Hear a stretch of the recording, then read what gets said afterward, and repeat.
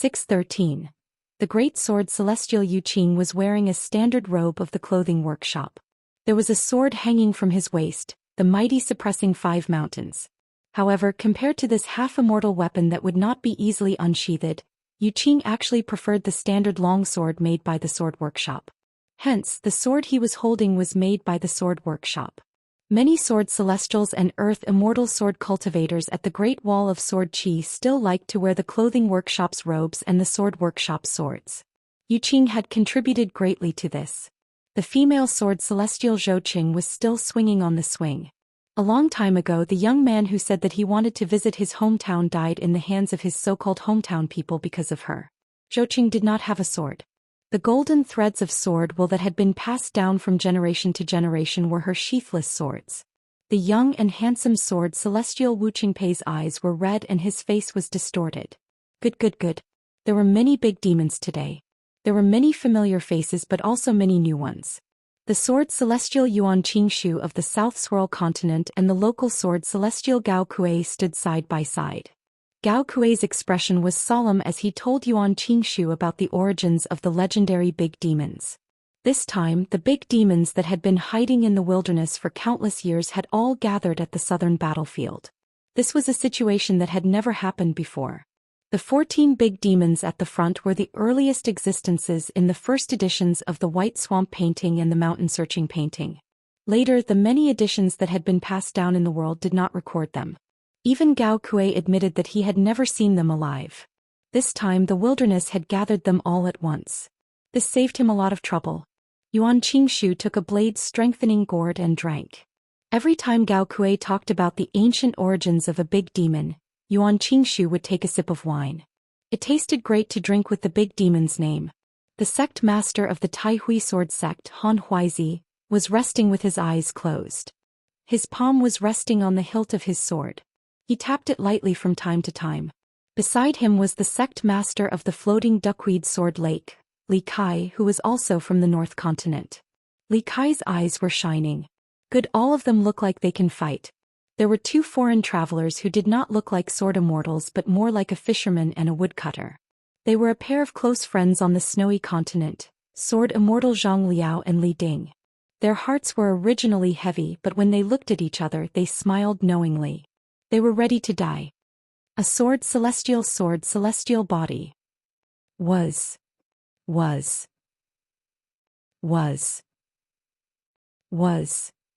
Now not only was his cultivation base higher, he was also fighting to be the first to die. Chen Quan, a mere nascent soul realm cultivator, did not even have a chance. Chen Quan, you could just obediently eat the dust behind him. When we get down there I'll go see her first and piss you off to death. Nalan Yeshing was a little annoyed. Couldn't these animals wait a little longer before they came to die? Once he returned to the immortal realm, wouldn't he be able to kill those beasts with his flying swords in a much more comfortable manner? However, Nalan Yeshing was also a little puzzled. The other party's posture was a little strange. The army that used to be as vast as a swarm of locusts in the sky and as dense as rats and ants on the ground hadn't gathered yet. Could it be that the savage world wanted to rely on these big monsters to attack the city? My son-in-law didn't sell his wine to the savage world. How could these big monsters' brains be broken? Han Huizi smiled. He looked free and easy and high-spirited. After this battle, my Grand Hui sword sect will have a clear conscience. Hidden official rubbed his hands and wiped the corners of his mouth from time to time. He murmured, "It's obvious that they are going to fight. After this battle, as long as we don't die, not only can we drink wine, but we can also drink until we are full." Some sword immortals squatted on the edge of the city wall and reached out to stroke the edges. Their expressions were indifferent and there was a faint sense of nostalgia that involved life and death. A sword immortal opened a pot of wine and muttered in his heart. He slowly poured the wine and threw the pot out of the city wall. Old Def was expressionless. He was only thinking about when he could walk down the city wall and return to his little nest. The wind at the city wall was really strong. Mihu's expression was solemn. This time it could be said that they didn't come with good intentions. Li Tumi, who was in the immortal realm, smiled bitterly. Well, this time it wasn't that little fatty yen who could eat meat anymore. Looking at the other party's posture, he was also a dish on the plate. On the vast land south of the city wall, There were a total of 14 seats arranged in a row. The only difference was that the height and size of the seats were different. It was like the strangest ancestral hall in the world.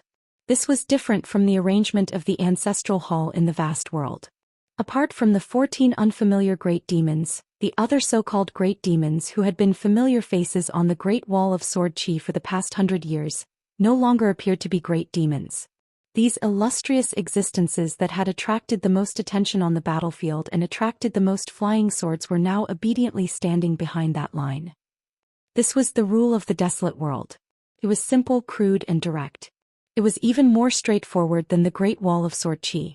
As for the vast world that liked to pretend it couldn't be compared at all. Qin Qingdou put his hands behind his back and laughed softly. Your sword skills are high enough. Look at the picture scroll in front of you. It's a beautiful and magnificent concept. I always feel that I can strike with my sword casually. Left and right, what do you think? Left and right reached out to grab the sword. I never think so much when I strike with my sword. Qin Qingdou looked further south. As expected of the master of this world. If he didn't take the initiative to show himself, he really wouldn't be discovered if he was slightly further away. Qin Qingdou retracted his gaze and looked at the noisy fellows. Some of them were people he had interacted with before. Of course, due to various reasons such as good luck, fast escape, thick skin and so on, they hadn't been killed by him. However, this was something from a long time ago. As for whether there were stories from a long time later, it was hard to say. The result of his previous deduction was that if he gathered half of the desolate world's fighting power, he would be able to take down the Great Wall of Sword Qi. This wasn't a bluff. It was the truth. However, this bunch of beasts, old and young, liked to fight among themselves. Moreover, that old bastard had been dead for a long time and didn't appear either. Without a leader, and especially not a single one who could really pin down Qin Qingdou, they were a little scattered. Many times when victory was in their grasp, the battle only became a little bitter. Some of the greater demons would lead their troops and retreat, leading their demons back to rest and recuperate. Sometimes, great sword immortals would enter the enemy's territory and kill one of the greater demons. The rest of the greater demons would then be busy devouring the dead greater demon's forces, and would have no time to attack the Great Wall of Sword Qi, which would be useless even if they succeeded. Therefore, there was only one time in history, and it was also the most dangerous time. It was that martyr's palace in the desolate world, which Qin Qingdou called a rat's nest. Nearly half of the thrones had their respective masters appear. They all made an oath and divided the benefits, and then there was that great battle. It was probably that battle that was truly tragic. If Qin Qingdou didn't remember wrongly, he was the only one left on the city wall. The northern city's array formation was also almost broken, and the future of the Great Wall of Sword Qi was completely destroyed. That time, many elders in the eyes of young sword immortals died, and many children in the eyes of young sword immortals also died. Qin Qingdou sighed and said slowly, "It's time for the three parties to come to a conclusion. After being a felon for 10,000 years, there should be an explanation for himself." Far away in the south, there was an inverted mountain with countless huge broken stones pierced through by iron chains. It was a similar scene to the inverted mountain. The peak of the mountain was facing the ground, and the base of the mountain was facing the sky. The high platform of the inverted mountain was as flat as a mirror. Under the sunlight, it was dazzling like the largest gold coin in the world. There was a big demon dressed in a long golden robe, and his appearance could not be seen clearly. The big demon reached out and grabbed a handful of gold coins that were uncertain whether they were real or not. But soon the coins flowed back to the ground through the gaps of his fingers like water. After all, it was not real enough. It needed so many mountain and river gods in the vast world to make it whole. Only then would his gold throne be worthy of its name. According to the agreement, when he came out of the mountain, all the fragments of the mountain and river gods in the vast world would belong to him. Unfortunately, it was not enough. It was far from enough. If he wanted to become an existence like the grand sun in the sky, unrestrained for thousands of years, and truly become an immortal existence, he had to eat more. It would be best if he could eat the reincarnated true bodies of the legendary heavenly court gods as well. Only then would he be truly full. There was a large cluster of jade palaces hanging high in the sky. A big demon in human form sat on the railing like a miser guarding a huge property. He looked at the Great Wall of Sword Qi with a smile. He had heard that further north of the city wall, there was a cloud pavilion made of celestial jade. There was also the ravine residence where the wind and moon rustled during the night. They seemed to be able to add some color to his residence. However, these were all for the sake of a sumptuous meal. He would only be satisfied after he occupied the residence of the mellow scholar Chen, who was known as the master of the world's memorial archways in the South Swirl continent. Then he would take the ancient ascension platform in the Aquarius continent that was as big as a world. That would be even better.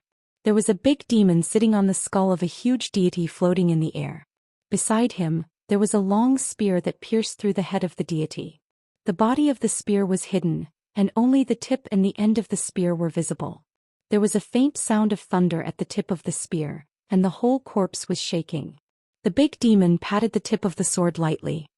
He had heard that all the cultivators in the world were good at the Five Thunders execution, especially the celestial master residents of Mount Longhu in the central divine continent. There was a throne made of bones and there were hundreds of thousands of skeletons. There were demons and sword cultivators. There was a big demon without flesh and blood. Its body was as white as jade, and it was stepping on the head of an ancient great sword Immortal. The big demon was drinking with a cup of wine in his hand. The big demon stopped drinking and changed his sitting position. He tilted the wine cup in his hand and the bright red wine poured over the head. After a while, the head slowly rose into the air. As more wine poured out of the cup, the head grew flesh and blood, tendons and bones bit by bit. Finally, it became an elder who was 10 feet tall. He looked no different from a human. The big demon shook his sleeve and a rainbow light shot out. The slightly stiff elder reached out and grabbed the rainbow light. The moment the dull elder with hollow eyes held the rainbow light, he was like a sword immortal holding a sword. His aura was majestic. There was an ancient pillar that was 3 kilometers tall, and it was inscribed with talisman markings that had been lost since a long time ago. There was a scarlet red serpent coiled around it, and there were numerous indifferent and lusterless double pearls that flowed indeterminately around it. The long snake stuck out its tongue and stared at the top of the wall. It smashed the rotten fence that had been there for thousands of years, and then smashed the inverted mountain. It only had one goal, and that was to find the little fellow that could barely be considered a true dragon in the human world.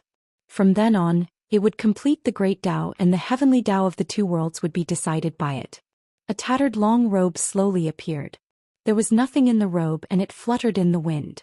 When this strange ownerless long robe appeared, there were ancient sword wills in the world near the great wall of sword chi that were jumping for joy as if they had met an old friend.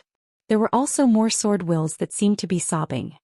There were also countless sword wills that were aggressive and became more and more irritable, as if they were angrily rebuking the gray robe. There was a beautiful woman wearing an imperial crown and a black dragon robe. She had the head of a human and the body of a flood dragon. She sat on a dragon throne that was the size of a mountain peak. The extremely long body of a flood dragon dragged on the ground. Every time the tip of her tail gently smacked the ground, there would be a violent tremor in the radius of 100 miles, and dust would fly into the air. Compared to her huge body, there were hundreds and thousands of graceful women that were as tiny as dust beside her. They were like the fairies in the murals with colorful ribbons fluttering in the wind and holding pipa in their arms. There was a short old man who was hovering on a sword. His arms were as long as an ape's and he carried a long rod on his shoulder. His hands were casually placed on the rod. His eyebrows and hair were white but he was dressed in black. The long sword spun slowly and occasionally he would suck 1 or 2 pipa women into his mouth and chew carefully. On one of the old man's hands, there was a string of prayer beads. However, the prayer beads were rather crude. They were only stones of various sizes with distinct edges and corners. The woman who was sitting on the dragon throne and wearing a crown near the old man did not mind. She even waved her sleeves and took the initiative to slap a dozen servant girls to the old man, allowing him to eat them to fill his stomach. A Daoist in a snow-white Daoist robe was sitting in the air. His face was blurred and he was 3,000 feet tall. However, he was not a Dharma form but his real body. Behind the Daoist, there was a bright crescent moon, as if it was plucked from the sky and brought to the human world. There was a giant with 3 heads and 6 arms, sitting on a huge futon that was spread out with golden books. Even though he was sitting on the ground, he was still taller than the neighbor Daoist. There was a shocking sword scar on his chest that was as deep as a ravine. The giant did not deliberately hide it. This was a great humiliation. When he could get back at them, he would wipe it away. Extremely high up, there was a bearded man in neat clothes. There was a saber at his waist and a sword on his back. Next to him stood a young man with a sword rack on his back. His clothes were ragged and there were many swords in the rack. The thin young man carried them on his back like a peacock spreading its tail. He had clearly received the imperial edict during the last secret meeting at the Martyr's Palace. However, he still did not show up. He was not even willing to show his face, but no one dared to say anything back then. Even higher up, there was a man in a scholarly robe who sat upright and still. He wore a smile on his face and his hands were folded over his abdomen. There was a fist-sized ball of light in his palm. It was sometimes snow white, sometimes pitch black, and sometimes colorful. There was an extremely handsome young man sitting neither too high nor too low. Not only was he in human form, he was only as tall as an ordinary person. However, upon closer inspection, his face was actually pieced together. There was an ancient sword-nurturing gourd hanging at his waist. Inside it were the remnant souls of sword immortals and many life-bound flying swords that had been worn out. He was about the same as the great monster sitting beside him. It had been far too long since he had appeared in the world. The things inside the sword-nurturing gourd were consecrated by generations of disciples and grand disciples. A tall and sturdy man in golden armor stood on the ground. His fists were tightly clenched, and a golden light that was as thick as oil constantly flowed out from the gaps in his armor. This golden armor that was an immortal weapon was on the verge of breaking apart. It was not a treasure that hung on one's body, but a cage that resembled a small world. 10,000 years ago, when the human race reached the top, the demon race was banished to a barbarian land that was vast but barren of resources and spiritual chi. Then sword cultivators were exiled to the area around the Great Wall of Sword Chi, where they began to build a city to defend it. This was the so-called wasteland of today, one of the 4 places after the human world was divided into 4. When the wasteland had just officially become a world, the heaven and earth had just been formed. It was like a newborn and the great Tao was still in its embryonic form. There were 3 sword cultivators at the Great Wall of Sword Chi, led by Qin Qingdu, who confronted the sword at the moon-bearing mountain. After that, the demon ancestor disappeared without a trace, leaving the group without a leader. This led to the confrontation between the wasteland of Sword Chi and the Great Wall of Sword Chi. As for the ancient well known as the Martyr's Palace, it was not only the place where the great monsters later discussed matters, but also the place where they were imprisoned. In fact, the moon-bearing mountain was the earliest palace that resembled the royal palace of a secular dynasty. However, after the battle at the moon-bearing mountain, Qin Qingdu returned to the Great Wall of Sword Chi alone. The moon-bearing mountain was in ruins at that time, so they had to build a supplementary capital of the Martyr's Palace to discuss matters. However, in the 10,000 years of history, there had never been a gathering of 14 thrones. At most, there were 6 or 7 of them. This was already considered a rare major matter in the wasteland of Sword Chi that needed to be discussed. At the very least, 2 or 3 great monsters would be able to make a decision and swear an oath. After that sudden earth-shattering battle, countless dragons and serpents of the wasteland of Sword Chi rose to power and flocked to their own territories. This golden-armored man was one of the most outstanding of them all. After that great battle, the wasteland of Sword Chi lost the only person who could convince the masses. He wanted to fight for the position of ruler of the world. However, according to the rules, he failed to ascend the moon-bearing mountain and was punished. The great monsters in charge of guarding the moon-bearing mountain worked together to detain him at the bottom of the ancient well in the Martyr's Palace. Who would have thought that he would scheme and connect to the outside world? After much difficulty, he was finally able to break free. It just so happened that a young Daoist who was traveling the wasteland of Sword Chi arrived at the ancient well. He stood at the mouth of the well and extended a finger, gently pushing the great monster back into the well. A finger not only pushed him back into the prison at the bottom of the well, but golden light also shone down, firmly trapping this great demon of high seniority. Fortunately, the great demon had a long lifespan since ancient times. It was far from comparable to the human race raised by the ancient gods. Once they chose to hibernate, the flow of time had little effect on them. Finally, the old man reappeared and allowed him to atone for his mistakes with his sinful body. On the unmoving line in the south, an inverted mountain and a golden-robed great monster. The great monster sitting alone on the railing of a jade palace was like an ancient immortal recorded in the book of the vast world.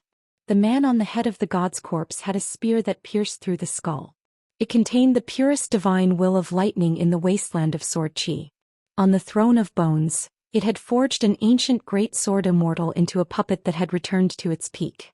The scarlet snake coiling around the pillar was like the master of all the water gods in the wasteland of sword chi. The snow-robed Daoist had refined half of the essence of one of the 3 moons in the wasteland of sword chi into his life bond item. The 3-headed, 6-armed giant had been the first to scale the Great Wall of sword chi, surviving a blow from Qin Qingdo's sword. On this expedition to the wasteland of sword chi, the territory of the ancestral hall, regardless of its size, would be destroyed. The woman in the dragon robes with the imperial crown aspired to become the master of the wasteland of sword chi. The orderly flow of incense in the mortal world and the rebirth of the gods were all under her control. In exchange, she gave her Yaoyuo to another great monster of the same generation.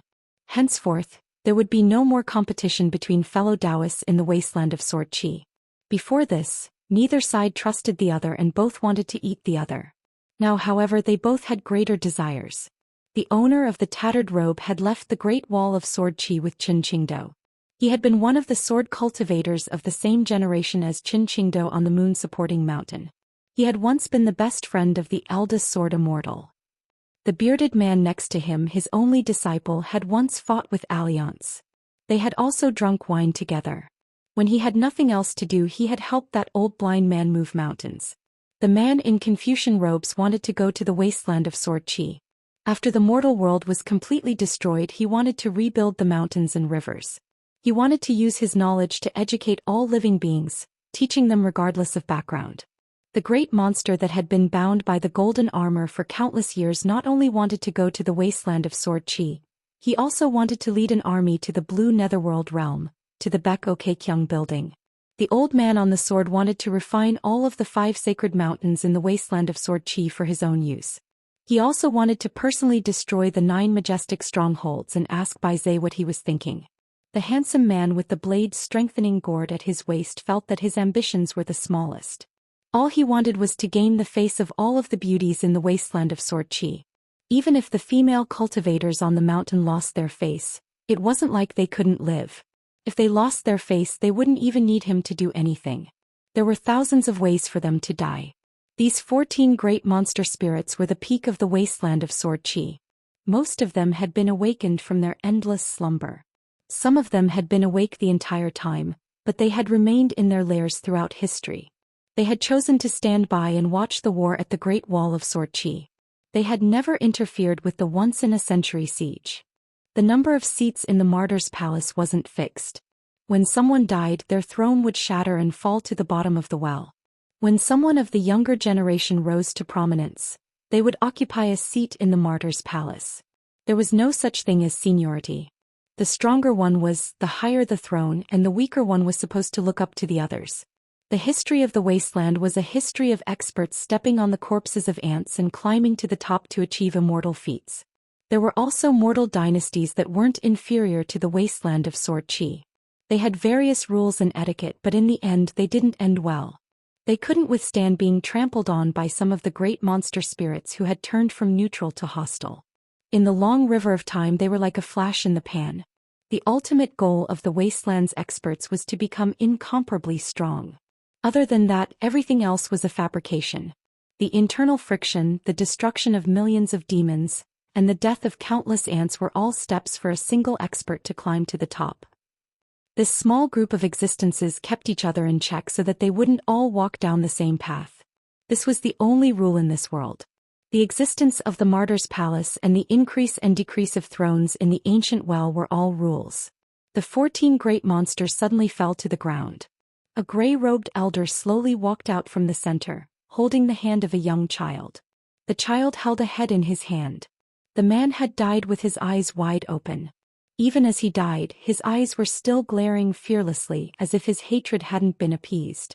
Behind the gray-robed elder and the child was an ascendant realm great monster with his head lowered and waist bent.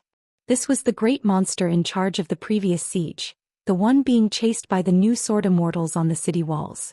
This great monster called himself Chongguang. He was an ancient existence with a revered status in the wasteland. Chongguang naturally didn't dare to reveal his true body. He swaggered behind the gray-robed elder. After the gray-robed elder stopped, Chongguang followed the former's instructions and strode forward. He approached the Great Wall of Sword Qi alone and said loudly, "In the next battle, sword immortals who don't use their full strength will not die on the day the Great Wall of Sword Qi is breached. From now on, you are free to travel the wasteland or go to the vast world to enjoy the scenery.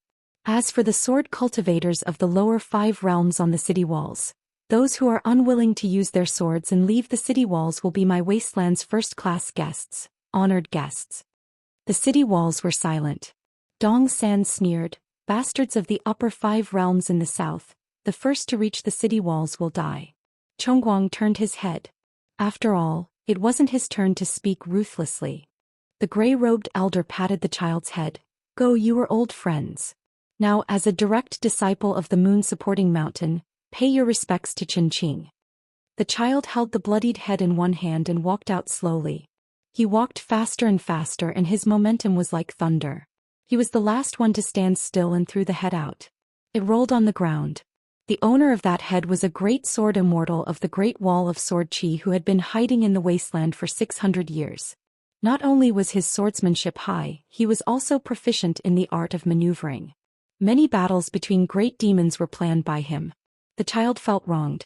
He turned his head and said, "Master, my realm is too low now and there are too many sword qi on the city walls. I can't throw it on the city walls." The gray-robed elder smiled. "It's fine as long as you have the intention. Moreover, those sword immortals have good eyesight."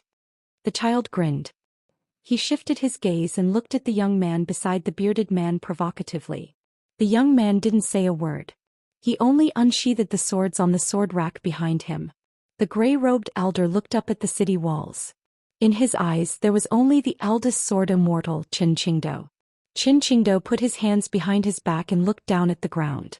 Then he reached out and casually pulled the head of an Ascendant Realm great demon from the prison north of the city walls. Then Qin Qingdou held it in his hand and said with a smile, "I've kept this head for you for so many years. It's also a direct disciple of the moon-bearing mountain." The gray-robed elder smiled. "Qin Qingdou, I haven't seen you for 10,000 years. Have you become so powerful?" After a pause, the elder finally asked, "Then I'll let you die again?" Many sword immortals from other places on the city walls were confused. Qin Qingdou said, "As expected of the resentment that has been suppressed underground for 10,000 years. No wonder you're so arrogant." The gray-robed elder shook his head. "I heard that the new sword is called Long Breath. It's not very good. No, it's too bad." Qin Qingdou kept his hands behind his back and said with a smile, "If you're a woman, you'll know whether I'm good or not." Whistles sounded on the city walls. It seemed that not only the sword immortals in the city liked this. Actually, sword immortals were about the same. The child returned to the gray-robed elder's side and shook his master's sleeve. "I'm convinced by what you said." The gray-robed elder was not annoyed at all. He lowered his head to look at the disciple in seclusion who he had spent so much effort to find but still had an incomplete soul. Instead he smiled and said, "These people, whether they're dead or alive, sword immortals or not, they're the best at talking. In the future, if you want to learn such unconventional skills, feel free to learn them at Vast Heaven." The great demon sitting on the railing of the immortal residence laughed and said, "You Qin Qingdou are truly respectable, hateful and pitiful. However, you're the most pitiful. Imprisoning these great demons and not killing them as a whetstone for sword immortals, and as the product of that pill workshop, you should be cursed by many scholars in Vast Heaven, right? Dragging the entire Great Wall of Sword Qi here to die, you should be hated by your own people. Don't you think you're pitiful? You've already died once, but you still have to be criticized behind your back. Qin Qingdou, oh Qin Qingdou, if I were you, I'd rather die than worry." Qin Qingdou did not even look at this pinnacle great demon. He looked left and right at the jade palaces with ethereal immortal auras and asked, "Are you even worthy of speaking to Boss Sword Immortal?" The great demon laughed and said, "Perhaps I'm not worthy enough to speak to Qin Qingdou, but it should be enough to speak to you." The child walked out alone again and finally walked to the side of the head. He stepped on the head of the great sword immortal and looked up with a smile. "I'm 12 years old now. Isn't your great wall of sword qi full of geniuses? Someone who's about the same age as me and has fought with me before. I won't bully you. Any sword immortal below 30 years old is fine. Remember to bring a few half-immortal weapons or Dharma treasures, or it won't be enough. The old sword immortal frowned and said, "This little bastard is hoping that Ning Yao will appear. After exchanging a life for a life, he wants you to leave the city so that that old bastard can take advantage of the situation." Qin Qingdao nodded and said with a smile, "That's what I'm thinking. But it doesn't matter. If I can't even handle this bit of provocation, what's the point of guarding the Great Wall of Sword Qi?" Qin Qingdao waved his hand. A group of more than 10 young people appeared behind him. Peng Yuanji, Qin Sanqiu and Dong Huafu were among them. Of course, there were also Ning Yao, who had already come out of seclusion, and Qin Pingon, who was originally standing in the pavilion on dragon-slaying cliff. Qin Qingdao stretched out his arm and lifted the head. He turned his head and smiled. "Who's going to return the gift for me?" Ning Yao took a step forward, but a hand pressed on her shoulder. Qin Pingon said, "I'll go."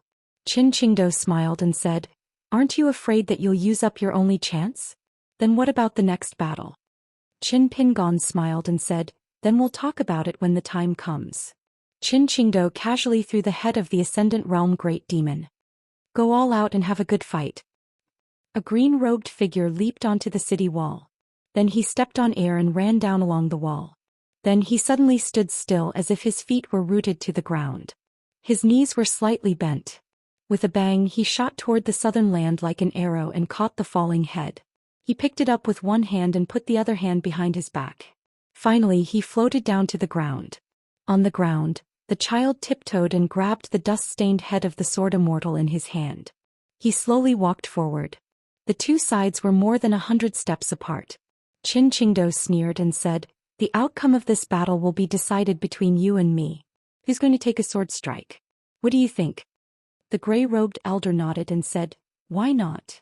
On the battlefield, the two sides confronted each other. The child smiled and stretched out his hand.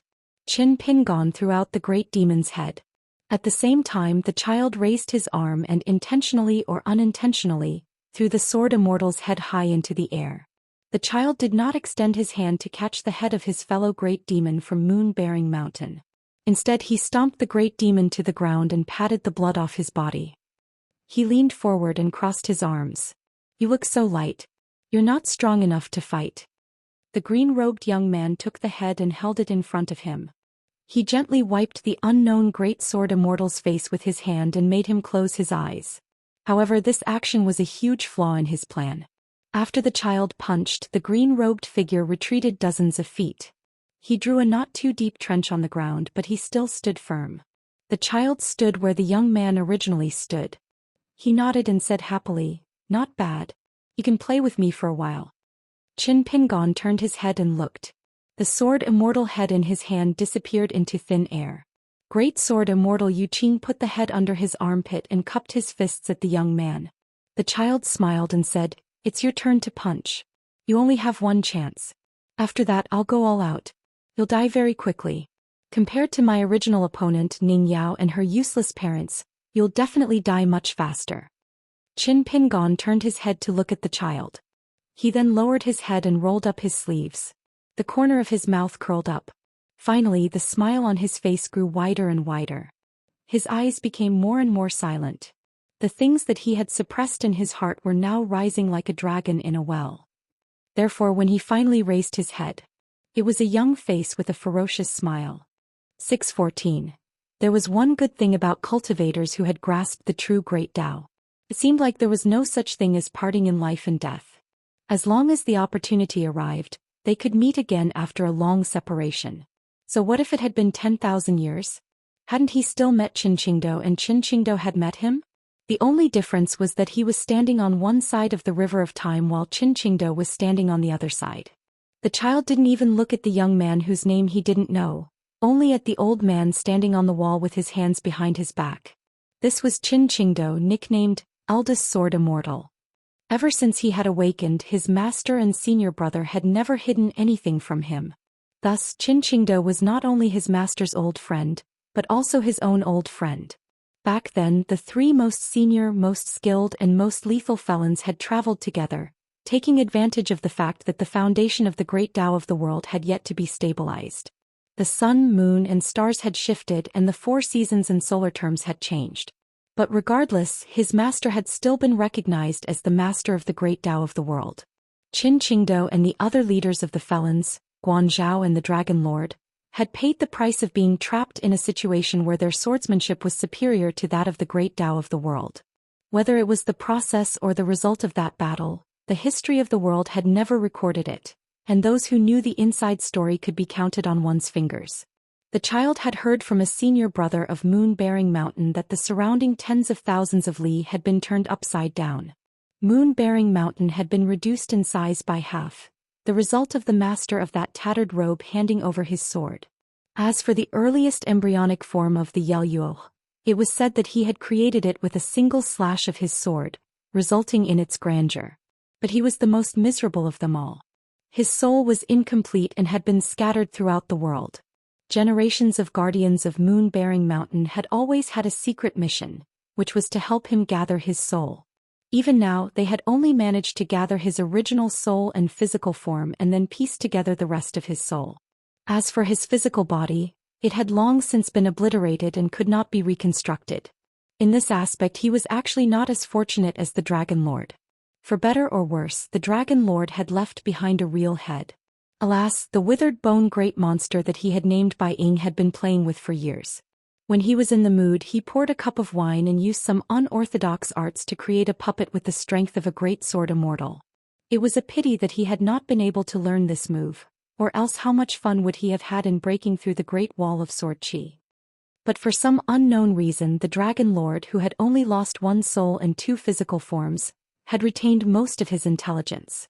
As a comrade who had fought alongside Qin Qingdao in the past and the earliest sword Immortal of the human race, not only had he never shown his true face, he had not even taken back the head that originally belonged to him. He had allowed Bai Ying, whose killing power was roughly equal to his, to trample on his skull and ignored it. Instead, he had an inexplicable deep-seated hatred for his close friend Qin Qingdao. The child raised his hand and yawned, quietly waiting for the Dragon Lord to make his move. The outcome had long been decided, so it was really meaningless. After looking at Qin Qingdao, he turned to look at the young woman standing at the edge of the city wall. Ninya.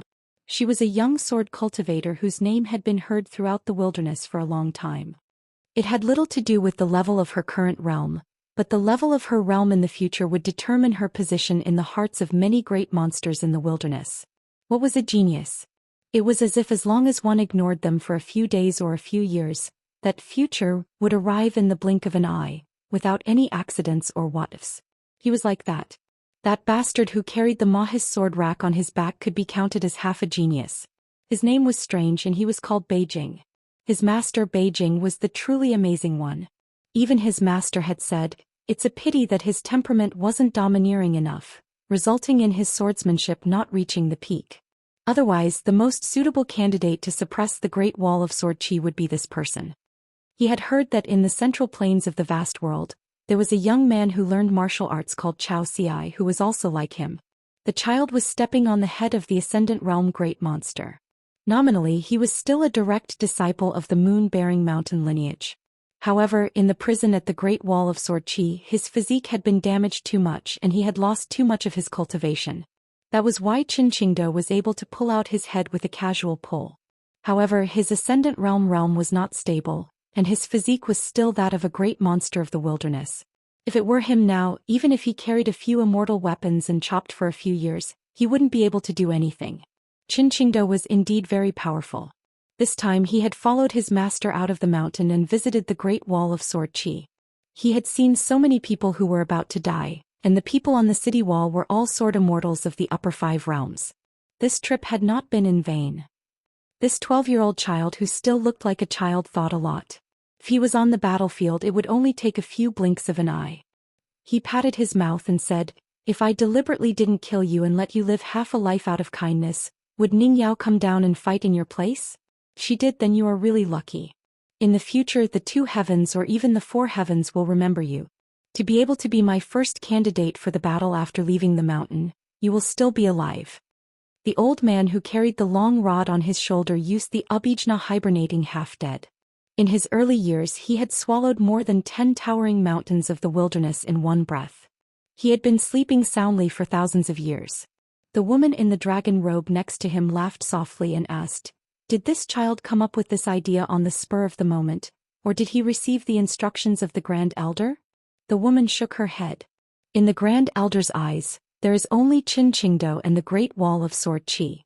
He has no interest in these trivial matters.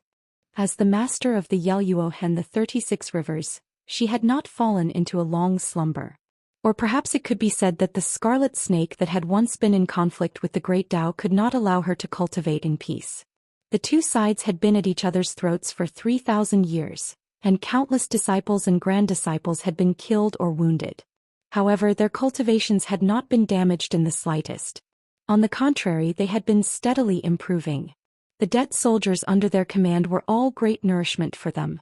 Compared to eating a great monster every few days and ruining their reputation, it was more worth it. Every 800 years or 1,000 years, the two sides would arrange a battle.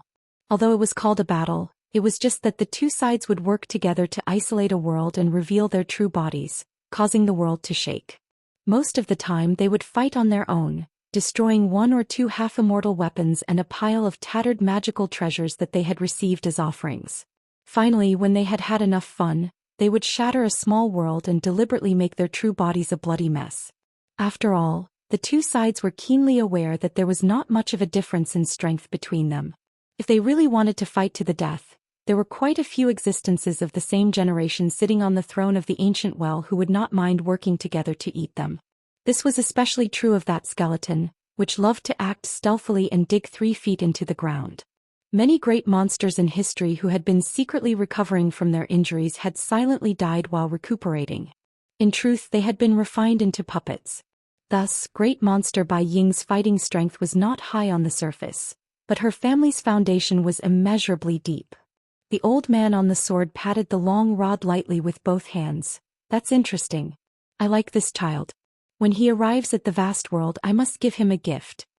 The woman in the dragon robe and the old man on the sword were half Daoist companions. She joked, "He's the last disciple of the ancestor. Is it your turn to give him a gift?" The old man laughed. "It's up to the child to accept him, but it's up to me to give him a gift. If he doesn't accept it, I'll strike him with the rod and his soul will be scattered. Come again, the vast world is famous for its heavenly treasures. It's not difficult to piece together his bones and soul. Who knows, the next time this child appears, his aptitude will be even better than now. The ancestor will have to thank me for helping him." The child, whose original name is Guanzhao, suddenly grins. It's better to change his real opponent to Ning Yao in his first battle. As expected, Guanzhao had received his hint. The handsome great demon with the beautiful blade-strengthening gourd on his waist glanced at Ning Yao on the city wall again. He also felt that Ning Yao would gain more if she fought.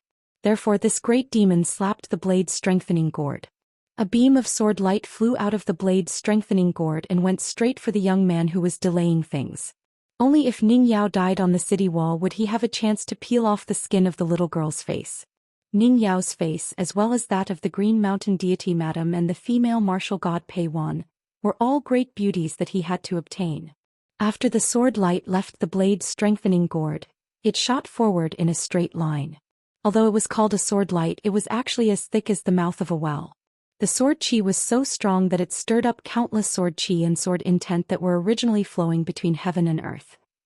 The sword light was so fast that it only tore a wide trench several feet deep on the ground when it was about to hit the young man in the green robe. Did they care about the rules of the battlefield? Did they care about the identity of a great demon? There was no such thing in the desolate world. When the desolate world lost the Battle of the 13, who among the great demons, including Chongguang, took it seriously? Only the sword immortals and the vast world took it seriously. After breaking the agreement, the two great demons who had sworn oaths on behalf of the desolate world died on the spot. Did the desolate world suffer a loss? If they could trade lives with the sword immortals of the Great Wall of Sword Chi, what did it matter if a few great demons died? The desolate world could afford to lose them. The desolate world had always been troubled by the fact that the Great Wall of Sword Chi was indestructible. The Great Wall of Sword Chi allowed the sword immortals to advance and retreat as they pleased. Every sword immortal that could be injured but not killed was the most troublesome thing to deal with. The desolate world and the vast world viewed the drop in cultivation base as the greatest calamity on the path of cultivation. Only the drop in cultivation base of the Great Wall of Sword Qi was not considered a drop in cultivation base. After the great demon slapped the blade's strengthening gourd and sent out a sword, he began to wait for the outcome of the battle. As long as that young man died, the patriarch's disciples could continue fighting. Wasn't there still Ning Yao? The people of the Great Wall of Sword Qi cared about face. They cared about face to the death. If Qin Qing became unhappy and chose to attack, the patriarch would not hesitate. Then they might as well engage in a chaotic battle. Both sides would save time and effort. So what if the prelude to war was kicked off? On the city wall, Qin Qing couldn't say whether he was happy or not. Before the great demon slapped the blade's strengthening gourd, he smiled and said, "Left and right, as the eldest senior brother, it shouldn't be difficult to create a clean and refreshing battlefield for our junior brother, right? If the other party really goes overboard, you just have to leave the city wall. I will personally hold the line for you." Left and right nodded. As a result, thousands of strands of sword qi appeared out of thin air in front of the green-robed figure and shot into the sky, shattering the surging sword qi on the spot. "You're attacking just like that? Isn't your opponent me?" After the great demon that oversaw the thousands of bejeweled palaces landed, he didn't put away the ancient immortal mansions that he had painstakingly gathered. They circled around slowly like stars moving to the side of the immortals. The great demon slowly raised his hand, and a palm-sized ancient hall that was completely made of white jade flew into the sky above the two people on the battlefield. It suddenly grew larger and covered the sky as it smashed towards the ancestor's disciple and the young man in green. It didn't distinguish between friend and foe. Left and right unsheathed his sword. His sword will was far from majestic. He was almost silent and motionless. He just casually slashed down. The white jade palace that was as big as a mountain was slashed into two. Not only that, sword qi splattered in all directions. The palace was reduced to dust. Huge rocks cracked and jade fragments fell like rain.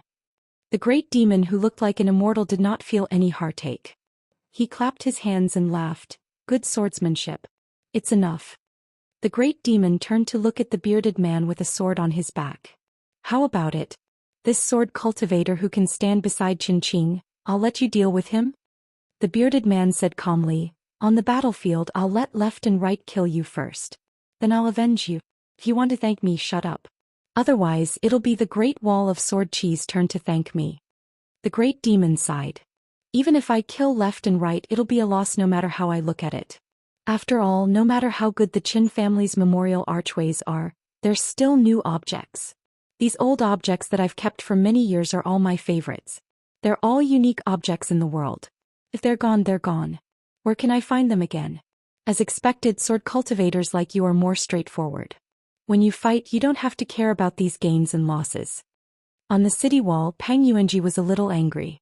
He said in a low voice, "These great demons are helping that little bastard to create the atmosphere of heaven and earth. They want to suppress Qin Pingan's state of mind." Qin Xianxia's expression was serious. This was the battlefield on the Great Wall of Sword Qi. Those who charged into the fray for the sake of personal feelings usually did not end up well. The demon race of the wilderness liked impulsive sword cultivators the most. Once the battle started, even if you were a sword immortal of the upper 5 realms, if you felt that you could single-handedly reverse the situation, you would not be happy. You would only let the demon race have their way and give away a series of battle merits for free. Many great demons would deliberately set up traps. They would catch the severely injured sword cultivator in their hands and slowly tear off his limbs. Then they would throw him into their mouths and chew. Sometimes they would pull out the tendons of the sword cultivator in their hands and peel off his skin bit by bit. All kinds of tragic scenes were too horrible to look at.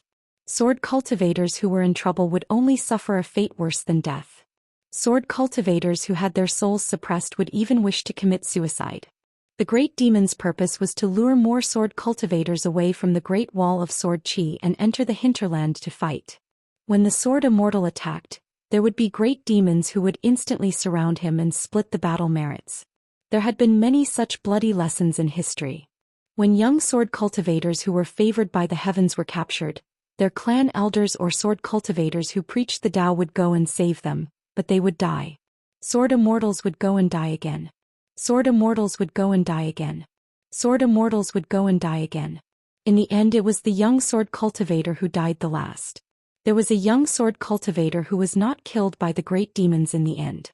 The young sword cultivator who was crippled and had his flying sword broken was casually thrown to the ground by the great demon. When the great demon retreated, he ordered all the demon race to take a detour, leaving the heavens favored by the great wall of sword chi.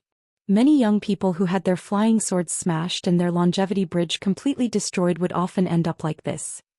They would either accumulate some strength on the battlefield and choose to commit suicide, or they would be carried away from the battlefield and commit suicide at a later time in the city. The wilderness only cared about victory and defeat in life and death. It did not care about the process. Ning Yao said, "Then they will regret it." She gently clenched her hands and unsheathed her sword. The tip of her sword was pointed at the great demon who had summoned a white jade palace. In front of the line where the gray-robed elder and the 14-peak great demons stood, a huge whirlpool suddenly appeared. Sword tips broke through the void and slowly emerged. It was as if a total of 15 small worlds had been added between the wilderness and the great wall of sword chi. The wilderness, the left and right sword cultivators were asking all the great demons at the same time. The wildlands and the great wall of sword energy were at different levels of cultivation. Both sides were well aware that the more attention the wildlands and the great wall of sword energy had, the more likely they were to die in the next battle. Those who didn't die were simply courting death. Those who could have died a bit later would die even faster. First it was Qin Pingon. Then it was the left and right. The wilderness, the literary sage's lineage, had never been reasonable. The golden-armored burly man suddenly revealed his huge true form. The golden armor on his body expanded and firmly suppressed the great demon. The golden-armored burly man reached out to block the sword tip. He pushed back the sword and the whirlpool. In the end, the sword and the whirlpool shattered together. The golden armor on his body was splashed by the sword chi. The burly man did not even look at it. He only lowered his head and looked at a small gap in his golden palm. Unfortunately, it was quickly covered by a thick golden light elsewhere on his finger, filling the gap. The burly man was furious. He reverted to his human form. After thinking for a while, he decided that in the next battle he had to deal with this left and right sword cultivator who had decent sword skills.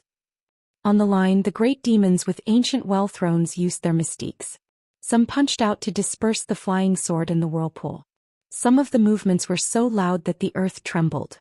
For example, the sword Immortal who stood beside the withered bone great demon Bai Ying used his sword against another. The difference in size between the two swords caused countless sparks to fly. It was like a gorgeous rain of fire falling on the ground. Some of the great demons had profound methods. They also raised their hands to create a small world to clash with the sword. The bearded man did not do it himself. He just let his disciple fly into the air and use his sword to resist. The scholarly man dealt with it the most easily. He allowed the huge flying sword to fly out of the whirlpool and go straight to him. Then the flying sword shrank its sword chi in the air. The size of the flying sword changed rapidly and finally became the size of a pocket-sized flying sword. It hovered in front of the scholarly man. He put his two fingers together and smiled. With a flick of his hand, the flying sword turned around and flew to a place far away from the great wall of sword chi. It suddenly disappeared.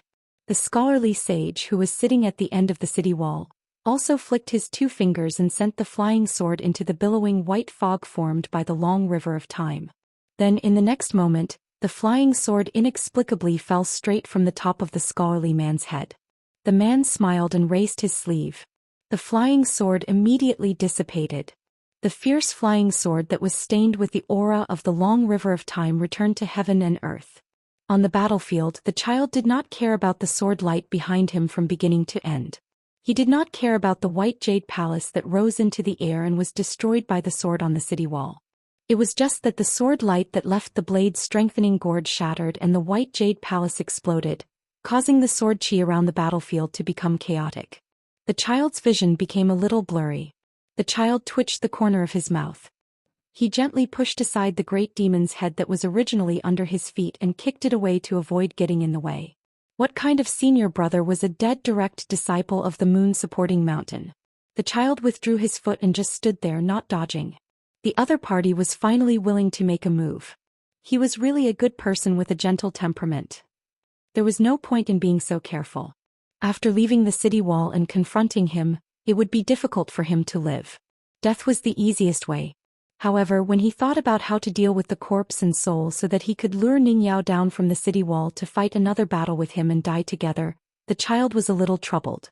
He really could not do something like chewing on a person's limbs and face. He was not a Yao and did not have a true body that was easily thousands of zhang long. Even if he opened his mouth to the maximum, how long would it take for him to disgust someone? He was afraid that he would be half dead from disgust before he could disgust someone. Moreover, he was just a dabbler sword cultivator with an unstable soul. Just practicing the sword was already very strenuous. He had never learned the immortal technique of using the soul as a wick to light a lamp. Now the child who had helped him name himself, Li Zhen, only thought that fighting was fine, but he found that when he was really on the battlefield he had to think so much. He regretted that he had been too careless in practicing the sword in the past. Then he was overjoyed by the jealousy and resentment that some senior brothers and sisters hid in their hearts. Li Zhen looked around absent-mindedly. The other party was still passable. He was a sword cultivator with 2 intrinsic flying swords. One of the flying swords was extremely slender and sharp like a needle. It was ancient and carried an aura of rustling pines. It was a little similar to many immortal flying swords that did not have much killing power but could kill people quickly. The intrinsic item had the aura of interweaving lightning. It was not concealed at all and was completely unwilling to hide. This was even more similar to those sword immortals who were known for their outstanding killing power. It was no wonder that boss sword immortal had placed such a heavy bet on him. He was quite capable. However, it was a little odd. He had clearly conjured 2 intrinsic flying swords at once, but they were not used to kill the enemy. The other party still closed in on him and moved rather quickly. The child was a little worried. He had too many worldly possessions. After leaving Moon-Bearing Mountain with his master, he had been busy receiving gifts all day long. First, it was his senior brothers and sisters who insisted on giving him gifts. Later, it was the great demons whose names he could not remember. Did they really think that he was a trash collector? It was simply delaying his cultivation. He did not expect that it would finally be of some use today. Otherwise, once his realm was high, he would have to deal with a bunch of trash every few years. He would not be happy to give it away, but it would be a pity to throw it away. Therefore his master was right. He should not be too lazy when it came to cultivation. It was not too late to be lazy when he reached the upper 5 realms. In any case, he had learned the remarkable power of heaven and earth in the sleeve. It would save him a lot of trouble and he would not be afraid even if thousands of treasures were piled up into a mountain. The senior sister who had now gone into seclusion had once said that the world was too rich. It was the kind that was unimaginable. There were simply too many immortal sections. Those cultivators of all ages and realms were all very smart. They were even more afraid of death. In order to not die, they could disregard everything. When he reached there, it would be fun to test people's hearts. Once the child hesitated, he might as well not hesitate anymore. He would just take his attack. If he had the ability to summon another flying sword, he would take his attack. If he had that immortal treasure, he would smash his head. It was just that he let his opponent take this attack. It did not delay him from laying the foundation for his next attack. He had already said that he would let his opponent die as soon as possible. It was not like he was bragging. Therefore it was true that the child stood motionless. Within 100 feet, the ground rose more than an inch, as if a medium-sized platform was pulled out of the ground. Then, in an instant, in all directions, not only the battlefield where the two were, but also near the city wall of the Great Wall of Sword Qi as well as the sky thousands of feet above the city wall, there was a kind of pure sword will of the same origin as the Great Tao. It was not sword Qi, but it condensed into a substance without any warning. It crisscrossed within the platform wrapped in silk threads. Under the sunlight, the snow-white sword will shone brightly, interweaving into a cage of sword will that seemed to be imprisoning the child. The green-robed man did not choose to fight at close range. The moment before the cage appeared, he seemed to have sensed the abnormality of heaven and earth and changed his course. However, he did not stop and stand still. He just slowed down a little like a lonely ghost wandering about 100 feet away from the child. He did not get close to the cage of sword will. He held a stack of talisman in each of his hands and threw them out casually. He either let the talisman drift with the wind or embed them into the ground. From time to time, some yellow paper talisman approached the high platform of earth that rose a little more than an inch, but they were silently cut into pieces by the still sword light condensed by the sword will. In the end, they were scattered on the high platform in pieces. Li Zhen was a little disappointed. You don't even dare to exchange your life with mine? You are really boring as a sword cultivator. It is rare for you to have a generous chance to die, but you don't even grasp it. I am not a relative, and we don't have the custom of burning yellow paper during the Qingming festival. What are you doing? Li Zhen walked slowly and the whole cage moved with him. The sword will that was originally scattered between heaven and earth gathered more and more, and the cage grew bigger and bigger. For some reason outside the Great Wall of Sword Qi, all the ancient sword wills that were of the same Dao but different origin chose to stay still at this moment, which was extremely rare. They did not follow the sword will and conspire with it, nor were they too hostile or obstructive. Qin Shi and Qi Tingji, the two old sword immortals who had carved big characters on the Great Wall of Sword Qi, said telepathically, "It is the remnant sword will that the senior left here in the early years. For 10,000 years he has never favored any descendant of the Great Wall of Sword Qi. No wonder." Qi Tingji frowned and sneered. "Senior? This kind of filthy trash who can abandon the Tao of sword for the sake of reaching the peak of his own swordsmanship, can he be called our senior?" Qin Shi did not want to be tangled up in this matter and sighed. Fortunately, Qin Pingon ran away quickly. Otherwise, if he was in the middle of it, even a nascent soul sword cultivator would have to give up his body to have a slim chance of survival. But in this way, how can we continue fighting? Qi Tingji looked into the distance. Qin Pingon's fist will has to go through a process of retracting and releasing if he wants to reach the peak of his own Dao. That bastard is not idle either, and he knows how to create and seize opportunities.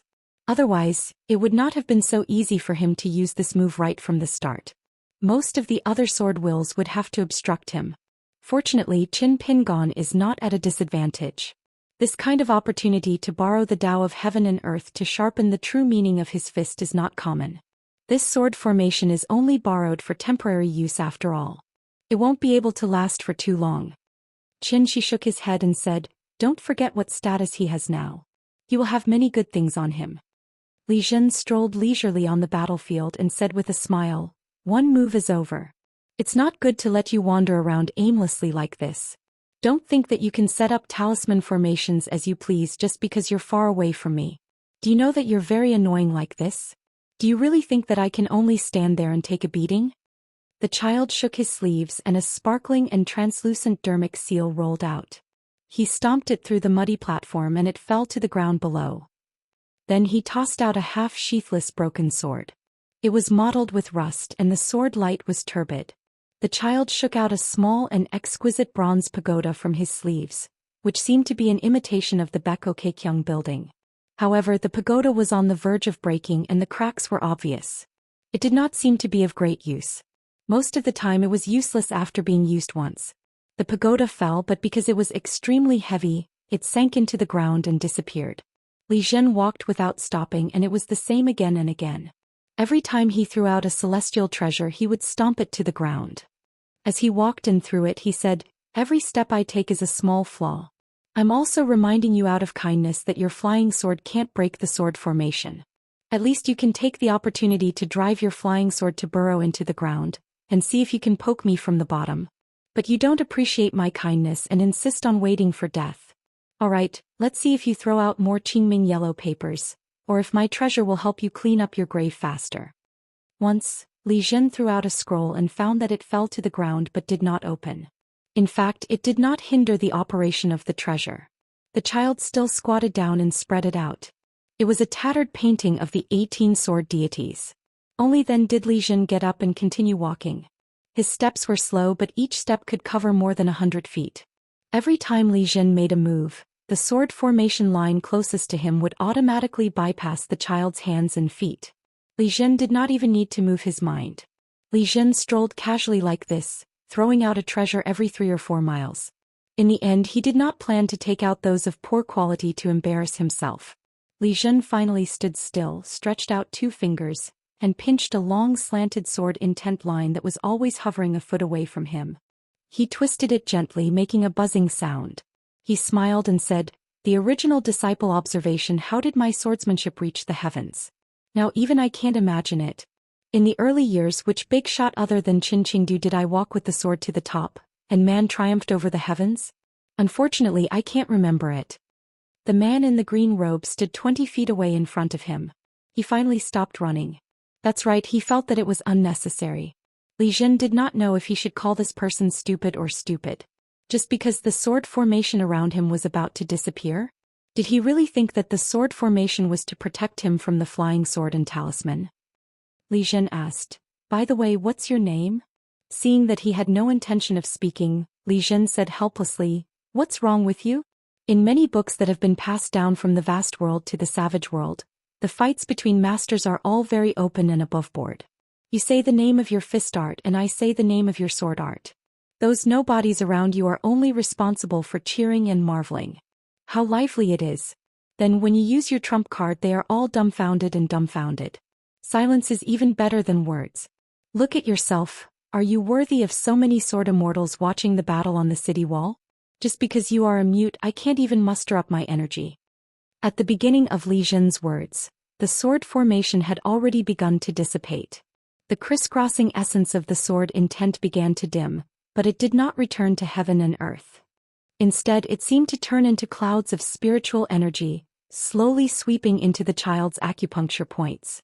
Li Jin burped, and the clouds that he spat out were the old sword intent that was originally relatively turbid, which was then pushed out of the small world of the human body.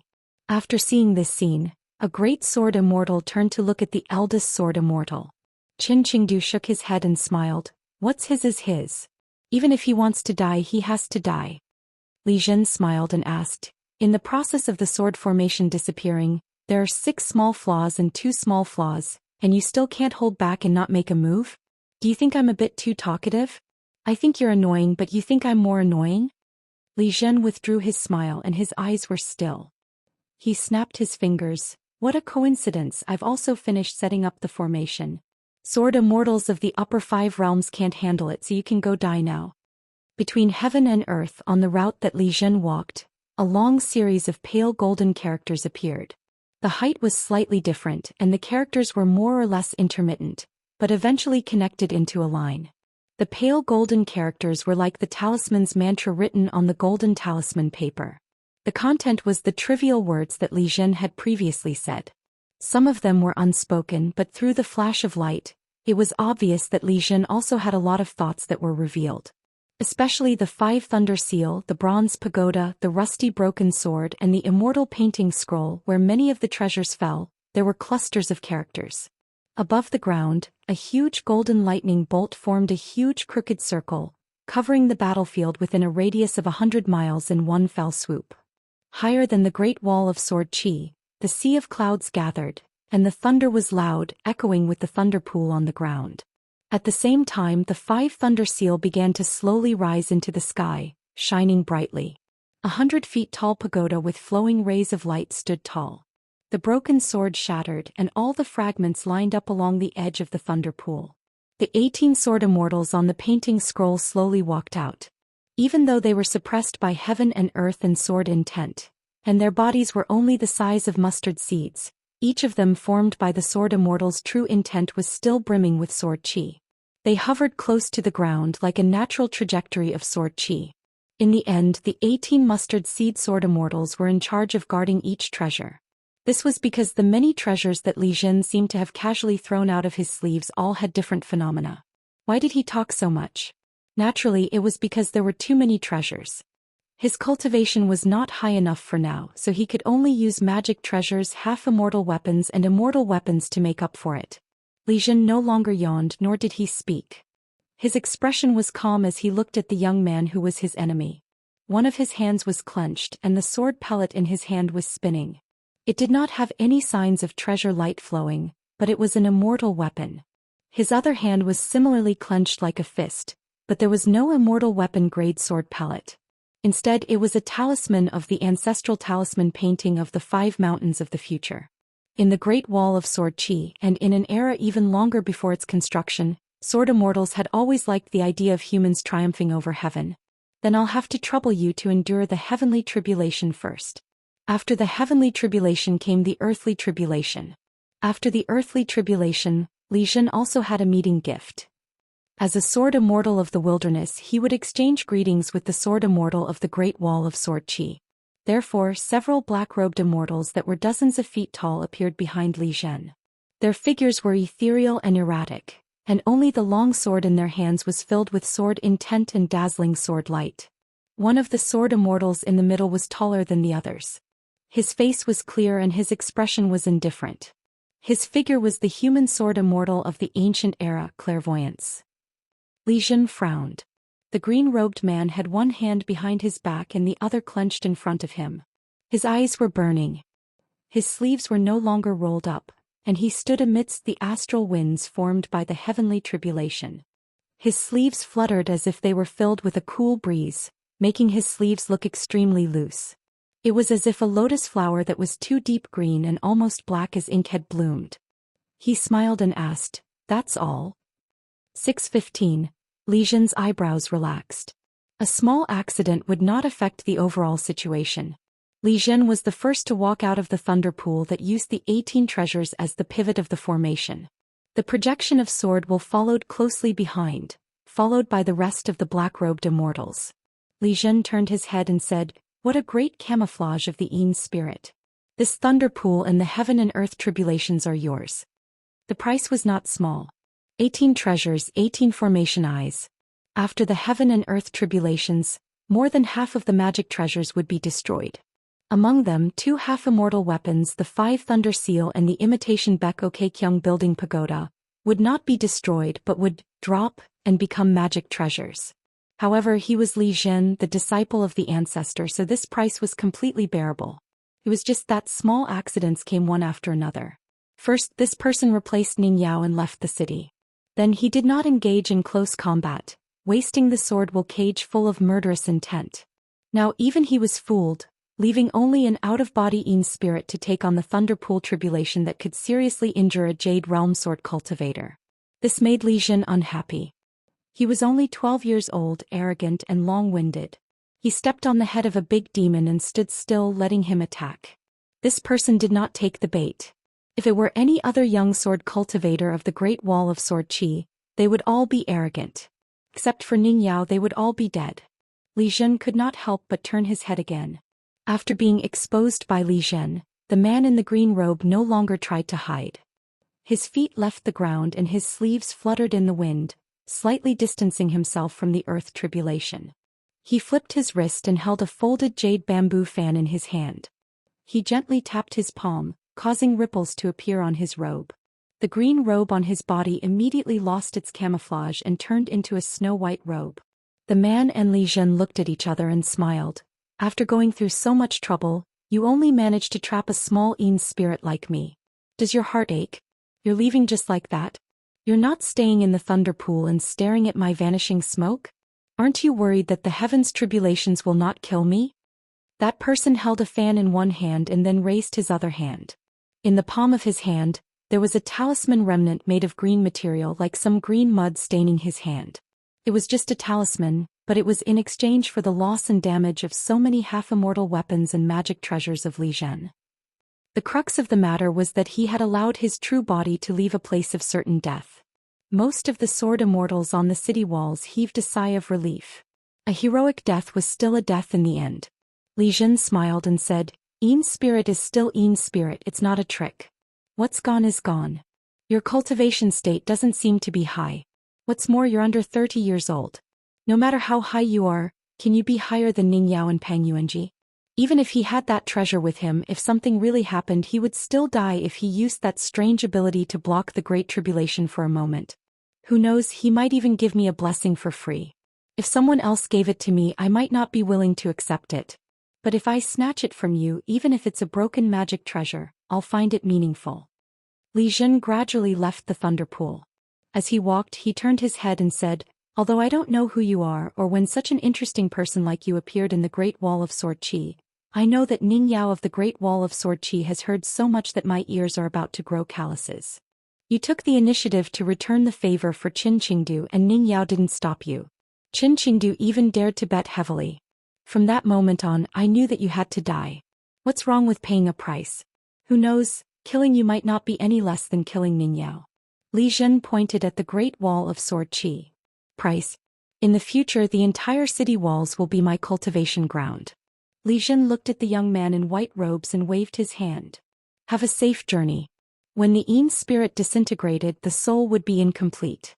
To a cultivator, it was an incurable illness that even immortals couldn't cure. Their battle prowess would be greatly reduced. The Yin spirit smiled. With a shake of his sleeves, the talisman moved like clouds and water, covering the sky and earth. The talisman that was thrown out earlier was crushed by Li Jin's treasure. It's alright, I have a lot of talismans. The 5 Elements Talisman, the Thunder Technique Talisman, the Snow Mud Talisman, the Yangqi Lantern Lighting Talisman from the True Alchemy Works, the Extradition Talisman taught by Qi Jinglong, and the Mountain Searching Talisman taught by his student Cui Dongshan. There were no less than 20 types. It was naturally regretful that the talisman couldn't form a formation earlier. However, it could still rely on the circulation of the remaining spiritual qi from the talisman guts to help observe the qi flow of the heavenly tribulation and earthly tribulation. Li Jin suddenly stopped and asked, "Earlier you looked like you were ready to die. Was it to lure me to throw out this formation early?" The white-robed Yin spirit smiled. "Take a guess." Li Jin kindly reminded, "Enjoy the heavenly tribulation and earthly tribulation. Don't forget about the 18 mustard sword immortal puppets guarding the treasure. When the heavenly tribulation starts, they will be free. Every time they attack, it will be equivalent to an all-out attack from an earthly immortal sword cultivator." Li Jin looked in a direction. "Can you show your true form now?" Li Jin had done something to the head of the Yu clan sword immortal. After the strange talisman that helped him hide his aura was gone, it was useless to hide it anywhere. Where Li Jin's line of sight was, ripples spread out like water. A man in a green robe with his sleeves rolled up walked out. Beside him were 2 sword immortal flying swords made by the North Continent's sword Hatred Mountain, Pine Needle and Cough Thunder. The 2 flying swords flashed and disappeared. Li Jin said no more. Behind him, 2 black-robed immortals formed by sword intent swept out. Their sword lights were like rainbows. Qin Pingon stomped on the ground and disappeared into thin air, dodging 2 beams of sword light. There were 2 more black sword fairies. One of them stood in front of Li Jin with a sword, while the other disappeared without a trace. Only the clairvoyance with the most substantial sword intent and almost a real person stood behind Li Jin. A sword cultivator with a low realm and a pure martial artist with a high realm? What kind of person is he? Li Jin's unhappiness lessened a little. The big demon Chongguang bowed and stood behind the gray-robed elder. He wanted to say something but stopped. The gray-robed elder smiled. "Behind closed doors we are all family. Li Jin will suffer a little this time. It's okay. It's still too early to talk about victory and defeat. Only after suffering would one know how to concentrate on sword practice." He would no longer reject the identity of clairvoyance, deep in his heart. The big demon Chongguang smiled flatteringly, but he was instantly terrified. Wasn't this the result of Li Jin's victory? The gray-robed elder said, "You won't lose." The big demon Chongguang was sweating profusely. The gray-robed elder smiled. "Being so close and standing for so long, you've earned a lot of Dao Qi. Just treat it as a reward for the previous 2 fights." The big demon Chongguang bowed and retreated, leaving quietly. On the city wall, no one attacked the sea of tribulation clouds with their swords. The young sword cultivators of the Great Wall of Sword Qi under the age of 30 were all geniuses among geniuses. This was the first time in the thousands of years of the Great Wall of Sword Qi. The last time such a big year appeared was when the Battle of the Great Wall of Sword Qi was at its fiercest. Only Qin Qingdu was left to guard the city wall. But this time the Great Wall of Sword Qi had taken good care of these children for 30 to 40 years. Of course, the price was the death of many Earth immortal sword masters who guarded the formation for the children. Pang Yunji said, "If it were me, I wouldn't be able to dodge the 5 thunders of heaven and killing intent of earth. I would only be able to take it head-on and die." Gao Yuqing, Gao Yeho's sister, said softly, "I would only die faster. I would die from that sword formation." Dong Huafu said, "That little bastard is the reclusive disciple of the moon-supporting mountains master. Other than Sister Ning, it's normal for any of us to lose. There's no need to think too much. Look at us. Who can take out so many half-immortal weapons and magic treasures at once?" So according to Qin Pingan's words, when dealing with someone with money, power and backing, we can't just, "I'll go and fight him one-on-one," or "let him fight all of us. When the time comes we'll split the loot and everyone will be rich." Peng Yuanji said, "That's the logic. But we also have to look at that little bastard. Just the fact that he can control so many treasures at once is not something an ordinary person can do. This time when we fought against Qin Pingon, it was all thanks to Qin Pingon that the other party's traps, big and small, didn't work immediately. In the next battle we have to be especially careful of people like him. A young sword cultivator who didn't have a good relationship with Ning Yao, Xianxia and the Stacking Mountain wine shop said, "That little bastard found the wrong person to deal with." Ning Yao looked up at the cloud sea heavenly tribulation in silence. If it were her, it wouldn't be hard for her to block it, but the effects would be far-reaching and troublesome. Qin Qingdou smiled. "Girl Ning, if it were you there naturally wouldn't be such a bet. And since I pulled Qin Pingon to the top of the city wall, there won't be such an f." Qin Qingdou recalled an old incident that he rarely remembered. Wu Qingpei once questioned Alliance about who in the world can't die and whether it had anything to do with one's family name or clan.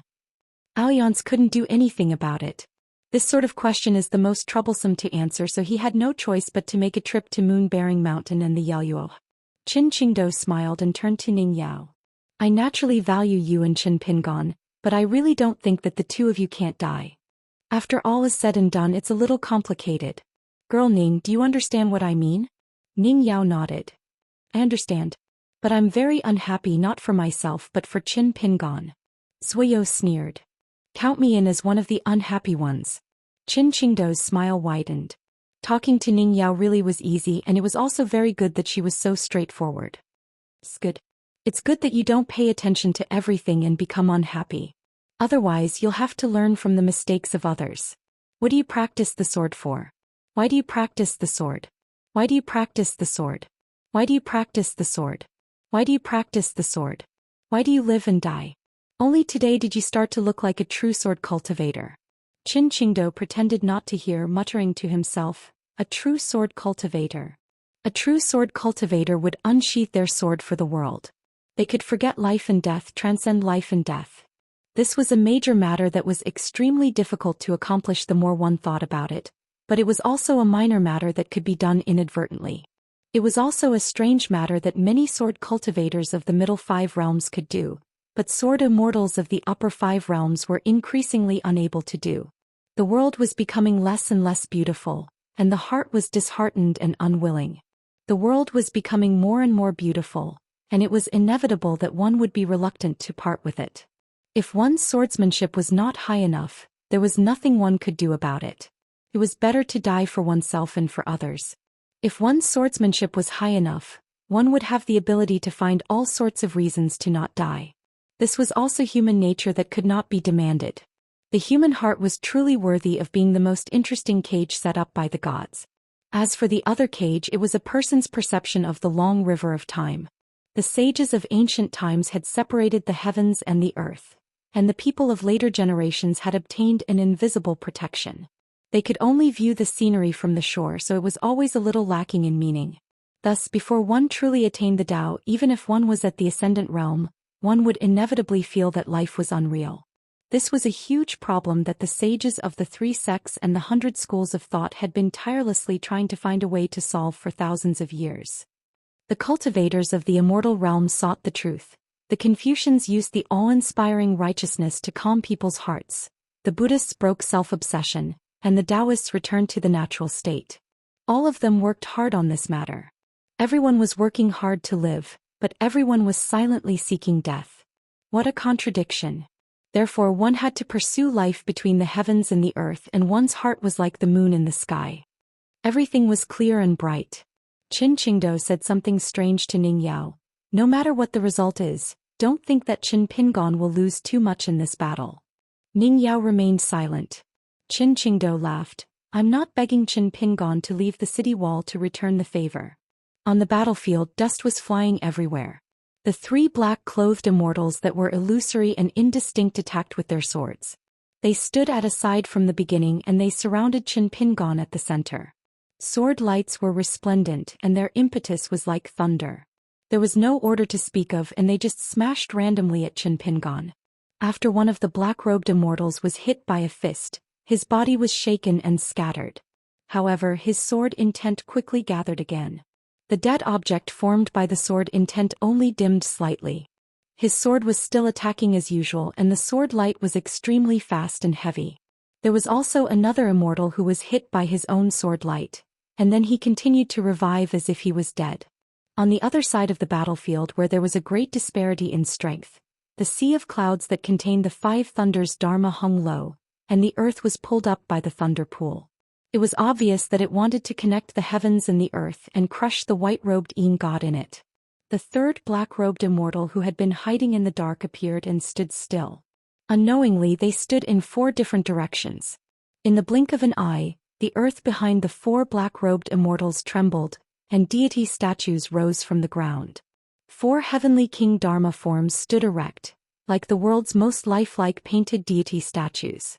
Then when the four sword immortals made sword gestures at the same time, the four heavenly King Dharma forms opened their eyes at the same time, showing the fury of a heavenly king. One of the deity statues was gorgeous and dazzling, and its entire body was overflowing with golden light. It wore a crown of 5 Buddhas on its head and wore a golden armor. It was adorned with jewels and jade and held a treasure banner in its right hand. Another deity statue was a golden man, wearing a red and purple armor. Its face was angry and it held a spear in its right hand. The spear was on the ground and the other hand held a treasure mirror which reflected the earth. Another heavenly King Dharma form wore a heavenly robe, and its left arm was holding a saber and its palm was holding a treasure.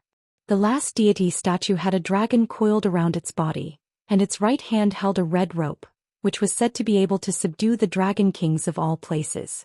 Li Jin was multitasking. He was looking at the real bodies of his opponents in the formation, and also carefully observing the white-robed Yin god in the heaven and earth tribulations. The four heavenly King Dharma forms each held a treasure, and once again shrouded a small world with the light of the treasures. After the four black sword deities formed the formation, their bodies dissipated on their own, and turned into wisps of pure sword will. Qin Pingon punched out with the great cloud swamp style which shook the small world. For the time being, it was unable to sink down and suppress the earth with the heaven's might. At the same time, the flying sword Chu Yi flew out of its natal acupoint, and strangled the sword will that was close to it. Li Jin twitched the corner of his mouth. His opponent had a lot of trump cards and he was only forced to use them to defend himself at this moment. Li Jin's thoughts moved slightly and the clairvoyant behind him took a step forward, protecting Li Jin like a guardian deity. A wisp of dark green sword light flew at an unimaginable speed, and nailed into the body of the clairvoyant in an instant. The tip of the sword trembled slightly, and it was less than a foot away from Li Jin's forehead. Li Jin took a step back and the body of the clairvoyant became more and more condensed. He was about to reach out and confine the sneaky flying sword with 2 fingers. But he didn't expect that the dark green flying sword that failed to hit him would fly backward and disappear. Ordinary people had weak bodies. Even if they had a magic treasure on the mountain, they wouldn't be able to control it and would only suffer. Similarly, not all Earth immortals could completely control a half-immortal weapon. As for making the immortal weapon recognize its master, it was even more difficult. But now Li Jin had 2 immortal weapons in his hands. Li Jin raised one of his palms. It was the talisman of the ancestor of the 5 true shapes of the 5 mountains, and it was called the talisman of the 3 mountains. Once it was used, the price was so high that even Li Jin would complain incessantly. Li Jin was willing to use it to deal with Ning Yao, but he was still reluctant to use it on this young man in front of him. So Li Jin continued to clench his fist and opened his other hand. The sword ball that was slowly flowing in his palm was once his, or the clairvoyant's, natal flying sword. In the Battle of Mount Tuyue, it was originally broken, but it was nourished by Mount Tuyue at a huge price for 10,000 years, and gradually recovered to its peak. In history, in every siege war, there would be a special big demon in charge of extracting the sword will of the Great Wall of Sword Aura and secretly sending it to Mount Tuyue.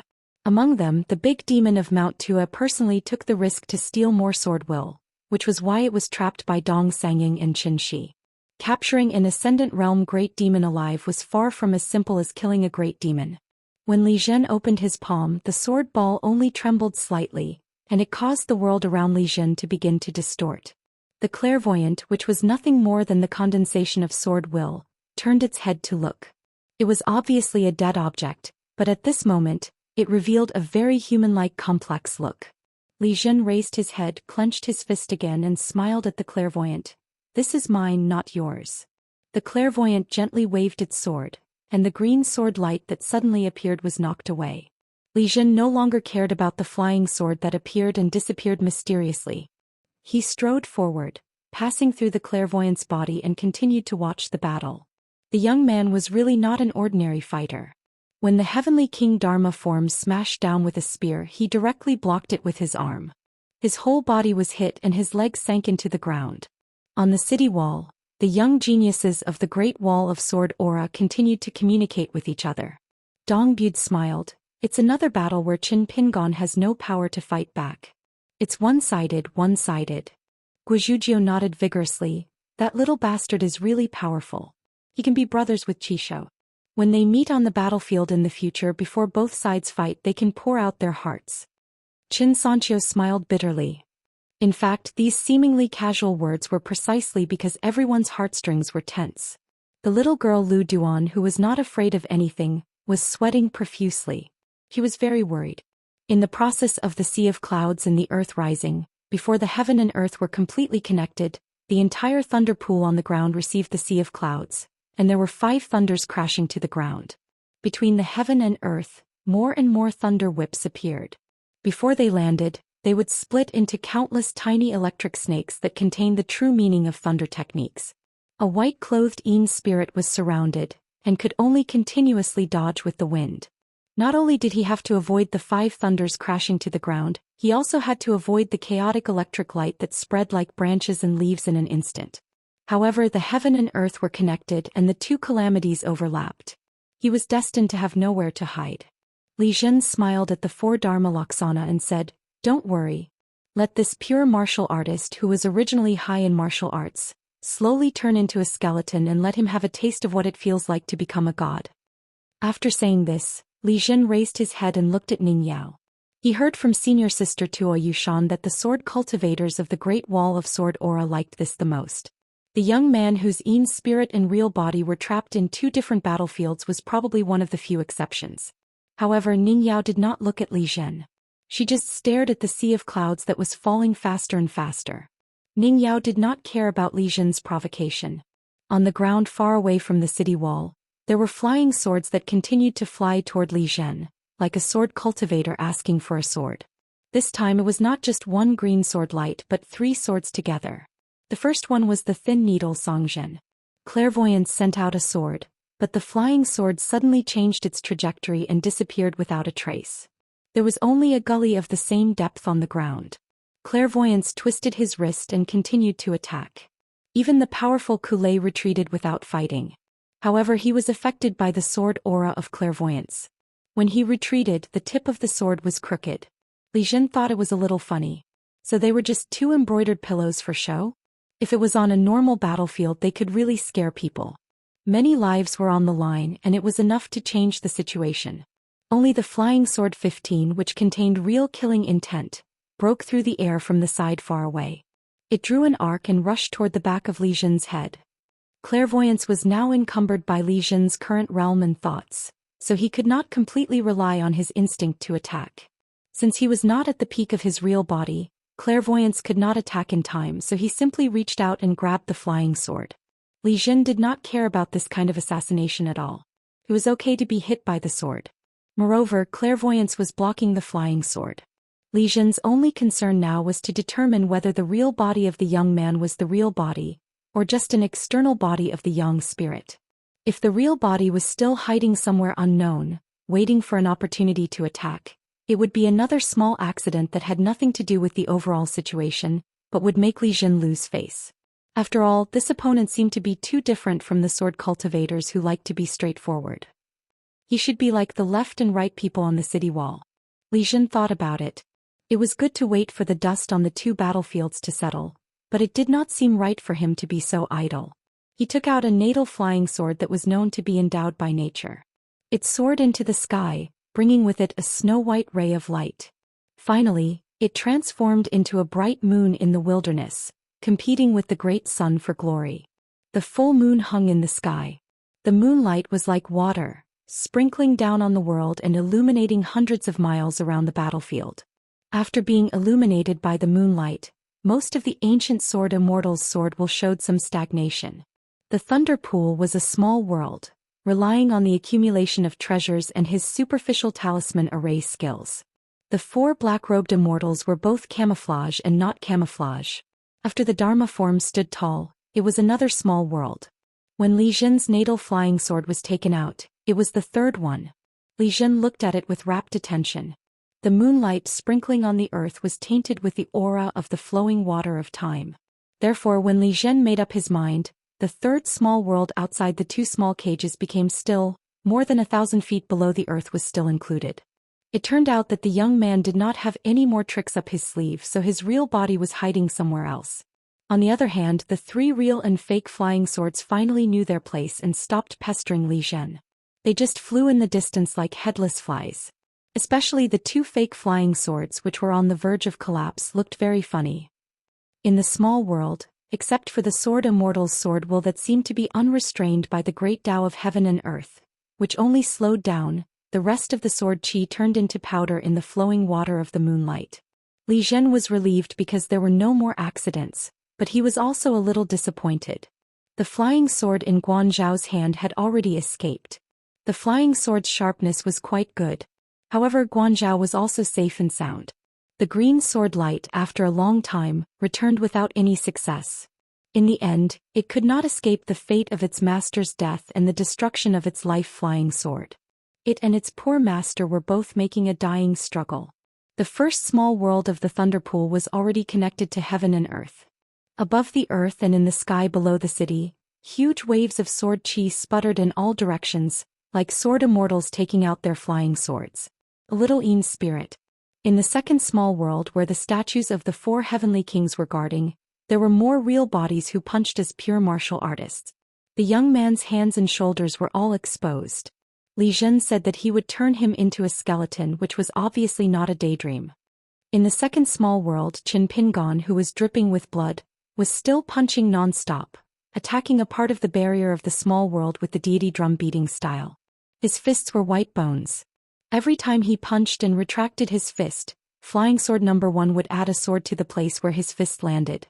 Flying Sword number 15 in the 3rd small world suddenly turned the tip of its sword, as if it wanted to meet Flying Sword number 1 with the tip of its sword. When the 2 swords collided, a crack appeared in the barrier of heaven and earth. The last punch of a green-robed deity drum beating style, at the price of a broken arm, punched open the heaven and earth. In the incomparably dazzling light, it rushed straight towards the existence of the most favored son of heaven in the wilderness, Li Jin. However, after breaking open a small world, he was about to enter the next small world. His body should have been blocked and he was seriously injured. It was reasonable that his running speed should be slower than before. However, his peak fist intent flowed like a waterfall, as if a high god had descended on him, allowing Qin Pingon to run as fast as lightning. In an instant he had traversed more than 10 miles. The golden fist intent collided with the moonlight-flowing water created by Li Jin's natal flying sword, and directly exploded the latter. Ning Yao stood on the city wall, her eyes shining. She could see the pure martial artist Qin Pingon, who was still in his green robe but without the white jade hairpin. She resisted the urge to look at the Thunder Pool heavenly tribulation that bordered the heaven and earth. Li Jin no longer clenched his fist but gently clenched one hand. His entire arm began to be torn apart and the white bones shattered. He didn't expect that he would still have to use this immortal weapon, the talisman, in such a tragic state. Li Jin's entire arm had disappeared and his face was a little pale. However, where he had clenched his fist, an ancient talisman appeared, floating in the air. The young man whose arm was hanging limply shook his left sleeve and a golden robe appeared. He continued to run, but at the same time the robe automatically put on his body.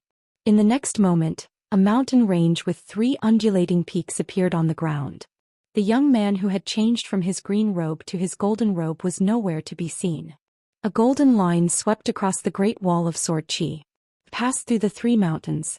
The small world created by the natal sword, moonlight, and the flowing water of time was split open, and it landed on Li Jin's head. Li Jin threw away the sword orb in his hand, and it instantly merged with the sword Immortal's clairvoyance.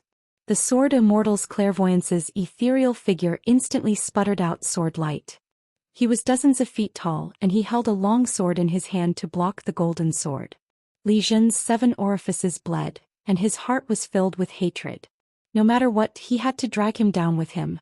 Originally, only Ningyao was qualified to make him pay such a huge price.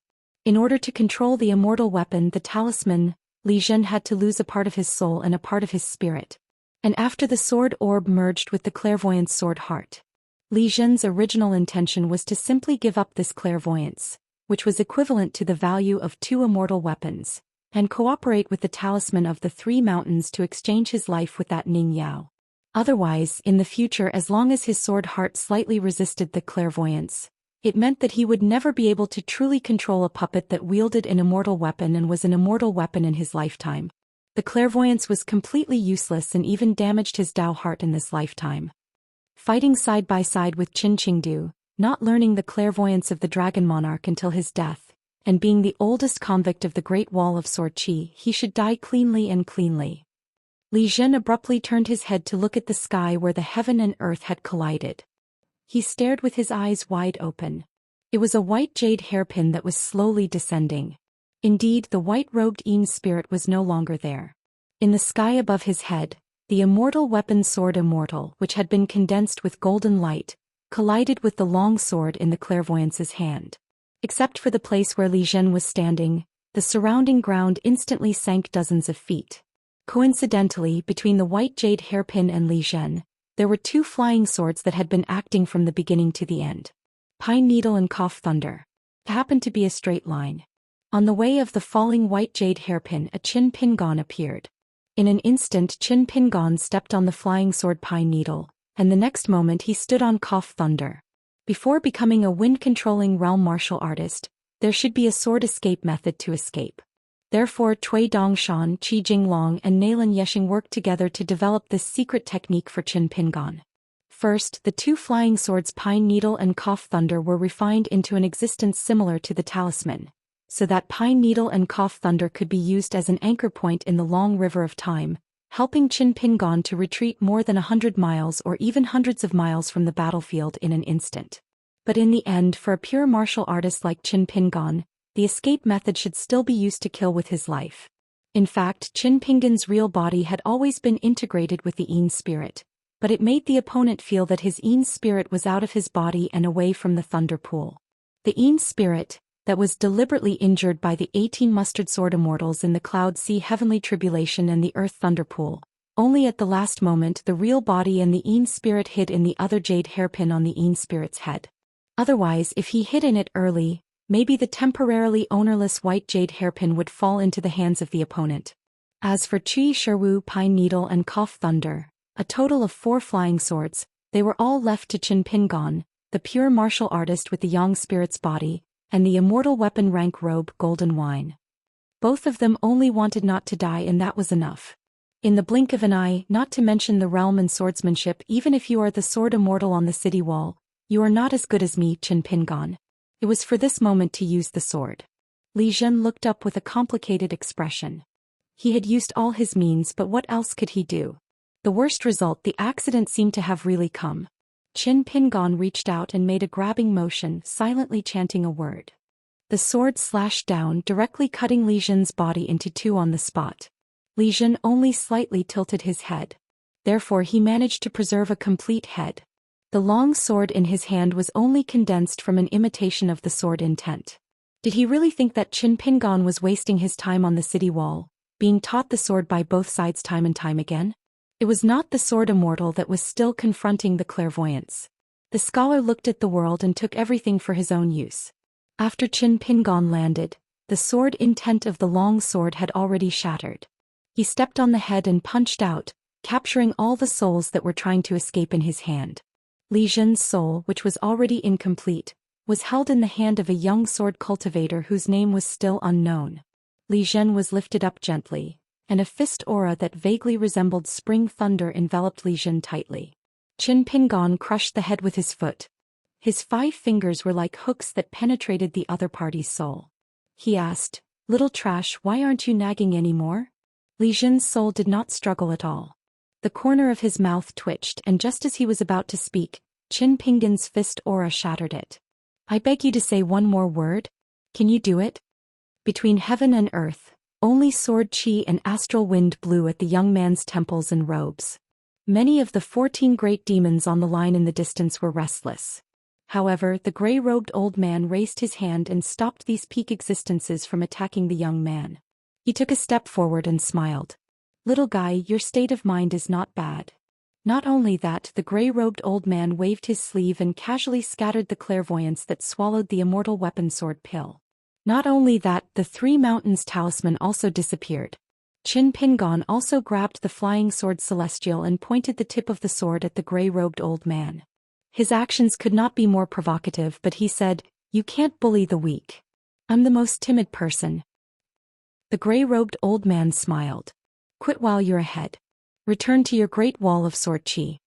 Qin Pingan carried the sword celestial and turned to leave. Along the way, not a blade of grass grew. He collected all the trash, and even the head of the Ascendant Realm Great Demon was not left behind. He kept it in his hand. The white-robed Yin spirit swept out from the white jade hairpin. Most of the Yang spirit's body was covered in white bones. It gathered with Qin Pingan and became one again. Qin Pingan suddenly stood still on the battlefield. He stretched out his hand and clenched his fist. He raised it high and then slowly withdrew it. He looked at Ning Yao with a smile and gently knocked on his chest. As a result, he spat out a mouthful of blood and staggered. Then he was dragged to the top of the wall by the sword celestial in his hand. During this time, the handsome great demon couldn't help but want to slap the blade's strengthening gourd again. He might as well use all the sword chi to kill the annoying young man. He only slapped it once, but the blade's strengthening gourd didn't move. He looked at the gray-robed old man and resentfully stopped. The gray-robed old man stepped out and stood on the ground between the 14 great demons and the sword celestials of the Great Wall of Sword Chi. He stretched out his palm. "Qin Qingdou, according to the agreement, just use your sword." Qin Qingdou smiled and asked, "You put on such airs. Let's make a deal. How about 2 swords? The gray-robed old man withdrew his hand and smiled. He was too lazy to answer. Qin Qingdou turned his head and waved to Qin Pingan. "I can't let you work for nothing. Come here, I'll teach you a sword." Qin Pingan's shoulder was pressed down by Qin Qingdou. It wasn't just the Great Wall of Sword Chi. The great demons couldn't see any more clouds as far as they could see. Not only that, even the sand on the ground between the great demons and the Great Wall of Sword Chi was obediently stuck to the ground. On the Great Wall of Sword Chi, an old man in a white robe suddenly appeared behind Qin Pingan and Qin Qingdou. He sat cross-legged on the Great Wall of Sword Chi and reached out his hand. He held a long sword and casually stabbed it down without any swordsmanship. The sword went straight for the gray-robed old man's head. Yellow sand billowed again. After a while, the dust settled. The gray-robed old man was still standing on the battlefield. However, he was hovering in the air with his hands behind his back. He kept his promise and took Qin Qingdou's sword head-on. Most of the 14 pinnacle great demons were somewhat unsettled. Half of them turned their heads and looked behind them. The gray-robed old man turned and left. He was the manifestation of the great Tao of the wilderness. Taking Qin Qingdou's sword was nothing more than the wilderness taking Qin Qingdou's sword. It didn't matter. The wilderness had been barren since ancient times. So what if one sword could destroy thousands of miles of mountains and rivers? However, after 10,000 years, Qin Qingdou's swordsmanship had indeed improved. That was because there was still a small portion of the sword intent that didn't follow the gray-robed old man's orders and landed behind the great demons. Qin Qingdou patted Qin Pingan's shoulder. "Have you learned it?" Qin Pingan wiped his face with his hands. He was covered in blood after learning the sword. He didn't answer Sword Immortal Boss's question. He asked, "Is that young man still alive?" Qin Qingdou laughed. "He's not alive in the first place. How can he be dead? However, if we're talking about the young man who was pieced together by his soul, not to mention the clairvoyance, he's already dead. Once the young man dies, the clairvoyance dies even more. Let me say something disheartening to you. The true clairvoyance of the Sword Heart is very different from the Dragon Monarch. It has never deviated from the Sword Tao. Therefore, the most crucial part of the clairvoyance is the soul. It was purposely not given to the young man. Otherwise, once the true clairvoyance of the Sword Heart appears, and with the sword pellet molded in the Sword Heart, The clairvoyance will return to the Great Wall of Sword Qi. To the beasts of the wilderness it would be asking for trouble. Qin Qingdou pointed at the tattered robe among the great demons. As for this person, the dragon monarch of the past hated the vast world the most. Back when he was dragged to the moon-bearing mountain by me, he didn't hold back when he attacked. He was considered one of the first sword immortals to seek death in the Great Wall of Sword Qi. After dying once, he felt that he no longer owed the Great Wall of Sword Qi. He probably wanted to challenge the vast world as a wandering felon sword cultivator. I understand, but I don't accept. Therefore, those who can pass the Great Wall of Sword Qi in the future will definitely not be the sword cultivator dragon monarch. Qin Qingdou exclaimed in surprise. You don't feel the least bit guilty towards that clairvoyant senior? That's very unlike Qin Pingon. Qin Pingon said indifferently, let's not talk about a brainless youth. Even if the clairvoyant appeared in front of me and dared to say such words, I would still kill him. Qin Pingon turned his head and looked towards the south. Once the gray-robed elder left, the 14 great demons retreated as well. The rest of the great demons retreated as well. Qin Pingon closed his eyes. Damn it, his cultivation level had actually dropped. This drop was several cultivation levels in a row. Fortunately, he had relied on his experience of traveling in the North Continent and tried his best to withstand the heavenly and earthly calamities. He could make up for it by increasing his cultivation level. As long as the longevity bridge was not broken, the 4 key natal items would still be around. Now that he was only a level 5 Qi refinement warrior, dropping a few cultivation levels was not too fatal. As long as he relied on the sword imparted to him by Boss Sword Immortal, he could quickly nurture a true natal flying sword. It would be a blessing and a curse. Ning Yao carried Qin Pingon on her back. At the last moment before Qin Pingon completely lost consciousness, he vaguely heard the sound of a horn. The city was under siege. 6:16. Qin Pingon opened his eyes. Almost instantly, 4 flying swords appeared at the same time. Qi was asking for credit, Shiwu was still obedient, and Songjin and Kulei were imitation swords after all. Although they were refined, they were still far from being so spiritual. The small room had the most familiar smell of medicine. Looking at the sky outside the window, it was close to dusk.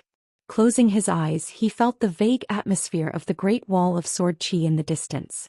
When he opened his eyes again, Qin Pingon put away the flying swords. His mind was immersed in the small world of the human body, checking the aftermath of the big battle, mainly inspecting the 4 key acupuncture points.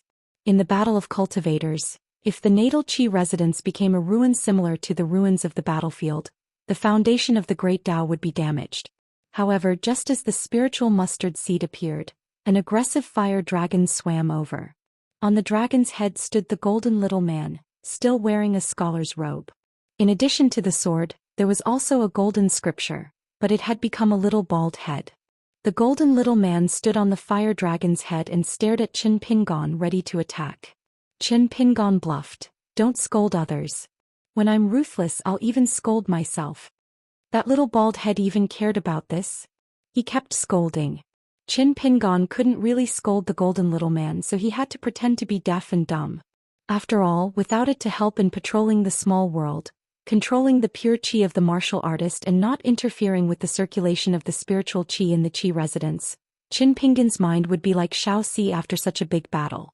The martial artist's Qi and the cultivator's spiritual Qi would have already been in full swing in the small world. That would be one disaster after another, endless troubles. Over at the underwater mansion, the spiritual energy had been completely depleted. The water ripples on the murals had dimmed, and the small pond had dried up. However, the water word seal, the painted murals, and the small pond had not been damaged at all. Naturally, they were not completely undamaged but only had the opportunity to repair them. For example, some of the painted murals had peeled off. Many of the already unstable portraits of the water god had become more and more scattered. Among them, a few of the water gods that seemed to have been given an eye had their pure golden light dimmed. The entire underwater mansion looked a bit gloomy. The boys in green clothes were all idle. Even the cleverest housewife couldn't cook without rice. They raised their heads and looked at Qin Pingon's spiritual seed. Although they didn't complain, they all frowned with resentment in their eyes. Qin Pingon had no choice but to promise them that he would try his best to provide for them as soon as possible to restore the vitality of this place. The little children in green drooped their heads in disbelief. At the entrance of the underwater palace, the little golden man was sitting cross-legged on the dragon's head, glaring at those boys in green. The listless little fellows immediately got up and respectfully sent Qin Pingon off. After leaving the underwater palace, the little golden man began to ride the fire dragon again, chasing after Qin Pingon and scolding him. The mountain temple and the wooden house were also in a similar situation as the underwater palace. They had to be a mender, relying on the immortal money and the corresponding treasures of the 5 elements to slowly fill up the holes. The damage to the 3 key aperture acupoints and the natal item caused Qin Pingon to drop by 3 realms. Now he was a great cultivator of the 2nd realm. The good news was that after Alliance's modification of the 18 stops of sword aura, there were no more obstacles. Chu Yi and Chu Wu occupied the 2 key chi residences and continued to use the dragon beheading platform to sharpen the sword edge. The first 3 aperture acupoints where the extremely small sword aura lingered. Only the last one was left. It was like an empty house waiting for him. All that was left was to wait for Qin Pingon to nurture a more genuine natal flying sword than Chu Yi and Chu Wu, and become a genuine sword cultivator. There were very few of the 10 sword auras that were carved by refined scholars. This seal, however, was carved with the images of the Thunder General, the Lightning Mother, the Wind Master, the Rain Master, the Cloud Official, the Celestial Being, and many other ancient deities. The seal was the 16 words insect bird seal script. Gathering the 5 thunders, the 10,000 arts. Cutting off the 5 drains, the cardinal point of heaven and earth. These 16 words could be considered a very exaggerated seal script content. It was simply too arrogant, swallowing the heaven and earth. As long as one cultivated the orthodox 5 thunders technique, and was a true Daoist who had truly cultivated the great Tao, they could indeed claim that this body and the heaven and earth are one on the outside and inside, and all creation is in my hands. The yellow-purple noble of the celestial master residence of Mount Longhu was one of the outstanding talents. There was a world-famous couplet, but it was not written by the Daoist of Mount Longhu himself, but was given by an outsider.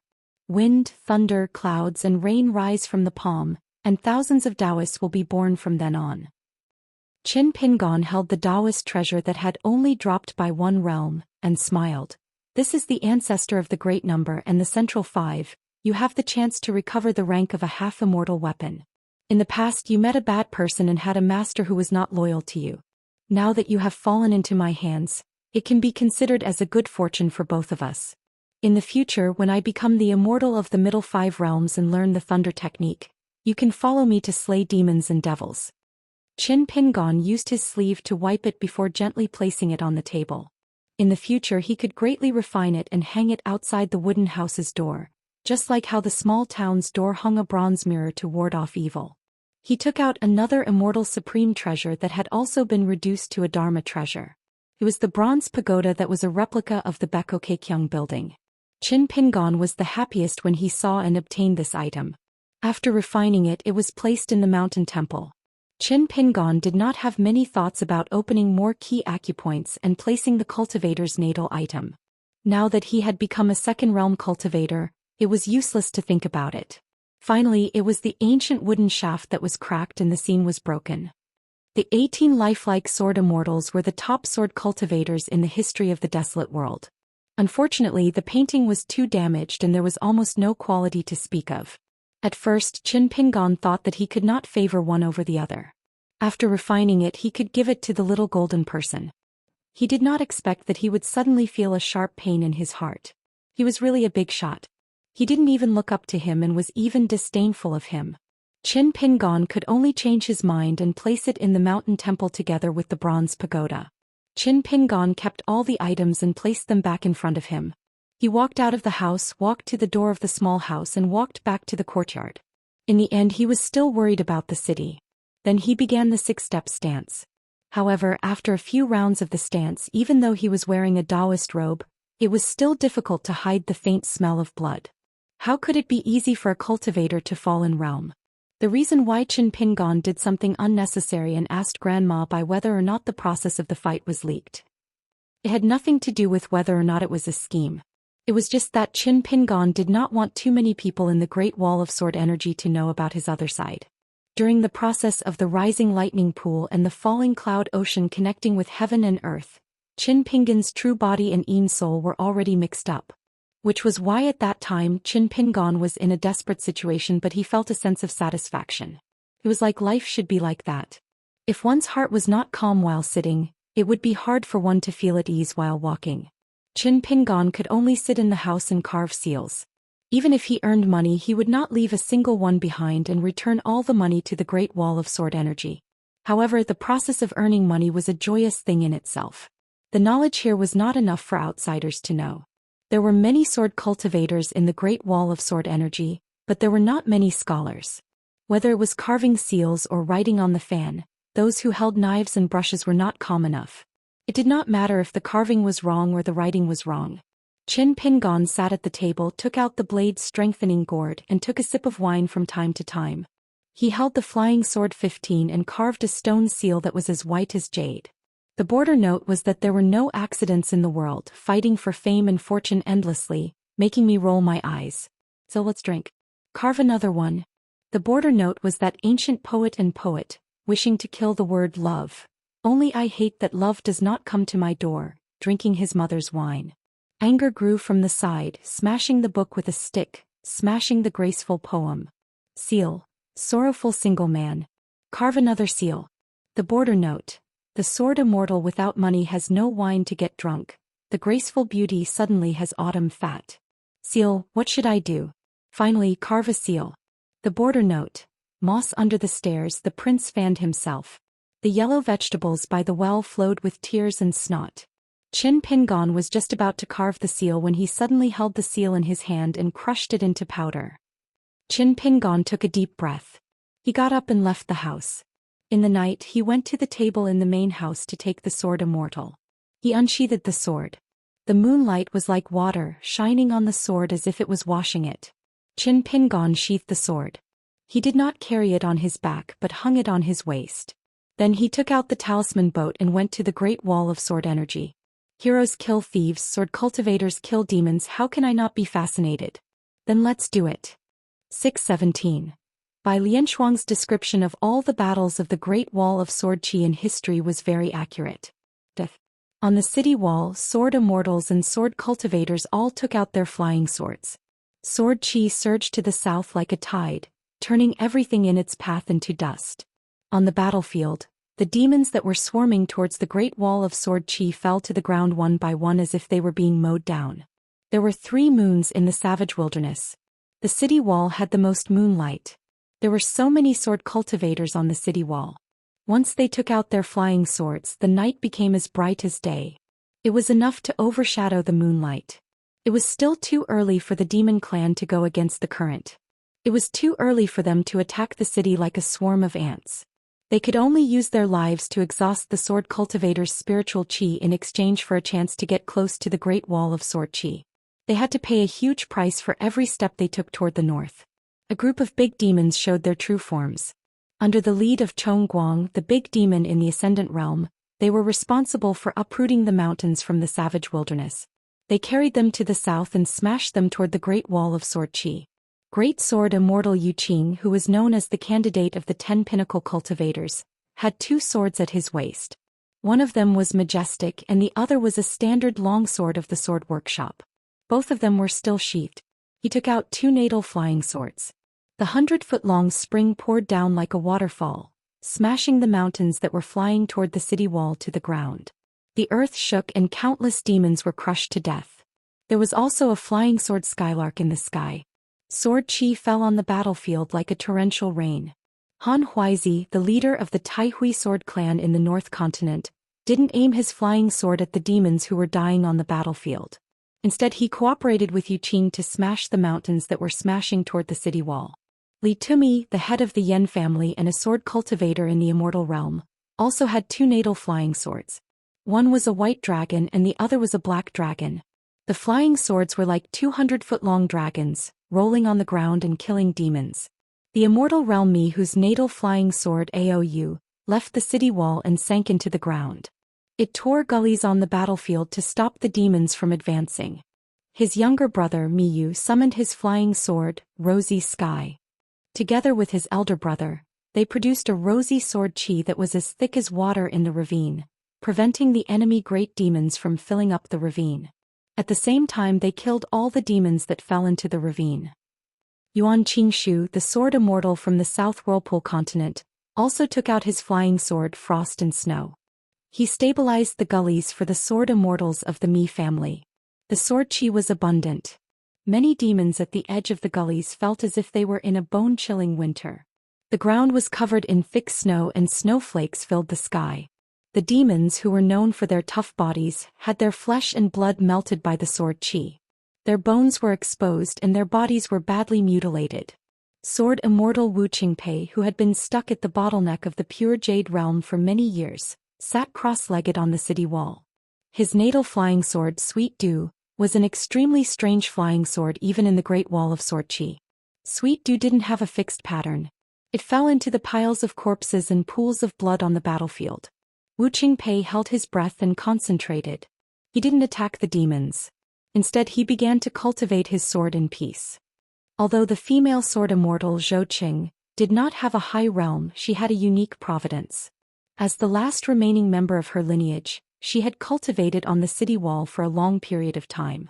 She had been able to obtain the sword intent of generations of ancestral masters and temper them into an intrinsic flying sword. Finally, she had forged and nurtured an intrinsic flying sword, Rainbow. The sword beam had 7 colors, as though one person had 7 intrinsic flying swords. Naren Xiaowei and Lu Ji, who were among the top 10 sword immortals, didn't attack. They led a dozen sword immortals of the upper 5 realms with extremely fast flying swords to patrol the battlefield. They were specifically targeting the big demons hidden in the demon army. If any demons approached the city wall, they would attack with their swords. They would never let the demons advance to the city wall so easily. On the city wall of the Great Wall of Sword Qi, the sword cultivators were performing their duties. The sword immortals of the upper 5 realms had their flying swords at the front of the tide of Sword Qi. They were the furthest away from the city wall and killed the most enemies. Naturally, they consumed the most spiritual qi and were the most dangerous. The earth immortal sword immortals of the nascent soul and golden core realms followed closely behind. These sword cultivators weren't required to kill demons from afar. They only needed to stabilize the formation of the Sword Qi River. If they had the energy to spare, they would find an opportunity to kill the demon cultivators who were wearing Daoist robes and talisman armors. This was especially true for the array masters who were secretly escorting this group of people. Once they noticed any signs of them, they had to kill them on the spot regardless of the cost. All the sword immortals of the middle 5 realms below the golden core realm had to be more careful when attacking. Their main task wasn't to kill the enemy, but to form a formation in front of the city wall. This was to prevent the demons who were specifically targeting them from damaging their natal flying swords. The 3 groups of sword immortals took turns to put on a show to scare people. After all, it wasn't enough to scare people to death. Every sword immortal on the Great Wall of Sword Qi was always in pursuit of real battle results. After all, the big demons attacking the city wasn't a matter of a few days or months. It would often last for years. For the demons of the desolate wilderness, 3 days and 3 nights of attacking the city was really just an appetizer. During this period, the only exception was one of the 14 big demons who appeared in public, Bai Ying, who was sitting high on the withered bone throne. He was a towering existence like an army supervisor. He stood up once and used the white bone temple Abhijna. On the bloody battlefield, thousands of skeletons of demon cultivators stood up in an instant. However, for some reason they didn't attack the city or retreat. They just stood there in a daze, allowing the sword qi to destroy them. They had completely lost their last bit of value. Bai Ying sat back on his throne and stretched out a palm, as if indicating for the sword immortals on the Great Wall of Sword Qi to continue attacking. Bai Ying took another look at the unpolished Jade Realm sword immortal Wu Qingpei. He was quite interested in the natal flying sword Sweet Rain. Bai Ying's gaze looked further into the distance of the battlefield. If one could bathe in the sweet rain after becoming emaciated, it could help temper one's soul. It would be beneficial to one's Dao. Other than that, Bai Ying didn't feel that this kind of battle was worth a second look. Other than the few sovereigns who didn't go out to spread their branches and branches, as well as Bai Ying's White Bone Mountain, the rest of the sects and forces as well as all their vassals, were all mobilized. Therefore, in the desolate wilderness, if one could look down on the land from the 3 moons like the Daoist who refine the moon soul, one would be able to see that on the vast territory, there would first be grains of mustard seeds. Then there would be thin lines that slowly moved towards the Great Wall of Sword Qi. Those were the demons who were rushing towards the battlefield. Every thin line was easily hundreds of thousands of demons. Most of them were puppets that hadn't gained sentience and were controlled by the cultivators. Among them, there were also countless demon cultivators who had embarked on the path of cultivation and transformed into human form. There were also many heroes who learned from the dynasties that were built by the Great Wall of Sword Qi. Ferocious demons from the remote mountains and marshes, those who occupied the land of berserk miasma, those who had good feng shui, all kinds of deities, malicious ghosts and vengeful spirits without exception had to use at least half of their resources to attack the Great Wall of Sword Qi. If they couldn't take down the city walls, they would be courting death. However, if they wanted to break through the city wall, they had no choice but to throw their lives away. As long as they could afford it and were willing to sacrifice more and more useless ants, the Great Wall of Sword Qi, which seemed to be unreachable and indestructible, would lose more and more of its advantages. The moment when all three were lost would be the moment when Qin Qing's soul completely dispersed and his body and Dao vanished. The Great Wall of Sword Qi was a world of its own. How would Qin Qingdu defend this advantage, and how would the desolate wilderness eliminate this disadvantage? This was the most crucial part of the battle. Could even be said that this was the only thing that needed to be done. Sword immortals attacking with their swords, ants besieging the city, they were all fighting for this.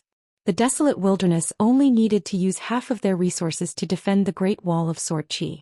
Not only would the Great Wall of Sword Qi fall, but the vast world of Sword Qi would also be affected. For example, the South Whirlpool continent, the Southwest Fuyao continent, and the Southeast Tongya continent were the closest to the inverted hanging mountain. Therefore, the gray-robed old man who had been silent for 10,000 years reappeared. The first thing he did was to divide the desolate wilderness into 20 territories. He needed 14 greater demons and no one was exempt. He had to mobilize at least half of the forces in one of the territories to the Great Wall of Sword Qi. If he couldn't complete this small task, then there was no need for him to continue living. Once the battle began, he would be the first to ascend the city walls and experience Qin Qingdu's swordsmanship. If he wasn't willing, then he would be sent to the bottom of the ancient well. 20 territories. If the cultivators' cultivation bases weren't high enough, then they would have to rely on numbers to make up for it. However, there was one thing that had to be done. All of the greater demons in the upper 5 realms had to head north. Anyone who dared to hide or avoid battle was to be slaughtered. Of course, he couldn't force the greater demons who had worked so hard to reach the upper 5 realms. As long as they were willing to go to battle, they would be rewarded in the future. Before leading an army into battle, they should first receive a generous gift. If these existences died in battle at the Great Wall of Sword Qi, they wouldn't even be able to catch a glimpse of the boundless world. In that case, their heirs or direct descendants would be guaranteed a place in the wildlands. The size of the territory would be determined by the cultivation base of the greater demons who died in battle, as well as their battle achievements. For the next 1,000 years, no one would be able to invade their territory in the slightest. If they broke through the Great Wall of Sword Qi, then not only would they be rewarded in their hometowns, any greater demons of the upper 5 realms would be able to establish their own sect in the New World. The contract signed by Zhou Xian and the 14 greater demons had already spread throughout the desolate wilderness. In each of the 20 territories, if the greater demons' cultivation bases were high enough, they would lack robes, armors and treasures. The gray-robed old man was very direct. He asked the 14 greater demons to contribute. Don't hide your wealth. Whether you pay for it yourself or borrow it from someone else, just give it to them. In any case, once they reached the vast world, they would just have to follow the established strategy and plunder by themselves. No matter what method they used, they would at least get back double the amount. If it wasn't enough, then they could just look for him and Zhou Xian for compensation. The siege this time was orderly and was divided into 8 stages. Now it was only the first stage that had just begun. After that, the sword immortals on the Great Wall of Sword Qi would constantly encounter accidents. For example, in the wilderness, there would be pure martial artists of the 10th level. There would be the Mahis sword boat on the mountain ferry. There would even be sword cultivators fighting sword cultivators on top of the city walls. There would also be a large group of military cultivators gathered in the desolate wilderness, all of them wearing armor pills. When the time came, a large mountain would appear on the battlefield. It would be the 5 great mountains that had been emptied by dozens of dynasties. Countless cultivators would gather on the mountains and rain down treasures. On the battlefield, the greater demons would have to look up at the city walls. As time passed, the battlefield would become taller and taller. In the end, the Great Wall of Sword energy would become the true ruler of all the lands in the wildlands. As the saying goes, the saying goes, the saying goes, the saying goes, the saying goes, the saying goes, the saying goes, the saying goes, the saying goes, the Great Wall of Sword energy. Bai Ying began to drink. He had heard that the vast world had many immortal wines. Didn't the arrogant sword immortals on the city walls like to use their swords to kill demons? They could just use their swords to their heart's content and earn battle merits. After all, they would be stuffed to death with battle merits. In fact, the desolate wilderness had already begun to plan from the start of the Battle of the 13. The 3 siege battles that ended with the desolate wilderness retreating were just exercises for the desolate wilderness. The Great Wall of Sword Qi seemed to have been born, and a large group of young geniuses led by Ning Yao rose up. In fact, the desolate wilderness was the same. Li Zhen, who had a part of the soul of the oldest felon, was naturally one of them. If he died, he died. The patriarch didn't feel any heartache, much less Bai Ying. It had to be said that there was 100 sword immortals of the demon race. They were only determined by their great Dao talent and their future accomplishments. They were not determined by their current cultivation level or combat strength. The only disciple of the bearded man, Beijing, was only ranked 3rd among the 100 sword cultivators. According to the habits of the Great Wall of Sword Qi, when the battle was balanced or at a disadvantage, the sword cultivators would leave the city walls together and split up the battlefield. They would appear at the front lines and block the demon race's follow-up attacks. Then it would be the turn of the Earth Immortal sword cultivators and Ning Yao to leave the city walls. Both sides would kill each other on the battlefield. Life and death depended on their own abilities and fate. At that time, the weak sword cultivators of the lower 5 realms would appear on the city walls. Once a great demon successfully ascended the city walls, even if it was intercepted by the tired sword cultivators guarding the city walls, it would still bring disaster to countless pitiful ants. Flying swords constantly flew out of the city walls. Countless sword lights dragged countless fireflies behind them. During this period, sword cultivators kept their natal flying swords and returned to the city walls. Then these sword cultivators would leave the front lines and head to the north side of the city walls to nourish their flying swords. They swallowed pills and breathed in and out to replenish their spirit qi. At the same time, the next batch of sword cultivators would quickly fill their positions and take turns to fight the demon race. This was the most troublesome part of the Great Wall of Sword Qi. Sword cultivators could sit on the city walls and slowly whittle down the numbers of the demon race army. The demon race once had a great demon spectating the battle. After witnessing this scene with his own eyes, he could not help but sigh sadly. Our race's attack on the city was like a huge monster. On the battlefield, we could only sit and wait to be exploited. How tragic, how helpless, and how futile. On the Great Wall of Sword Qi, a sneaky black-clothed youth appeared. After ascending the city walls, he went to a makeshift shop set up by the clothing and sword workshop. The youth seemed to be very afraid of death. He took a robe and wore it on the outside. A standard sword of the sword workshop hung on his waist. Then he started running. During this time, the Great Wall of Sword Qi was shattered by the sword immortals. The Great Wall of Sword Qi was extremely long. Even if the sword immortals used their swords to shatter more than half of it, there were still some that escaped and landed on the city walls. The black-clothed youth stretched out his hands and blocked a huge boulder that was as big as a house for a few middle 5 realms young sword cultivators who could not dodge in time. Although the black-clothed youth with a slender figure and ordinary face blocked the boulder, he vomited blood. Without waiting for the young sword cultivators to thank him, the youth wiped away the blood and continued running.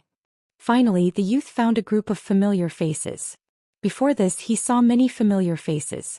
For example, the Jindan bottleneck sword cultivator Pang Yuanji, and the young girl Gao Yuqing, who did not stay by her brother Gao Yeho's side but relied on Pang Yuanji to attack.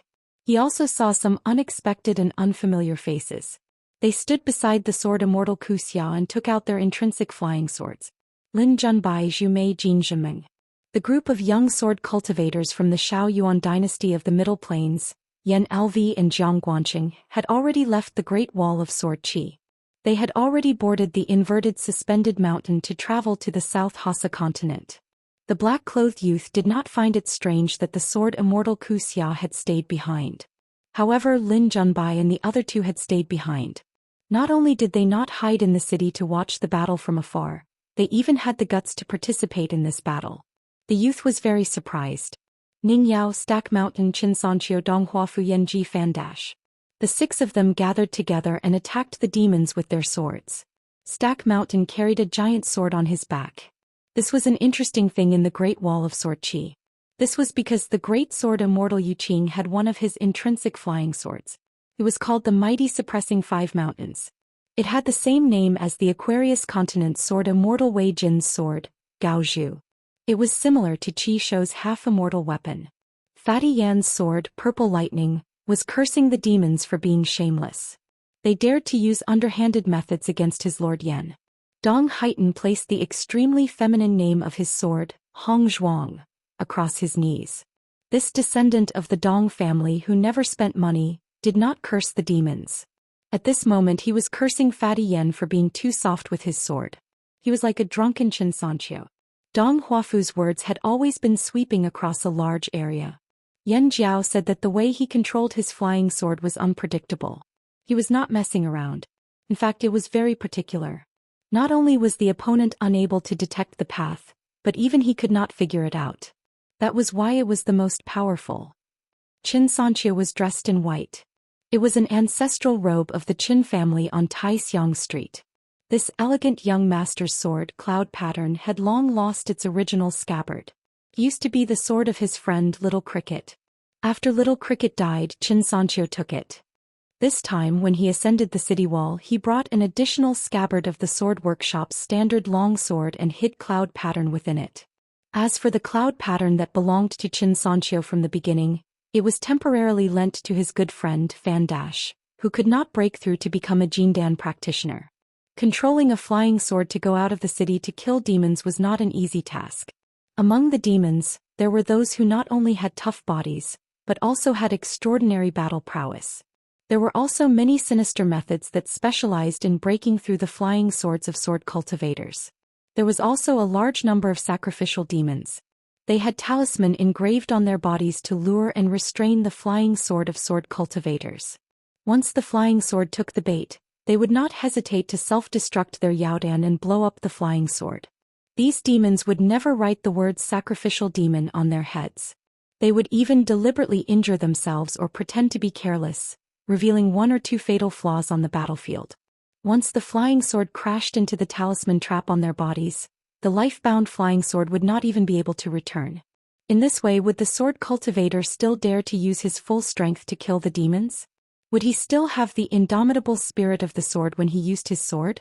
This in itself was an extreme test of the sword cultivator's eyesight. It was also a matter of sharpening the Dao heart. Ning Yao, who had both a sword and a sword on her back, glanced at the black-clothed youth. She felt somewhat helpless but did not speak to him. He was already here. Was she going to chase him away from the city wall? Besides, would he listen to her? Therefore, Ning Yao turned around and continued to control her flying sword. She naturally had more than one life-bound flying sword. However, in less than 20 years and 3 consecutive battles, the demons had only seen one of Ning Yao's flying swords. Chen Pingon, who had transformed into a youth, took a few glances and saw through the clues. Fan Dach's sword was too restrained. It should not have been the killing power of a sword cultivator at the Dragon Gate bottleneck. It was not that Fan Dach lacked temperament or was cowardly. Instead, it was because he was in a rather awkward situation. Killing enemies on the battlefield was not like the sparring in the Ning Manor or the Yen family's drill grounds. Fan Dach wanted too much to catch up to the attacks of Taizhong, Xianxia and the others. He wished too much that he could cooperate with his friend's life-bound flying swords flawlessly. As time passed, they would become interlinked. One wrong step would lead to many mistakes. Instead, he needed Xianxia and the others to help him save the situation. Originally, even an earthly immortal realm sword cultivator would be unable to see the distant battlefield clearly when looking from the top of the city wall. But now, sword cultivators at the middle 5 realms only had to focus their attention and they would be able to see everything clearly. Qin Pingon knew that this was the work of the 3 Confucian, Buddhist and Taoist saints. It was a kind of mysterious creation ability that helped the Great Wall of Sword Qi to create an innate advantage of the world. Qin Pingon came to the side of Fan Dach, whose face was tense but could not hide the sadness in his eyes. He did not walk up the city wall. He only stuck his head out and looked at the battlefield in the south. Then he used his voice to form a line and chuckled softly. It's not like we're working together to kill the demons of the upper 5 realms. Just attack with your sword and ignore Dong Haitan, Fatty Yen and the others. As long as their flying swords heavily injure the demons and don't kill them in time, you can ride your flying sword and secretly stab them. It's a waste not to take this kind of free battle merit. How can this bunch of Golden Core Realm sword immortals have the nerve to snatch credit from a little sword cultivator of the Dragon Gate realm? Don't you have any sense of brotherhood?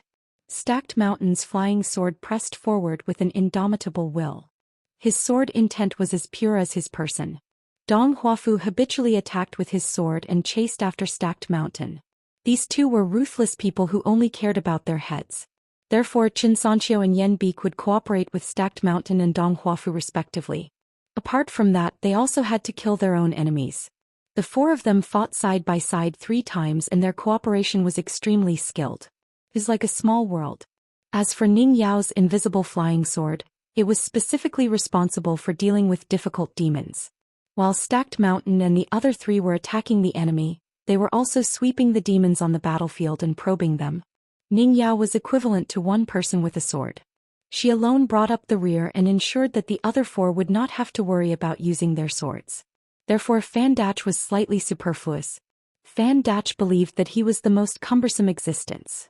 Fan Dach had previously practiced his sword in the Ning residence with these friends in the small mustard world. Even though he had practiced with them many times, Fan Dach was not a fledgling sword cultivator who had never fought for his life on the city wall. The only reason was that these friends were too outstanding. Opportunities on the battlefield were fleeting. Dangers and accidents would appear in an instant. Fan Dach could not keep up with Stacked Mountain and the other 3. Whether it was their thoughts or the speed of their flying swords, they could not keep up. After hearing that familiar voice, Fan Dach did not turn his head to talk to Qin Pingon. He did not get distracted when he attacked with his sword. This was the sword cultivator of the Great Wall of Sword Qi. He was used to killing on the battlefield. Fan Dach did not hesitate or feel embarrassed. He attacked according to Qin Pingon's instructions, and did as this second shopkeeper said. He did not try to attack with his sword and work with Xianxia and the others to kill the Yao. He only waited for an opportunity to attack the dying Yao with his flying sword. Qin Pingon had long said that killing people on the battlefield was like picking up money. It all depended on one's ability. If anyone dared to say that he was shameless, he would use the Great Wall of Sword Qi's best bamboo grotto heaven wine to spray his face. Qin Pingon watched the battle for a while and continued to remind, Fan Dach, 120 feet to the left of your flying sword, that seriously injured demon is playing dead. Go give it a stab. The sharp sword pierced through the head of the crouching demon. Qin Pingon glanced at the battlefield and continued, Fan Dach, you can ride your flying sword and temporarily leave the battlefield of Stack Cliff and the others. You don't have to deliberately follow them. Go to a place slightly further away. Regardless of whether they are playing dead or not, just give them a stab. It is safer to attack these trash because the possibility of them being a kamikaze soldier is the lowest. Don't be greedy. As long as you don't damage the foundation of your flying sword, you will have plenty of battle achievements. Just treat the battlefield in the south as a brand new training ground. If you want to catch up to Xianxia and the others, you have to use your sword. Watch more and think more. Sooner or later, you will be able to successfully predict the trajectory of their swords. At that time you will not feel that you are being a hindrance. Withdraw your sword. If it is a kamikaze soldier, let Fatty Yen go and tease him first. See? This beast clearly has some brains. It can't take advantage of Xianxia and the others, so it wants to take advantage of you. At this time don't hesitate. Just run. It's a pity that its acting skills are a bit lacking. How can there be a demon that pisses its pants while running for its life with such a firm gaze and steady hands? The opponent's hands are steady, but they are usually ruthless. You have to be more careful. Your life-bound flying sword is not tough enough and you are not in the Jindan realm. After all, you are not rich young masters like Xianxia and Fatty Yen who spend countless money on flying swords. Therefore when you attack you must not blindly seek speed and accuracy. If you are not the same kind of person, don't use the same kind of sword. Deche, don't let such a good name go to waste. In any case, Can't you at least achieve enlightenment for once? It's clearly a half-dead golden core realm great demon lying there waiting for you to send it off with your sword. Its golden core has already been shattered by the stacked cliffs. I told you not to blindly attack quickly, but I didn't tell you to be slow when you should be fast. Look, Fatty Yen has stolen all the credit. In the northeast direction 230 feet away, do you see that demon cultivator? It has just lost a transcendent artifact and is hesitating. However, it is intimidated by the greater demon army behind it, so it can't just turn around and retreat. It can't be faked. Dutch, why are you in a daze? Chop it to death. Alright, it has been snatched away by Stack Cliff again. Dutch, are you secretly in love with our head shopkeeper? The one confronting Xianxia is probably a nascent soul greater demon that is hiding its strength. It should be at least at the Jindan realm bottleneck. Its skin is rough and its flesh is thick. However, that transcendent artifact is too cumbersome. You can go help it. Remember to keep your flying sword close to the ground. If you can, find an opportunity to stab its crotch. Don't try to stab its head or chest. This beast is clearly coming for Xianxia and the others. This fight is going to be tough. Datch, this crotch stab has the demeanor of a sword immortal. Quit while you are ahead. Hurry up and run. The greater demon has its eyes on you. Let Dong Haitan carry it. A demon of the upper 5 realms that was in charge of patrolling the battlefield seemed to have sensed the abnormality of the battlefield. It was still a demon sword cultivator in the unpolished Jade realm. A sword beam with an imposing aura rushed towards the top of the city wall. The sword beam was aimed at Qin Pingon, who only had his head exposed. However, the sword on Ning Yao's back unsheathed itself. She slashed at the sword beam, causing it to fall to the ground. The flying sword smashed into the ground, creating a dusty crater beneath the city wall. The demon sword cultivator, who had failed in his attack, rode his flying sword and disappeared in a flash. He wandered uncertainly underground before finally circling back. Ning Yao's sword returned to its sheath. She had a calm expression as she continued to ride her intrinsic flying sword to hunt demons. Among the group, only Ning Yao's intrinsic flying sword did not return to the city wall after 3 days and 3 nights. On the battlefield, the golden Yuan phoenix flapped its wings from the great wall of sword qi to the southern battlefield to kill demons. Sword Immortal Gao Kuei's intrinsic flying sword was as large as a fairy as it descended from the sky. Zhou Cheng's intrinsic flying sword, Rainbow, swam wildly on the ground. Wherever it passed, countless broken limbs and broken bones splashed everywhere. After Ning Lianyun, the head of the Ning family, summoned his intrinsic flying sword, a sea of clouds appeared in the sky above the battlefield. Sword qi rained down like a torrential downpour. Among the army of the wasteland world, there was also a great demon that used its divine ability. It rode a vast black cloud of crows and swept towards the city wall. Many sword cultivator flying swords that could not dodge in time were scattered. Some of the flying swords that entered the black cloud directly shattered as if they were crushed into powder by a millstone. The sword cultivators on the city wall were all covered in blood. Ning Lianyun naturally would not let the great demon succeed. He used the black cloud of crows to disrupt the sword formation. With a slight thought, he controlled one of the clouds. The black cloud of crows collided with the old sword immortal Ning Lianyun's sea of clouds. A young sword immortal from the Nalan family who had not used his sword many times, pushed his hand forward. A crystalline white jade platform descended from the sky above the great demon that summoned the flock of crows. It went straight for the great demon's head. The great demon did not resist at all and retreated. The great demon's army of demons within a radius of several kilometers was smashed by the white jade platform. Immediately, blood splattered everywhere. Not only that, the great demon seemed to have been targeted by some strange divine ability of the sword immortal. No matter how it fled or changed its route, the white jade platform that contained boundless sword qi would smash down again and again. Instantly, countless innocent bystanders were implicated. The 18 white jade platforms descended one after another, finally successfully enveloping and suppressing the great demon that had nowhere to run. The great demon had no choice but to reveal its true form and withstand the crushing white jade platform. When the white jade platform that was constantly cracking completely exploded, the great demon's true body was smashed into the ground. However, the great demon, whose flesh and blood had been completely worn out, glared fiercely at the sword immortal who had attacked at the top of the city wall. It transformed back into its human form and snorted coldly. It chose to temporarily leave the battlefield to recuperate. The sword Immortal on the city wall left the southern wall and went to the north to rest with his eyes closed. Another sword Immortal went from the north to the south and took his place. He was responsible for overseeing the area. As long as a great demon dared to attack, a sword Immortal on the city wall would have to return the favor. Furthermore, the great sword Immortal would have to take the initiative to greet a great demon that had attacked once on the battlefield the next time it appeared within the range of the sword attack. The great demon was bold and was not afraid of death. It stood close to the great sword Immortals such as Yu Qing, Ning Lianyun, Han Huizi, and Li Tumi, who were not part of the 10 but were in the immortal realm. Regardless of whether one of them attacked or all of them attacked together, everyone's battle merits would be deducted if they were unable to severely injure the great demon. This was the rule of the Great Wall of Sword Qi. It was an iron law that was personally set by the eldest sword Immortal. Other than that, the great sword Immortals on the city wall would not deliberately target the great sword Immortals on the city wall as long as they attacked. The Great Wall of Sword Qi acknowledged the number of sword cultivators that died. Any sword cultivator, other than using all their strength to kill demons and defend against enemies, should first learn how to protect themselves in the process of killing. A dead sword Immortal was dead. A living sword cultivator, even if he had yet to become an earth Immortal, had countless possibilities.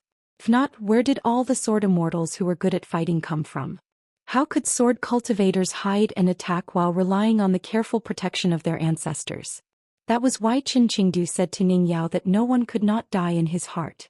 This was the cruel truth that the eldest sword Immortal had never concealed from any of his juniors for 10,000 years. Fierce battles and dangerous killings were everywhere. On the two ends of the city wall, in the sky above the Great Wall of Sword Qi, where the sages of Confucianism, Buddhism and Taoism were overseeing, there was an even more silent, but at the same time more crucial hidden battlefield. The old Daoist sage who oversaw the highest point in the sky waved his snow-white fangtail again and again, dispersing the smoke and clouds. He was like a famous scholar who sat alone on the mountain peak, brushing away the filth and summer heat.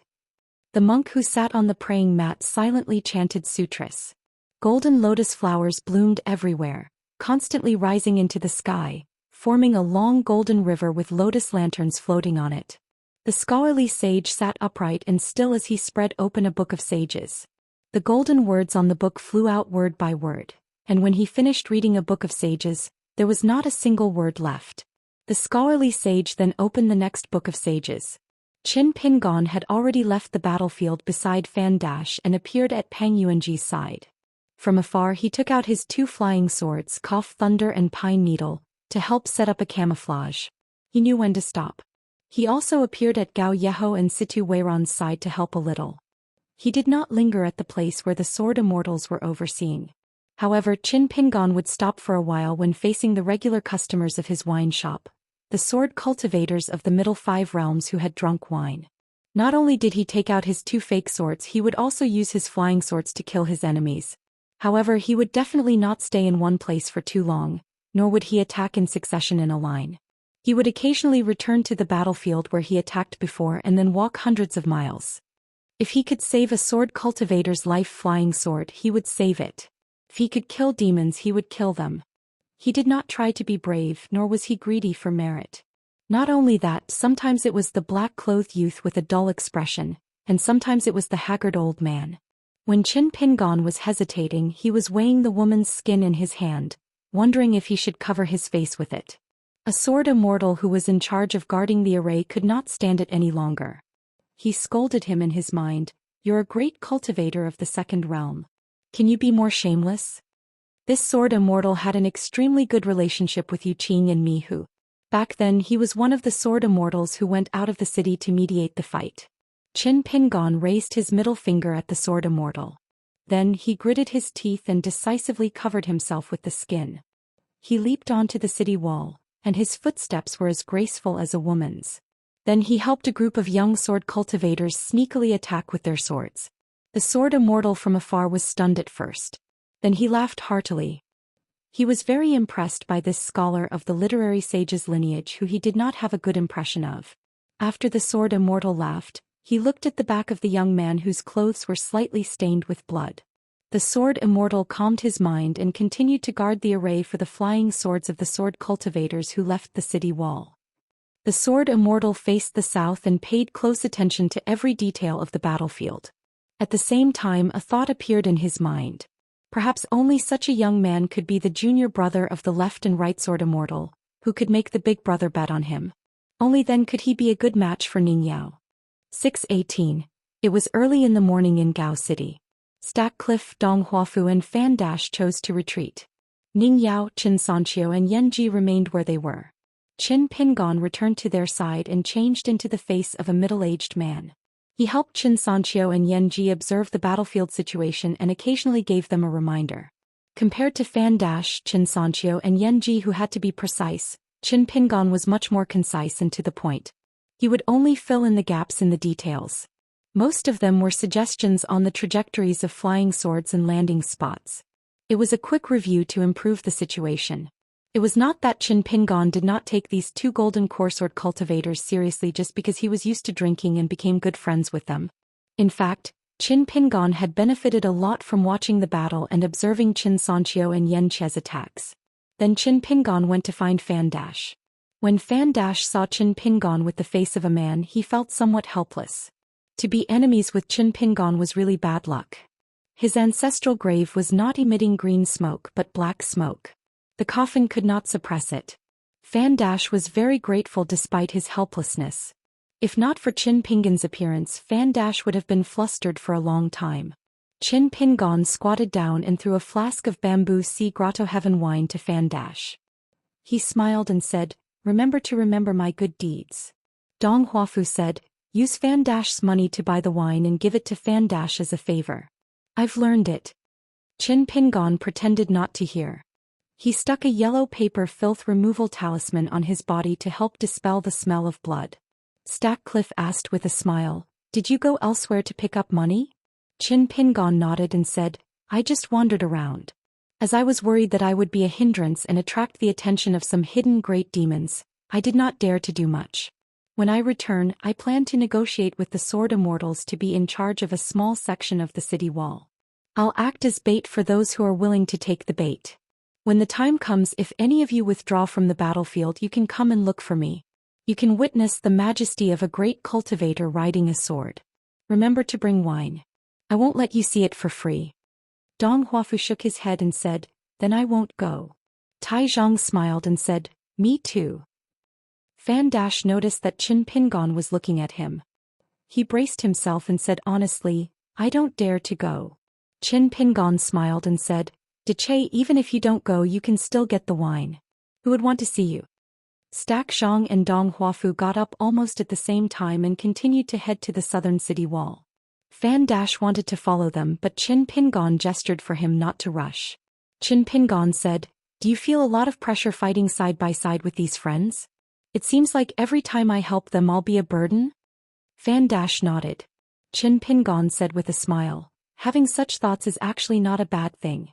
However, if you want to do better, you should suppress these thoughts. Fan Dash, don't forget that you are a sword immortal who has reached the bottleneck of the Dragon Gate realm. You are not even 30 years old. Do you know that in our Haoran world, even in the North Continent where sword cultivators are as common as clouds, a sword cultivator who will enter the gold core stage sooner or later is such an amazing young talent." Qin Pingon pointed at himself. "It's not that Righteous World has a person like me. Righteous World is filled with people like Qin Pingon.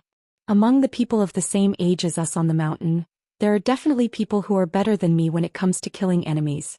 There should be quite a number of them. However, there are many people who are inferior to me, many of them." Qin Pingon said slowly, "In my hometown, the Eastern Aquarius continent, I have traveled a lot. If you, Fan Dash, were to cultivate there, you would be a proud son of heaven that the entire empire placed high hopes on. You might think that I used to joke that I was a great cultivator of the 5 realms, but that's not entirely true. In my hometown, a cave-abode realm demon or ghost is a fully deserving great demon, a frightening malicious spirit. Think about it, a golden core sword immortal with an innate sword embryo might only be in his 30s. How high up is he in the Aquarius continent?" Fan Dash nodded. "I never thought about this before. I was not very interested in Righteous World. Ever since I was young I felt that my aptitude was passable but not good enough. Qin Pingon smiled and spread out his hands. He put 2 fingers together and pointed at both ends. What I said is that Fan Dash felt that everything he did was wrong when he was with Ning Yao and Xianxia. This is an extreme. Fan Dash in my hometown seemed to be able to use his sword to fight against an entire country. This is another extreme. Naturally it's not desirable. Qin Pingon retracted one hand and clenched his other hand into a fist. He waved it in the middle of the previous line. Things can be that extreme and unavoidable. However, a sword immortal's Dao heart should be here unmoved. When it comes to external matters, they are really external matters. It is very difficult for us to completely control them. However, the heart of a cultivator is always the matter at hand.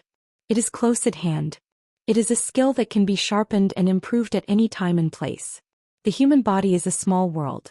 It's just a standing all in the world. However, the human heart is all-encompassing. It can be higher and bigger than the world. Especially a sword immortal.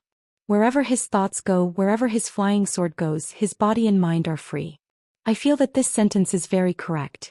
I'll give it to you for free along with this pot of wine in your hand. Fan Dash's eyes were clear. He took a big gulp of wine and wiped the corner of his mouth. He said in a deep voice, Qin Pingon, if you said these words to me in the past, I might have only understood a little. However, it's different now. I understand. Qin Pingon smiled and said, actually it's all the same. I've also suffered big and small hardships. I've walked and stopped and thought about this and that. That's how I got to where I am today. Fan Dash was silent for a moment.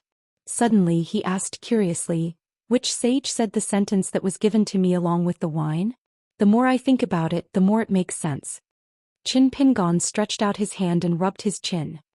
Dash, it's fine if you're not smart. Why is your eyesight so bad? Fan Dash smiled and stood up. He threw the wine pot in his hand and was about to go to Xianxia's side. However, Qin Pingon stretched out his hand and grabbed the empty wine pot. He stood up and scolded, you're just a sword cultivator in the Dragon Gate realm. How dare you pretend to be heroic in front of a great cultivator in the second realm? Is the wine pot free? Fan Dash felt a little guilty and quickly left. However, he could not help but turn his head. He saw the second shopkeeper tilting his head and pressing his fingers against his temples. Then he slowly took off a mask. Fan Dash asked, Qin Pingon, I just can't forget her. Am I very useless? Qin Pingon put the vermilion mask into his sleeve and said with a smile, there's nothing better than talking about infatuation and infatuation. Fan Dash was puzzled. When we first met you didn't say that. You scolded me so badly. The dispirited Qin Pingon took out the blade-strengthening gourd and drank a mouthful of wine. He said with a smile, I don't have the energy to talk to you about this. Think about it yourself. Also, show some of the spirit of a great sword immortal in the Dragon Gate realm. Roosters quarrel with each other. Sword cultivators don't hold grudges when fighting. Qin Pingon was actually no longer worried about Fan Dash's feelings. Fan Dash did not seem to be outstanding in his cultivation or words. However, Qin Pingon was certain that Fan Dash's path of cultivation would be very long. Qin Pingon was more worried that Fan Dash would hear his reasoning and realize that he could not do it. Or rather, it would be another kind of trouble if he could not do it well. If one did not know a principle, it would be an invisible denial. If one knew and acknowledged it, it would be an affirmation. If one could not do it, it would be another denial. Generally speaking, when one reached this step, that principle would be the end of the road. It would be the burial ground of the path of the heart. There would not even be a corpse left. The most frightening thing was that a series of similar theories would die along with it. A large number of people would die. Unexpectedly, Fan Dash said, if I can't achieve the kind of firm sword heart you mentioned, I won't be unaffected by Xianxia and the others. Qin Pingon, remember to remind me more. If the first time doesn't work, try a second time. I don't have any strong points, but I can listen to advice. Qin Pingon smiled and said, well said. Fan Dash finally said, then listen to my advice. This war will be fought. A few days or half a month won't make a difference. You should recuperate first before returning to the city. Otherwise, if you continue like this, it will be very difficult for you to recover to your peak when we need to leave the city for the battlefield. You are my guardian swordmaster. Even if you don't worry about yourself, you should at least worry about my life. Do you still want to drink wine that doesn't cost money in the future? Qin Pingon nodded and said, that makes sense. Qin Pingon really took out his charm boat and left the city. Fan Dash went to the southern city wall. Ning Yao nodded and smiled at him, thank you. Fan Dash wanted to keep a straight face but he couldn't do it. He simply laughed. Dong Huafu commented, you're so silly. Among the group, Xianxia, who was the most confident in killing with his flying sword, said with a smile, Dong Haitan, do you have the ability to get Ning Yao to thank you? Dong Huafu turned his head and asked, Sister Ning, can you thank me? Ning Yao kept her eyes forward and gave him the word, scram. Dong Huafu nodded, indicating that he accepted it. He then turned to Xianxia and Fan Dash and asked, Sister Ning has never been courteous with me. Can you do it? Xianxia gave him a big thumbs up. Fan Dash took a deep breath and took out his life-bound flying sword. With a flash of sword light he flew down the city wall. Qin Pingon controlled his charm boat. With nothing to do he imitated his disciples and students. He leaned on the bow of the ferry and used his hands to row the boat. Did it really seem faster? During a break in the battle, a few young sword cultivators from other villages retreated from the southern city wall to the northern city wall. Another batch of local sword cultivators who had been conserving their strength silently took over their positions. However, when they brushed past each other most of them had smiles on their faces. Yu Zhuanfu sat on the northern city wall, chewing on his last piece of pancake. His body was full of fist intent but he could not punch out. This made Yu Zhuanfu, who could only watch the battle from the top of the city wall, have a great desire to reach a higher martial realm for the first time in his life. A Realm 7 golden body was ultimately not like a Realm 8 long-distance travel. As long as one reached the realm of long-distance travel, one could fly like a chi refinement warrior and punch to his heart's content. Zhu Mei's face was pale. She was still fearful. She wiped the sweat from her forehead and did not say a word. After she took out her life-bound flying sword she was in danger several times. She was either protected by sword Immortal Ku Xiao or saved by Jin Zhenming. Even Lin Junbai, who was still a sea-viewing realm sword cultivator, had helped her once. If Lin Junbai had not seen through the disguise of a demon death warrior and purposely used his sword to lure the opponent into using his trump card, Zhu Mei would have definitely damaged her life-bound flying sword. Even if her Dao was not damaged she would have retreated down the city wall and recuperated in the Sun residence. From then on the battle would have nothing to do with her. Lin Junbai was talking to Jin Zhenming about his experience in the previous battle. This should be the first time Lin Junbai and Jin Zhenming had such a private conversation. They talked about the gains and losses, flaws and many other intricacies of the battle. Jin Zhenming smiled warmly. Although he still did not speak much, it was obvious that he was closer to Lin Junbai. This was also the first time Jin Zhenming felt that Lin Junbai, a genius youth who seemed to be untainted by dust, had a human touch. Lin Junbai took out an exquisite porcelain bottle made by the Shao Yuan dynasty. He poured out 3 pills of different colors.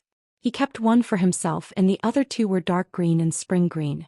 He tossed them to Jin Zhenming and Zhu Mei respectively. Jin Zhenming and Zhu Mei were similar. They hesitated for a while and still chose to accept the pills. The 3 of them swallowed the pills. Lin Junbai began to concentrate. As he breathed in and out the pills gradually melted. Abundant spiritual energy surged into a few Qi residences. Lin Junbai split a portion of his attention and continued to ponder over the end of the heart-examining game. Every time he reviewed the game his Dao heart would be a little more complete. Back then the white-clothed youth who claimed to be Cui Dongshan had asked Lin Junbai a question as he was putting the pieces away from the chessboard. He asked if Lin Junbai dared to stay at the Great Wall of Sword Qi to kill demons. Lin Junbai said he dared but the risk was too great and the benefits too small. It did not seem worth it. It's not a suggestion, it's an order. Because you are too stupid I can only say more. Otherwise my good intentions will be misunderstood by you. What was originally a good thing will become a reason for you to complain about me. When the time comes I will beat you to death and you will still feel aggrieved. Cui Dongshan twirled a chess piece between 2 fingers and shook it. Firstly, after you stay it doesn't matter how many demons you kill. If you can kill more and gain the recognition of 1 or 2 sword immortals, that would be even better. Cui Dongshan casually threw the chess piece into the chess jar and twirled it again. Secondly, with Ku Xiao by your side, you will not die as long as you are careful. Wuxia is even more stupid than you, but he is still a rare good person on the mountain. Therefore, the more you act like a good person, the more decisive you are with your sword and the more demons you kill, Wuxia's recognition of you will increase with each passing day on the city wall. Wuxia is already prepared to die. Therefore one day Wuxia might be willing to die in a different way. If it is not for himself, it will become for you Lin Junbai, the future pillar of the Xiaoyuan dynasty. At this moment you need to be careful. Don't let Wuxia's sword Immortal die in battle here for you. You Lin Junbai have to constantly use Zhu Mei and Jin Zhenming, especially Zhu Mei, to make Wuxia dispel his thoughts of dying so generously and escort you out of the Great Wall of Sword Qi. Remember, even if Wuxia's sword Immortal insists on returning to the Great Wall of Sword Qi alone, he will have to escort you all the way to the south swirling continent before he can turn around and return. I will not teach you how to do it and what the meaning is. Cui Dongshan tossed a second chess piece into the jar. Thirdly, when you leave the inverted hanging mountain and get along with Zhu Mei and Jin Zhenming from beginning to end, you must not overdo things and try to win their hearts. There's no harm in teaching you a trick. The Lin Junbai that they spend all their time with is still the same Lin Junbai who thinks highly of himself. He has to be a completely different person from the Lin Junbai who used his sword to kill the demons on the walls, or all your previous efforts will be wasted. Zhu Mei and Jin Zhenming are not like Yan Lv or Jiang Guanqing. The latter is pragmatic while the former is hypocritical. They are two different worlds. You should consider it carefully. Fourthly, when you return to the Xiaoyuan dynasty in the Central Plains, you must keep your mouth shut and not mention a single word. If you can't keep your mouth shut, you can go into seclusion and refuse to receive any guests. Before you shut your mouth, you should naturally have a private conversation with your teacher. You just have to be honest with him. Other than me, there is no need to hide anything from him. Don't treat your teacher as a fool. Lord Imperial Tutor will understand your intentions. Not only will he not be disgusted, he will instead be gratified. This is because you and he are kindred spirits. He will naturally protect you from the shadows and do his duty as a teacher for this proud disciple of yours. He will not personally take action to spread your name. That would be too underhanded. I believe that not only will Lord Imperial Tutor not do that, he will control the situation and do the opposite. Yan Lv is even more foolish than you. Since he is already your chess piece, he will naturally do what he should do and say what he should say when he returns to his hometown. However, Imperial Tutor will seal off the news in the Xiaoyuan dynasty and not allow you to exaggerate your experience at the Great Wall of Sword Qi. Then you can wait for the academia to speak up for you. During this period, the more Lin Junbai keeps his mouth shut, the more the Xiaoyuan dynasty remains silent. Praise from all directions will come knocking on your door. You can't stop it even if you close the door. Not only the Xiaoyuan dynasty but all the surrounding dynasties, vassals, emperors, generals, ministers, cultivators on the mountain, and the streets below will all know that there is a young Lin Junbai who traveled to the Great Wall of Sword Qi. He dared not retreat in battle and could kill demons with his sword. Cui Dongshan twirled the chess piece between two fingers and asked with a smile, "In this fourth, what is the most subtle thing? Think carefully.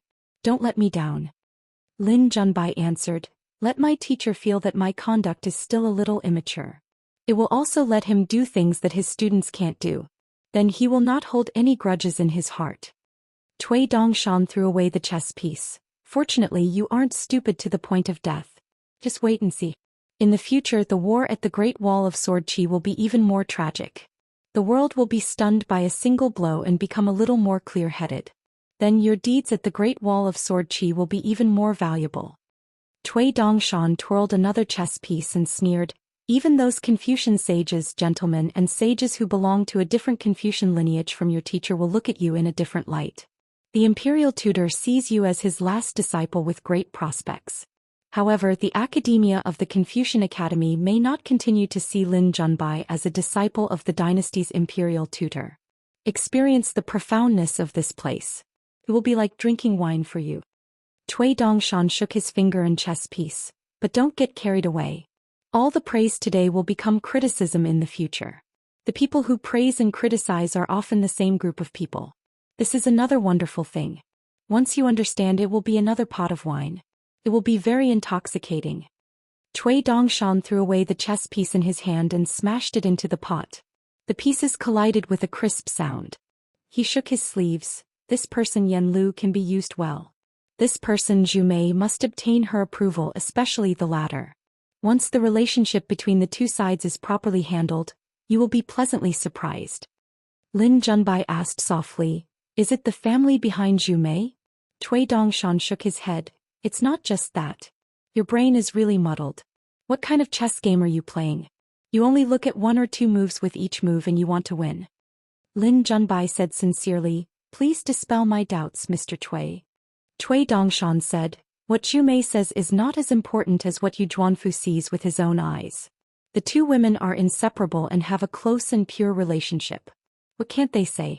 Yu Zhuanfu approves of Zhu Mei's character and Zhu Mei approves of you, Lin Junbai.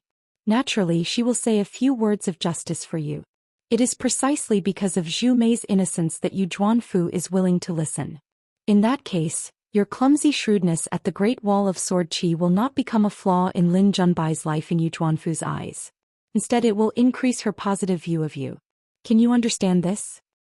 Lin Junbai said softly, "This junior is afraid that my understanding is wrong and not profound enough.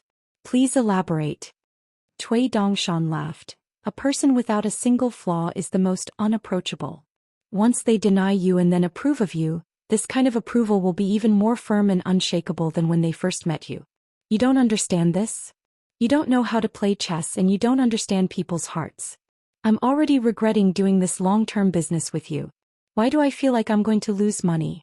Lin Junbai, I've played chess with you so many times and I have no worries at all. I've never thought of doing business with you. Instead, I'm worried and sick at heart. What should I do?" Lin Junbai wanted to say something but stopped. Cui Dongshan narrowed his eyes. "You only know how to ask and not think. Don't you know that my patience is limited? I will slaughter you. Do you know why? If your answer is wrong, you'll die." Lin Junbai's forehead was covered in sweat. "I can die of stupidity, but I can't implicate Mr. Cui's foresight and find a fool to do business with." Cui Dongshan smiled. "Good kid. You can still be taught." Cui Dongshan placed his palm on the chess piece in the jar and gently stroked it. He said casually, "A Central Plain sword cultivator who is smart enough to not hesitate to die will not be disliked by Yu Zhuanfu, who is also a pure martial artist from the Central Plains. What do you think the Yu family and even that old bastard Zhou Xian will do to a young sword cultivator that Yu Zhuanfu doesn't dislike? Is this a trivial matter that can be done without? Old man Yu Zhou Xian, these old bastards. What do they think of the original Lin Junbai, that so-called half-wit? Have they not seen enough? Old man Yu single-handedly controlled the fall and rise of 2 great dynasties. What kind of smart person has he not seen? That old bastard Zhou has lived for thousands of years and is used to seeing the ups and downs of the world. What they have not seen is that kind of smart and stupid young man who is full of vitality and doesn't put the world in his eyes. But he is filled with a sense of foolishness and dares to disregard fame and fortune when it comes to major issues." Cui Dongshan gently raised his hand. When it was an inch away from the jar, he flicked his wrist and said with a smile, "This is the subtle changes in the human heart. The scenery is magnificent. It's just that you can't see it clearly. Careful as a hare. Cultivators are immortals. You don't use your good eyesight and pretend to be blind. Cultivate the Tao, but cultivate the Tao heart, my ass. You Lin Junbai are destined to be a mountain man in the imperial court. If you don't understand the human heart, how can you distinguish people and use them to control people? How can you use the human heart without suspicion?" Lin Junbai was convinced and said seriously, "Mr. Cui is wise. Lin Junbai has learned from you." Cui Dongshan raised his head. "You use such a vulgar term to describe me." Lin Junbai shook his head. "It's wise and wise. Only the sun and moon. This is the realm that I'm willing to spend my entire life pursuing. It's definitely not the wise and wise that the people of the world speak of." Cui Dongshan laughed out loud. "This bootlicker is very much like the style of my mountain. Very good, very good. If there's a chance in the future, I might really take you in as my disciple. Then you can go to the ancestral hall to kowtow and burn incense." Lin Junbai actually had a guess in his heart, but it was too inconceivable and he did not dare to believe it. Cui Dongshan retracted his smile and lowered his head to look at the chessboard. With a swipe of his palm, all the chess pieces fell into the jar. He then took out a lonely black chess piece and placed it on the chessboard. He then took out a white chess piece and formed a large circle. Cui Dongshan said, "Since I'm going to groom you as half a disciple, then I'll have to show you some of my true abilities. Using Yen Lu as an example, you have to make this black chess piece feel very free. You have to make this black chess piece feel that he's not bound by anything and that life is filled with hope. However, his heart and all his thoughts are in fact under your control. Whether you want him to live or die, whether you want him to gain or lose power, it's all within your calculations. Lin Junbai felt that this logic was simple and not difficult to understand. Then Cui Dongshan formed an even larger circle of black chess pieces outside of the white chess pieces. This is the heart of that old bastard Zhou and old man Yu. How will you break out of this situation? Lin Junbai pondered for a long time. He raised his arm to wipe his forehead and shook his head. There's no solution. Don't even think about breaking out of this situation. Cui Dongshan nodded. Not bad. You're half right. Cui Dongshan picked up a white chess piece and threw it on the chessboard outside of the black chess pieces. It's hard to change the situation on the chessboard in such a short time. Life is not a game of chess after all. However, don't forget that the heart of a person is unrestrained. Therefore, you can throw away a thought and hide far away. Widen your eyes and carefully look at the larger chessboard of heaven and earth. Zhou Xian is nothing. This is the cultivation of the heart. Lin Junbai lowered his head and stared at the chessboard that was not a chess manual. He fell into deep thought. Yo, dear cry, eating the wormwood of the wild, eating the apple of the wild. I have good wine and music, but I don't have any guests. Cui Dongshan retracted his gaze from the ground and turned to look at the sky. He smiled. Mountain guest Lord Yin Zhong. When I see a bird flying by, I float. At the top of the city wall at this moment, Lin Junbai imitated the white-clothed youth, and looked up. That person was Cui Dong, who played the colored cloud manual. His chess skills were even higher than Cui Dong's in the past. The white-clothed youth kept the chess jar and chessboard. After he stood up, he said his last words to Lin Junbai. I taught you this to tell you that scheming against the heart of a person is meaningless. It's not worth it. Qin Pingon did not directly return to Ning residence. Instead, he went to the wine shop. The shop was not closed, but there were no guests. The two young workers, Zhang Jiazhen and Jiang Chu, had secretly gone to the inverted hanging mountain like the gold core sword cultivator Cui Wei. Zhong Qiu, Pei Qian and Chao Qinglang would travel to the South Whirlpool continent. The two young men would follow Cui Dongshan to the Aquarius continent. Of the three people who were helping at the wine shop, the young man was called Qiu Long, the young lady was called Lu Yi and the youngest child was called Tao Ban. They were all shop assistants selected from the stacked mountain range, and they were all familiar neighbors. Tao Ban was different from his peers Feng Kangol. Feng Kangol, who had started saving money at a young age to prepare for marriage, was truly fearless. He was good at reading people's expressions and knew how to steer according to the wind. Tao Ban, on the other hand, was fearless and one-track-minded. Qiu Long and Lu Yi, who were chatting at the table, immediately stood up nervously when they saw the amiable second manager. It was as if they were slacking off by sitting at the table. Qin Pingon smiled and gestured for them to sit down. We don't have any guests. You can relax. Tao Ban was the only one who was lying on a bench at another table in a daze, staring blankly at the empty street. Qin Pingon sat at the table and asked with a smile, What's wrong? You can't beat Feng Kangol in snatching your little wife. Are you unhappy? Tao Ban said unhappily, Second shopkeeper, do you think I'm that kind of sword embryo that no one can see through? Qin Pingon was speechless. Qin Pingon patted the table. Go get me a jug of wine. Same old rules. Tao Ban stood up unhappily and shouted, Sister Lu Yi, go get a jug of wine from the second shopkeeper. Don't forget to collect the money. Qin Pingon took out a piece of snow and handed it to Lu Yi, saying that there was no need for pickled vegetables and noodles. He only wanted to drink wine. Soon, the young lady came back with a jug of wine and a white bowl, gently placing them on the table. Qin Pingon poured a bowl of bamboo sea paradise wine and took a sip. Tao Ban sat up and leaned on the table somewhat bored. He tapped the table with his finger and said, Second shopkeeper, I also don't want to sell wine for the rest of my life. Qin Pingon laughed and asked, Then what do you want to do? Tao Ban said, I haven't thought about it yet. Qin Pingon drank his wine and said nothing more. Tao Ban tried to find something to talk about. Second shopkeeper, do you know that there are actually a lot of people who speak ill of you behind your back? Quite a few customers who come here to buy wine all feel indignant for you. There are a lot of things that just hearing them is quite infuriating. Qin Pingon shook his head. I don't know. Can you tell me? Tao Ban began to spill the beans from a bamboo tube, telling him in full detail what he had heard. Seeing that the second shopkeeper was only drinking wine and not getting angry, Tao Ban became somewhat angry. He said angrily, "Second shopkeeper, you're not deaf. Are you listening to me or not?" Qin Pingon laughed. "I'm listening." The east wind blew up the willow catkins. The east wind blew down the willow catkins. It was the same as the east wind. The willow catkins rose and fell. What was there to care about? It was just that this kind of logic was too boring and there was no need to say it to a child. Therefore Qin Pingon seemed to realize something and pretended to be angry. "These bastards are too infuriating." The child said eagerly, "What should we do?" Qin Pingon stopped the wine bowl in his hand and said with a sidelong glance, "Are you going to help me fight or are you going to be my lookout?" Tao Ban sighed and leaned on the table again. "When there are a lot of customers, I feel tired. When there are no customers, I feel bored." "What's going on?" Qin Pingon teased. That's right. What's going on?" Tao Ban glared. "You're really boring. You're not a storyteller anymore and you don't like to manage the shop. I don't know what you're busy with all day." Qin Pingon waved his hand and said, "I spent money to buy wine. There should be a plate of pickled vegetables and a bowl of yangchun noodles. I'll give them to you." Tao Ban was grinning from ear to ear.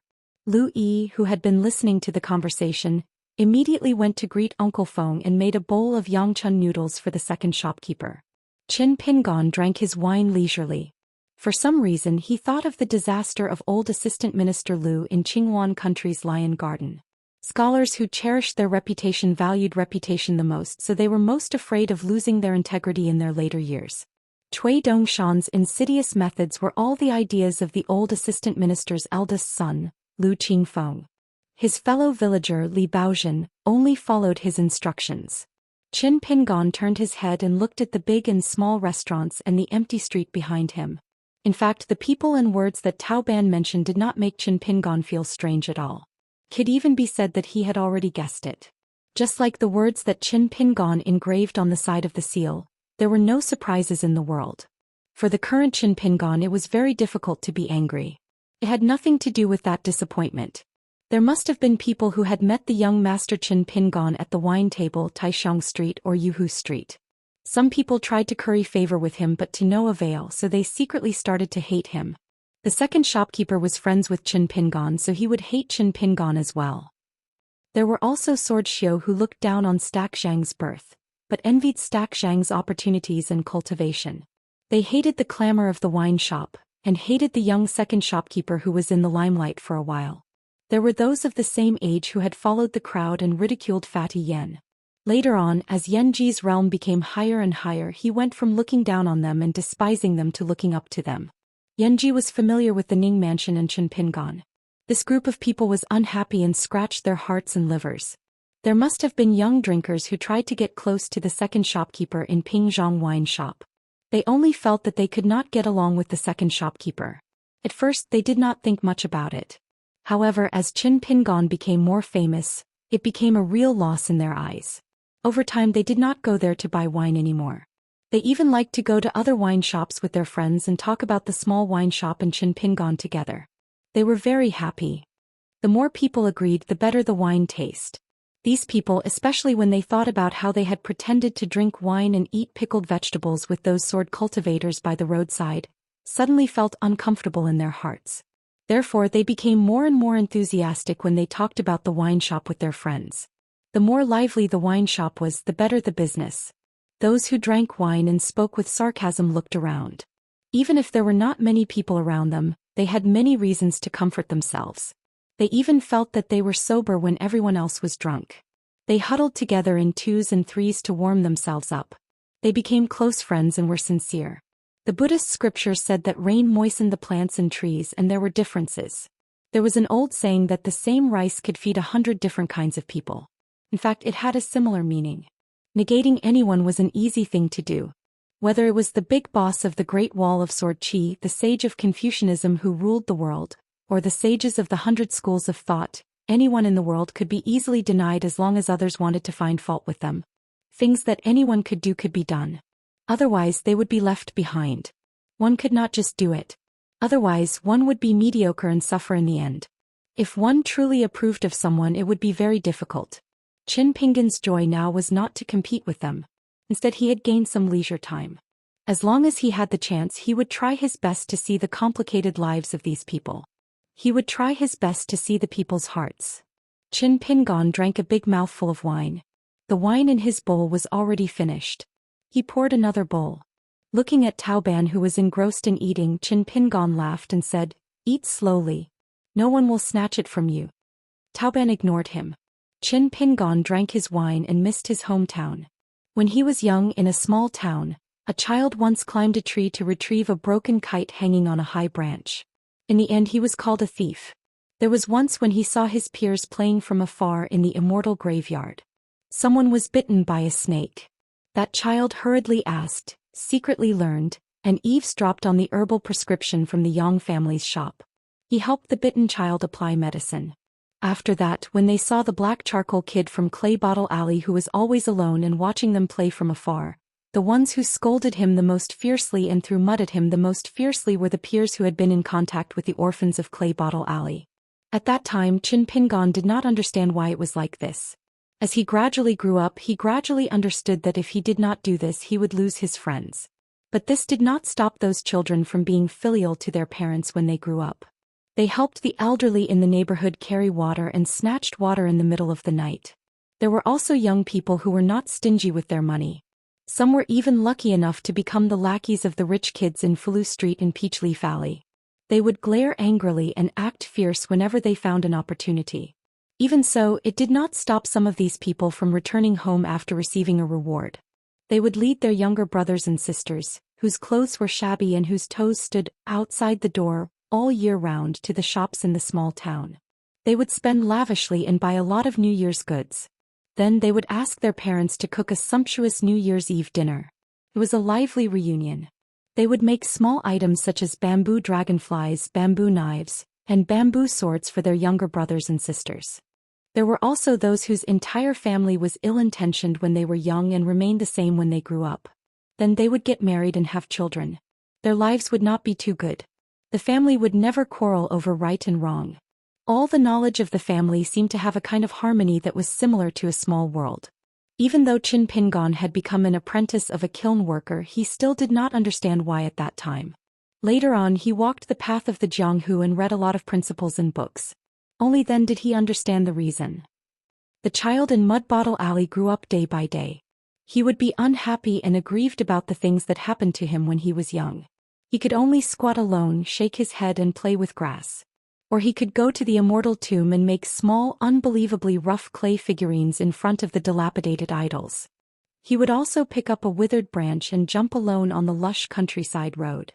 He would use the withered branch as a sword and slash along the way. He was panting and very happy. He would also have a toothache that made his face red and swollen. He could only chew some herbs in his mouth and did not want to speak for a few days. But as long as there was no illness or disaster and no pain anywhere on his body, even if he was hungry for a meal, he was happy. He would also be unable to sleep in the middle of the night.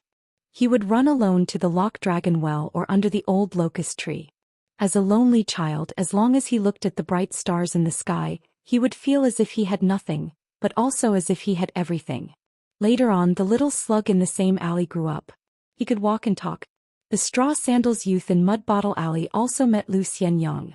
Later on, he became an apprentice of a kiln worker and felt that life had a little more to look forward to. He had to take care of the little slug and learn more skills from Zhou Xian. Qin Pingan hoped that the three of them would be able to eat their fill and wear warm clothes in the future. No matter what they encountered in the future, no matter whether it was a big disaster or a small one, they would be able to smoothly walk through it. The little slug said that he had to earn a lot of money so that his mother could wear gold and silver when she went out every day. He also said that they would move to the residence on Fulu Street. When that time came, all the bastards who had bullied them would not look for trouble. They would all be scared to death. They would slap their own mouths and take the initiative to bring chickens and ducks to apologize. Otherwise Gukin would not forgive them. Those who had scolded him 100 times in the past, he would scold them back a few hundred times. Those who had kicked him once in the past, he would kick them back 7 or 8 times. He would kick them until they rolled on the ground and almost died. Lu Xianyang said that he wanted to become the person with the best craftsmanship in all of the dragon kills. He wanted to learn all of old man Yao's skills. The porcelain that he personally made would be placed on the old emperor's table. He also wanted the old emperor to treat it as a family heirloom. When he grew older and became an old man, Lu Xianyang, would definitely be more awe-inspiring than old man Yao. He would scold all of the clumsy disciples and apprentices every day until they bled. Lu Xianyang still hoped that he would be able to shatter a brick with a casual punch and cross the widest stream with a single step. Everyone who had studied in school, everyone who knew how to write a few sarcastic lines, would look at Lu Xianyang in a new light and beg to write spring festival couplets for his old Lu family. At that time, the three of them had their own wishes. In fact, each of them felt that their wishes were very big and were the biggest. However, no one would have thought that when compared to the fate of the three of them in the future, such a big wish actually did not seem that big. Could even be said that it was very small. It was just that Guqin became the kind of person that the three of them hated the most. Lu Xianyang also did not become that kind of hero. Instead, he became a true scholar. Qin Pingan, who only wanted to live a stable life, did not live a stable life. He earned a lot of money and traveled very far in the Jianghu. He met many people that he did not even dare to think about in the past. He was no longer the straw sandals child who carried a large wicker basket up the mountain to gather herbs. He had changed into a large wicker basket that could not be seen and could not be touched. It was filled with stories that he could not bear to throw away and picked up one by one to put into the wicker basket on his back. Some of the stories did not have happy endings. Some lovers did not become spouses. It seemed that good people did not have good karma. Some parted without sadness at the time, but in reality, there was no chance for them to meet again. Some of the stories had happy endings, but at the same time there were flaws. Some of the stories did not have an ending. However, Qin Pingan had always believed that seeing the light in the dark and giving birth to hope in desperate times was not wrong. Qin Pingan put down his wine bowl and was in a daze. He thought of old man Yao, who liked to be alone with his hands in his sleeves. He remembered the first time he followed the old man into the mountains to find soil suitable for making porcelain. It suddenly snowed heavily. The cold wind was bone-chilling and the snow was knee-deep. The thin straw sandals youth almost froze to death. The silent old man continued to walk in front of him. He only slowed down his pace and said a few words, which was rare for him. Walking on the mountain road in the middle of winter, the weather is cold and the ground is frozen. It was not easy to earn some money, but you are not willing to spend a single cent just to freeze yourself to death? The weather is cold and the road is long. You should wear more clothes. Can't you understand this? If your parents don't teach you, can't you think for yourself? On the seemingly endless snowy road, the suffering youth listened to the words that were even worse. He could not cry even if he wanted to. The old man did not care about Qin Pingan's life or death. However, when Qin Pingan once again felt that kind of despair, a person caught up with him. Not only did he bring Qin Pingan a big bag filled with thick cotton-padded clothes and dry food, the tall youth also scolded him for being an old man who had kowtowed to his master and was not a good person. Qin Pingan was not paying attention and his neck was strangled by the person. His body was pulled backward. Not only did the person not stop while he was ahead, he increased the strength of his arm and rubbed Qin Pingan's head with his other hand. He laughed and said, "You are quite tall now. Did you ask for my permission?" Qin Pingan's eyes were red. He muttered, "Why did you only come now?" In the world, the only person who could criticize Qin Pingan's life and who Qin Pingan was willing to listen to was at the Great Wall of Sword Qi. Because he was Lu Xianyang. 619. Qiulong and Lu Yi were both shocked. This was because the second manager of the Great Wall of Sword Qi had never been bullied like this before. It was always the second manager who cheated others. Tao Ban was such a stubborn child. Protecting the wine shop's business so that his elder sister and the second manager could earn money every day was Tao Ban's greatest wish.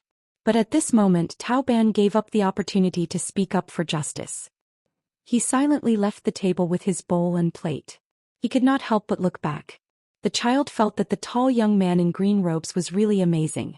In the future, he wanted to become such a person and not a person like the second manager. Even if he often laughed and chatted with others in the wine shop, even if he earned so much money every day and was famous on the Great Wall of Sword Qi, when there were not many people, he would still be like today. He was worried and unhappy. Lu Xianyang let go of Qin Pingan and sat beside Qin Pingan, who had already given up some space on the bench. He waved at Tao Ban and said, "Young man, bring another jug of good wine and a wine bowl. Put the bill on Qin Pingan's head." Tao Ban looked at the second manager. The second manager nodded slightly. Tao Ban then went to bring the cheapest jug of bamboo sea paradise wine. Although he did not want to become the second manager's business skills were the best. Whether it was selling wine, acting as a banker, or asking the sword, Tao Ban felt that he could still learn these things. Otherwise, how could he compete with Feng Kangol for a wife in the future?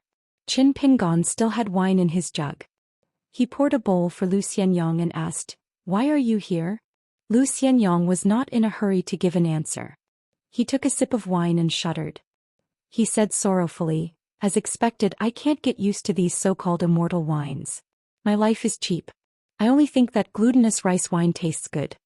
Qin Pingan smiled and said, "Dong Shui Jing's glutinous rice wine.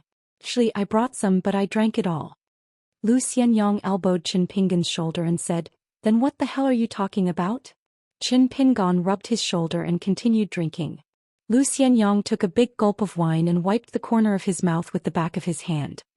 He raised his thumb and pointed to the street behind him. "I came here with my classmates to travel. On the way here I found out that the Great Wall of Sword Qi was at war again. I was scared to death. I was afraid that the teachers would be hot-blooded and show us some righteous energy from their stomachs and then take us to the city wall to kill demons. I wanted to hide in one of the 4 private residences on the inverted hanging mountain. For private residences. But my classmates and teachers were all righteous. But my teachers and classmates were all righteous. Could have been but they were all righteous. So. Of course, I've heard a lot about you in Chunban's High. That's the most important reason. I have to advise you not to let you do whatever you want." Ban Lu Xianyang was the most talkative person in the world. Qin Pingan had experienced it for many years. Back then, when the 3 of them got along, Lu Xianyang and Guqin would quarrel and scold each other whenever they had a disagreement. Qin Pingan didn't even bother to stop them and just listened to them. After all, they were both adults and children, so they couldn't argue too much. Lu Xianyang seemed to have never lost an argument because he didn't care about winning or losing at all. He was always smiling happily.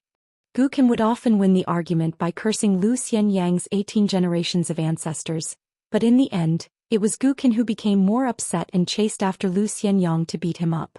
When she was angry, Guqin would grab a tree branch and throw stones. Even if Lu Xianyang was accidentally hit by a stone, he wouldn't get angry. Guqin once said that Lu Xianyang was not a good person at all. He lived a poor life and was a bachelor. The only good thing about him was that he did not hold grudges and would not beat people up just because he was strong. At that time, the 3 of them who depended on each other had their own way of living. No one was more reasonable and there was no clear right or wrong. Lu Xianyang liked to talk nonsense. Qin Pingan felt that he did not understand reason at all. Guqin felt that reason came from strength, a strong fist, a rich family and a lot of henchmen. Lu Xianyang and Qin Pingan were just older than him. They were 2 poor men who might not even be able to get married in this life. How could they be reasonable? But at that time, the 3 of them always had more fun when they climbed the trees to catch birds, went down the river to catch fish, planted rice seedlings together to fight for water, and picked bean sprouts from the gaps of the grain-drying field. Qin Pingan asked while Lu Xianyang was drinking, "How was your study at Mellow Scholar Chen's?" Lu Xianyang smiled and said, "How was it? Haven't I lived for more than 10 years? How could it be worse than the small town?"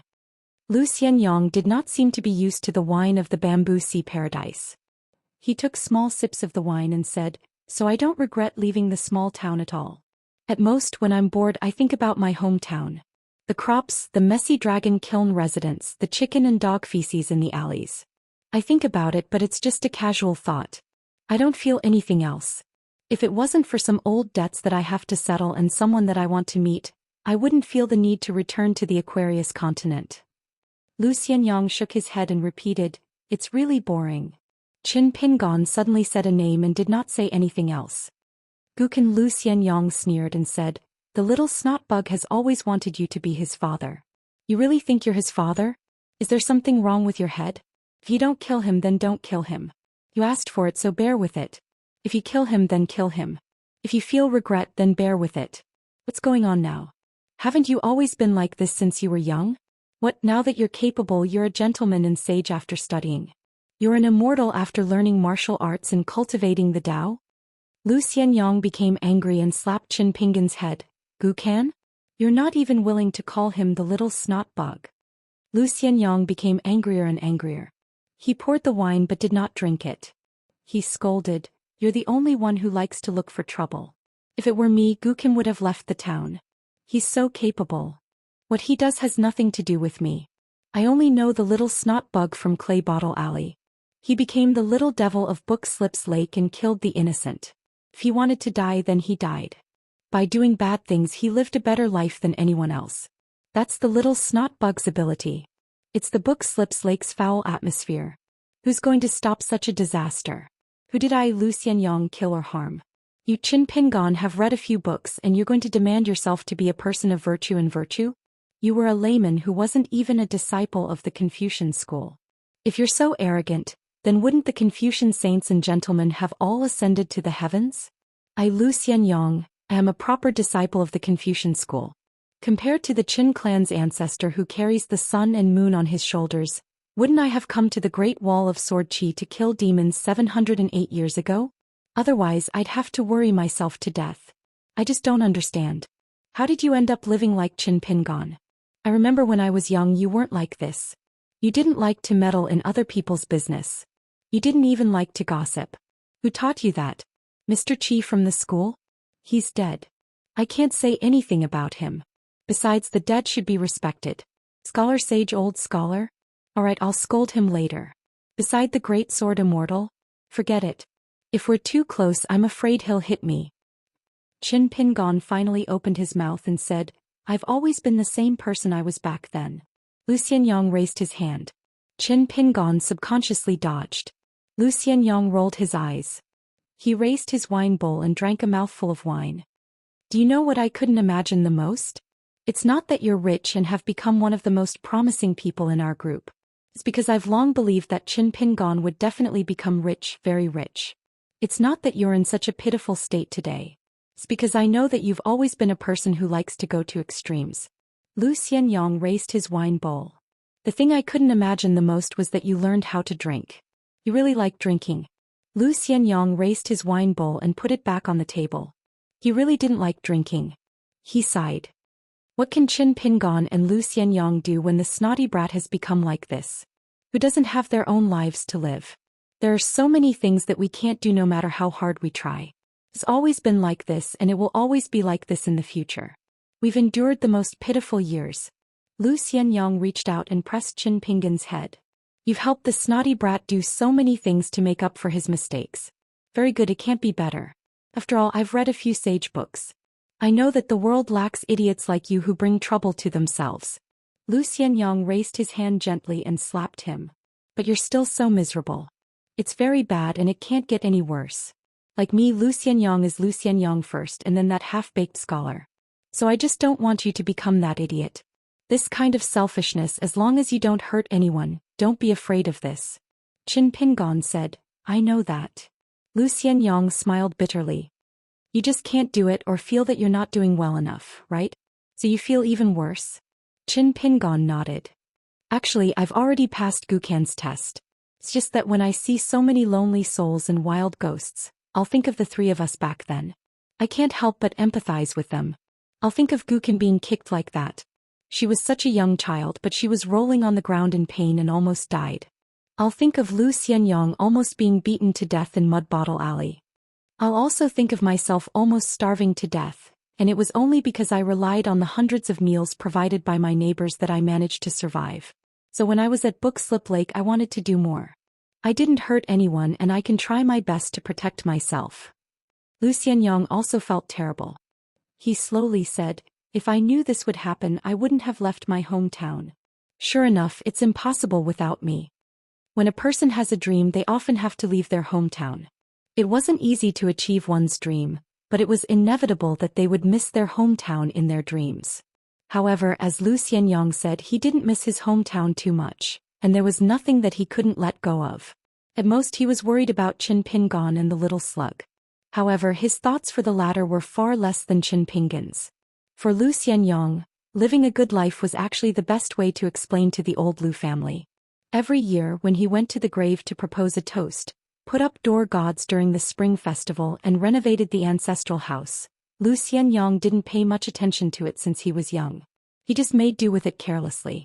Every time he went to the grave during the first lunar month and the Qingming festival, he liked to get some ready-made paper money from Qin Pingon. Qin Pingon also said a few words, but Lu Xianyang rebutted him. He said that he was the only son of the old Lu family, and that he could help the old Lu family expand in the future. The old Lu family's ancestors should be happy in the underworld. How could they expect a lonely descendant like him to be able to make a living? If they really wanted to bless him, Lu Xianyang, for the sake of the old Lu family's descendants, he would quickly ask Lu Xianyang and say that he had made a fortune by burying a few jars of silver somewhere in the small town. Not to mention a small pot of paper money, he could even burn a few pots of paper horses and paper figures. Lu Xianyang had always been very magnanimous. He was so magnanimous that he could even joke about the incident where he was almost beaten to death. Even if the little slug brought it up, he really didn't care at all. The little slug's heart had always been smaller than the eye of a needle. Many people who held grudges would eventually forget about it. However, some people who held grudges would stare at the account book for the rest of their lives. They would flip it over and over for no reason, and they would feel happy from the bottom of their hearts. They wouldn't feel the slightest bit of uneasiness.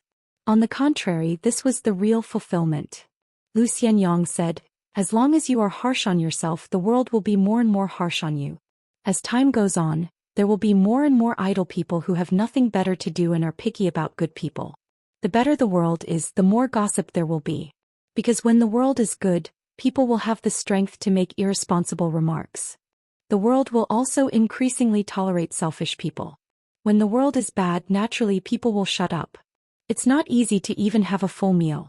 In the chaos of war, who has the time to care about the good and bad of others? They can't even care about their own life and death. This is the truth, understand?" Qin Pingon nodded. Lu Xianyang continued, "If you think that the matter of Shindu is the most important thing and that Qin Pingon should become a better person, I won't bother to persuade you. Anyway, he didn't die, so it's fine. So I only ask you to do one thing: don't die." Qin Pingon said, "There are too many accidents. I'll try my best to fight for it." Lu Xianyang frowned. "Mr. Qi from the school chose you to escort those children to school. Old scholar Wen Xing chose you to be his last disciple. So many people in Luopa Mountain chose you to be the mountain master. Ning Yao chose you to be the Taoist companion of immortals. No matter how good these reasons are, they are not a reason for you to die here in this war. To put it bluntly, none of these people who chose you want you to die in the Great Wall of Sword Qi. Who do you think you are? With one more Qin Pingon, the Great Wall of Sword Qi can be defended? With one less Qin Pingon, it can't be defended? There is no such **t reason. Don't talk to me about Qin Pingon and doing more is more. Don't I know you? As long as you want to do something, will you lack a reason? In the past you didn't study, so you came up with one thing after another. Now that you've studied a little, you can definitely deceive yourself and others. Let me ask you one thing. Do you want to leave this place alive? Is everything you've done so that you can leave the Great Wall of Sword Qi alive?" Qin Pingon remained silent. Lu Xianyang asked, "Then you don't. Are you betting on luck?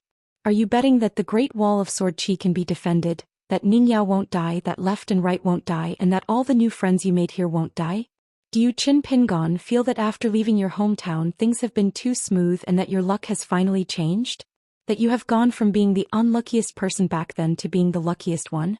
Have you ever thought that the more you have now, the more you die and the game is over? You will still be the unluckiest wretch?" Qin Pingon said angrily for the first time, "Then what should I do? If you were me, what would you do?" Lu Xianyang said calmly, "It's simple. First, tell Ning Yao that even if the Great Wall of Sword Qi can't be defended, both of them have to survive. During this time they can do everything they can and don't hold back. Therefore we have to ask Ning Yao what she thinks. Does she want Qin Pingon to die here with her and become a pair of lovebirds? Or does she want one to die and one to leave? One less death would be a gain. Or the two of them work together and strive for both of them to leave with a clear conscience. Even if they owe her today, they can make up for it in the future." After clarifying Ning Yao's thoughts, no matter what the temporary answer was, he had to ask his senior brother what he was thinking and what he hoped his junior brother would do. Would he continue the legacy of the Sage of Literature's lineage, or would he use his identity as a disciple of the Sage of Literature's lineage to die a glorious death on the battlefield? Senior brother and junior brother, it was just a matter of who died first. Finally, we have to ask Boss Sword Immortal Qin Pingon, if I, Qin Pingon, want to live, will he stop me? If he doesn't, can he help me? Life and death is such a big matter, what is face? Lu Xianyang pushed his wine bowl to Qin Pingon and said, have you forgotten? Back in our hometown, who has the right to ask for face? If you ask someone, will they give it to you? If begging is useful, will the three of us think it's a big deal? If the little snot bug begged someone not to insult his mother, if he begged, it would be fine. See how many times the little snot bug kowtowed back then? If you could learn the craft of burning porcelain by kneeling on the ground and kowtowing, would you kowtow? If I kowtowed and kowtowed until my head split into two, I would be rich and could be a lord. See if I kowtowed until I made a big hole in the ground? What, now that you've made a name for yourself, that pitiful bug from Mud Bottle Alley has become the young mountain lord of Luopa Mountain, the second shopkeeper of the Great Wall of Sword Qi, and you don't care about your life and face anymore. I can't afford to drink this kind of wine. I, Lu Xianyang, have studied many books, but I'm still too shameless. I'm ashamed of my inferiority. I can't match up to Qin Pingon. Qin Pingon looked absent-minded. He stretched out his hand and pushed the wine bowl back to its original place. It seemed that this was the only thing he could do. Lu Xianyang grabbed the white bowl and threw it on the ground beside him. The white bowl shattered into pieces. He sneered, T, I won't die here. When I go back to my hometown, don't worry. I'll go to my uncle and aunt's grave and tell them that their son was a good person, and so was their daughter-in-law. It's just that they're all dead. Qin Pingon, do you think they'll be happy if they hear that? Qin Pingon's entire body collapsed. His heart, fist, intent, essence, qi and spirit all collapsed. He could only murmur, I don't know. All these years I've never dreamed of my parents, not even once. Lu Xianyang suddenly laughed. He turned his head and asked, Sister-in-law, what do you mean? Behind Qin Pingon there was a travel-worn woman. She stood in the small world and was silent for a long time. Finally she said, if you want Qin Pingon to die, I'll let him die first. Qin Pingon wants to die, I like him. I'll beat him half to death. 6:20. After Ning Yao sat down, Lu Yi hurriedly brought over a flask of the best Green Mountain divine wine. The girl left after putting down the flask and bowl. She did not forget to help the bad-tempered young man get another bowl. The girl did not dare to stay any longer. As for the cost of the wine, even Taoban, who was most concerned about the store's business, did not dare to say a word, let alone Lu Yi. The young man, the young woman, and the peach board hid in the shop together. The conversation between the second shopkeeper and the outsider had been in a foreign accent, so no one could understand. However, everyone could tell that the second shopkeeper was acting a little strange today. After Ning Yao sat down, the three of them could no longer hear the conversation. Ning Yao poured a bowl of wine and said straightforwardly, Boss, the Sword Immortal did say that no one can't die, but he didn't say that anyone has to die. Even I don't feel that I have to die here to be worthy of the Ning residence and the Great Wall of Sword Qi. So no matter what, it won't be your turn, Qin Pingon. Qin Pingon, I like you, not the future Great Sword Immortal Qin Pingon. It will be best if you can become a sword cultivator. If you can't, it doesn't matter. Just be a pure martial artist. Also, if you want to be a scholar, just be a scholar. Qin Pingon nodded. I understand. Lu Xianyang shook his head and lowered his voice as though he was talking to himself. You don't understand at all. Ning Yao frowned and turned to look at the Great Wall of Sword Qi. However, boss, the Sword Immortal did not allow me to say more. He said that he would take care of you and wanted you to think more. Otherwise, you would have wasted this trip. Finding life in death and relying on yourself to survive is the best way to sharpen your Dao heart and nurture a sword embryo. Otherwise, it would be less meaningful for others to help you, even if it's just to give you a hand or give you some pointers. Lu Xianyang still shook his head. It's not fun. It's not fun at all. I knew it. Everyone seems to have no requests, but it's actually the people around him who like to ask for my little Pingon the most. Ning Yao ignored Lu Xianyang and said, Don't think that you're the only one with such treatment. You should feel burdened. The number of young sword cultivators who have been taken care of by Boss Sword Immortal over the past 10,000 years is not a small number. However, there were some things that could be said, but most of them were not mentioned at all. The sword cultivator himself was completely unaware of it. In fact, I didn't find it meaningful in the beginning, so I didn't agree to the old sword immortal's request. However, the old sword immortal persuaded me again, saying that he wanted to see if you were worthy of him returning the scholar wood sword case. Qin Pingon smiled and said, I thought Boss Sword Immortal had forgotten about this. It's just like a marriage proposal. Xianxia stretched out his finger and gently rotated the white bowl on the table. He muttered, since his swordsmanship is so high, I might as well give him more. At the very least it has to match my status in swordsmanship. Under the table Qin Pingon stomped hard on Xianxia's foot. Xianxia stretched out 2 fingers as though he was conjuring a sword art. He held them vertically in front of him. It doesn't hurt at all. You're a bastard. In fact, Ningyao did not like to talk about such things. Many thoughts just swirled in her mind and the past was the past. Just like washing and refining a sword, what was not needed did not exist. What was needed would naturally be linked to the next idea, eventually becoming something that needed to be done. Ultimately, it would manifest in the sword technique, sword intent and sword Dao. That was all. There was no need to speak of it. However, today was an exception. Ningyao thought for a moment and said, Boss Sword Immortal doesn't think much now. How can he forget such things? Boss Sword Immortal once told me personally that he isn't afraid of anything except for owing debts. Ningyao added on, he doesn't think much. The more he thinks, the bigger he can be. This is the state of mind a sword cultivator should have. When a sword cultivator strikes, it should be a straight path with a bright sword beam. It's just that I'm worried that I've always thought too little while you've always thought too much. Yet you don't make mistakes. I'm worried that what I say doesn't suit you. Therefore I've been holding back from saying these things. Today Xianxia has made it clear to you. He spoke about fairness, selfishness and conscience. Only then do I feel that I can say these things to you. I won't bother about Boss Sword Immortal's instructions. Ningyao finally said, anyway, I only have this thought. Regardless of whether the Great Wall of Sword Qi can be defended or not, we have to live together. Neither of us can die. In the future, whether it's the sword or the fist, it will only increase. This is because you and I are not forgetful people. You don't have to prove this to anyone. Even Boss Sword Immortal and left and right. You don't have to prove it to them. It's fine as long as I know. So what are you feeling guilty about? In the future, if anyone dares to say anything about this matter, I've always disliked your reasoning. As long as I hear it, it's equivalent to questioning my sword. Qin Pingon smiled brightly and said, this time I really know. Xianxia slapped the table and said, sister-in-law, your words are so straightforward. As expected of the Ningyao who said, the great Dao moves naturally, the sword beam is bright. As expected of the Ningyao who I knew would be my sister-in-law the moment I saw her. Xianxia, this bowl of wine is for you. It's better to be late than never. Ningyao finished the wine in the bowl in one gulp and put away the wine pot and bowl. She stood up and said to Qin Pingon, accompany Xianxia to continue drinking. After you recover, you can go to the city wall to kill demons. Xianxia and Qin Pingon stood up together and said with a smile, I'm relieved that sister-in-law said so. It's all my fault for leaving my hometown too early. Otherwise, it's hard to say who would call me sister-in-law. Qin Pingon elbowed Xianxia in the chest. Ningyao smiled and asked, how's the girl in Mud Bottle Alley who likes to look at people askance and say strange things? Xianxia grimaced and rubbed his chest. He said with a bitter face, don't expose people's shortcomings and don't scratch people's faces. This is the most important principle of our hometowns, Jianghu. Ningyao left on her sword. Her sword Qi was like a rainbow.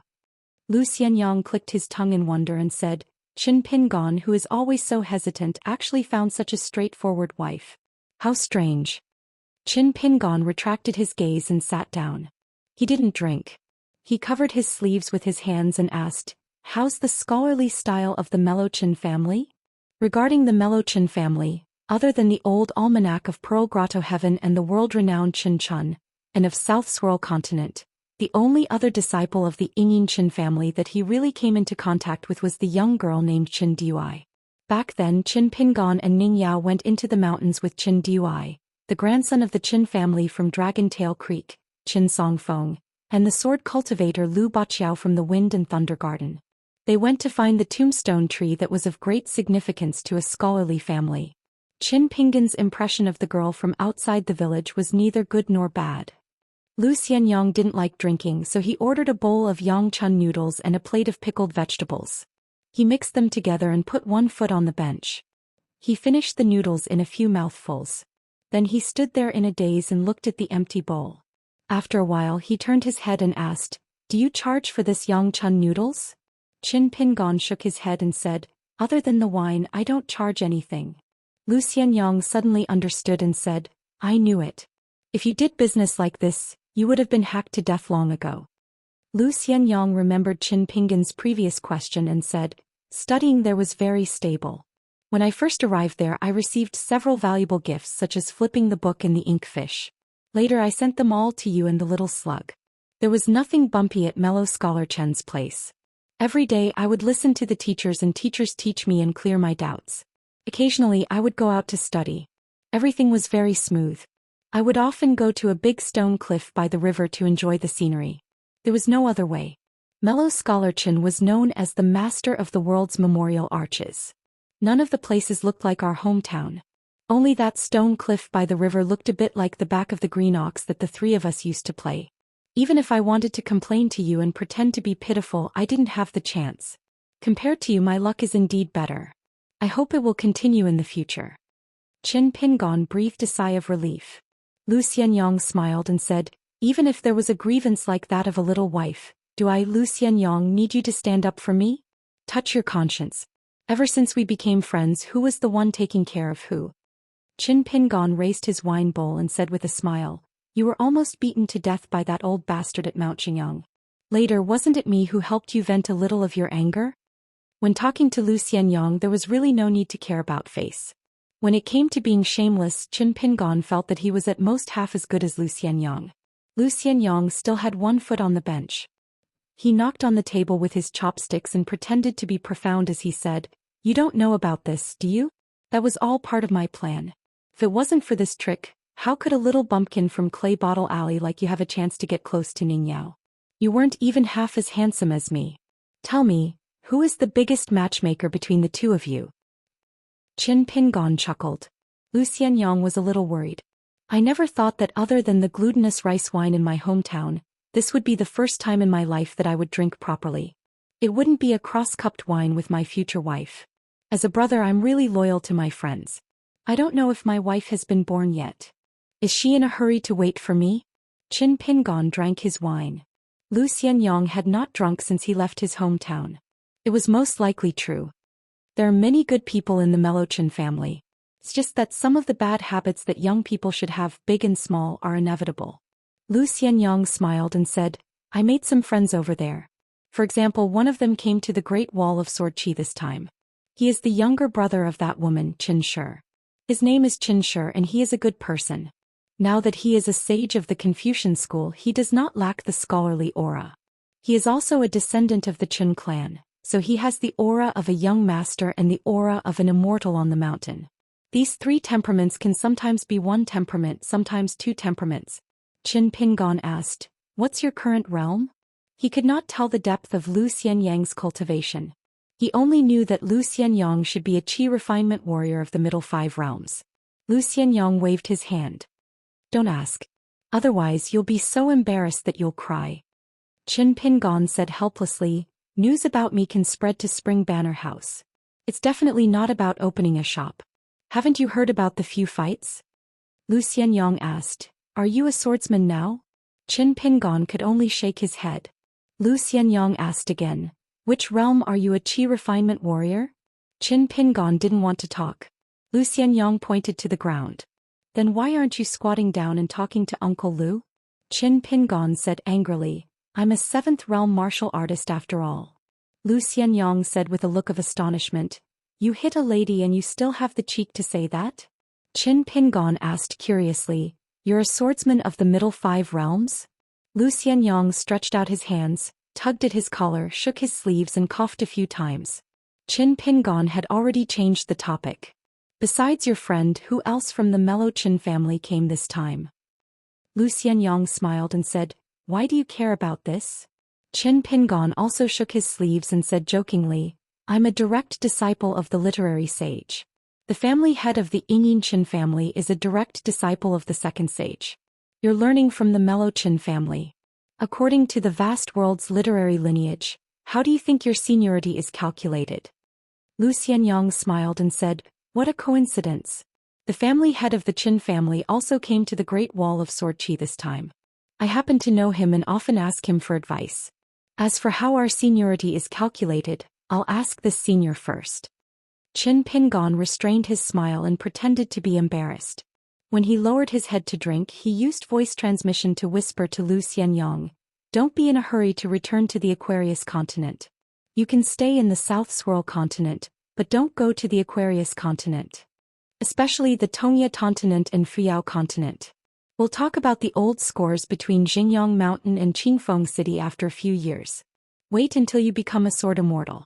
If you're not a sword immortal in the upper 5 realms, how can you break Xingyang Mountain's mountain guarding formation? I've calculated. If we don't use schemes and tricks, even if we're sword immortals in the Jade Roar realm, we won't be able to gain any advantage over Xingyang Mountain. Xingyang Mountain's sword formation is not to be underestimated.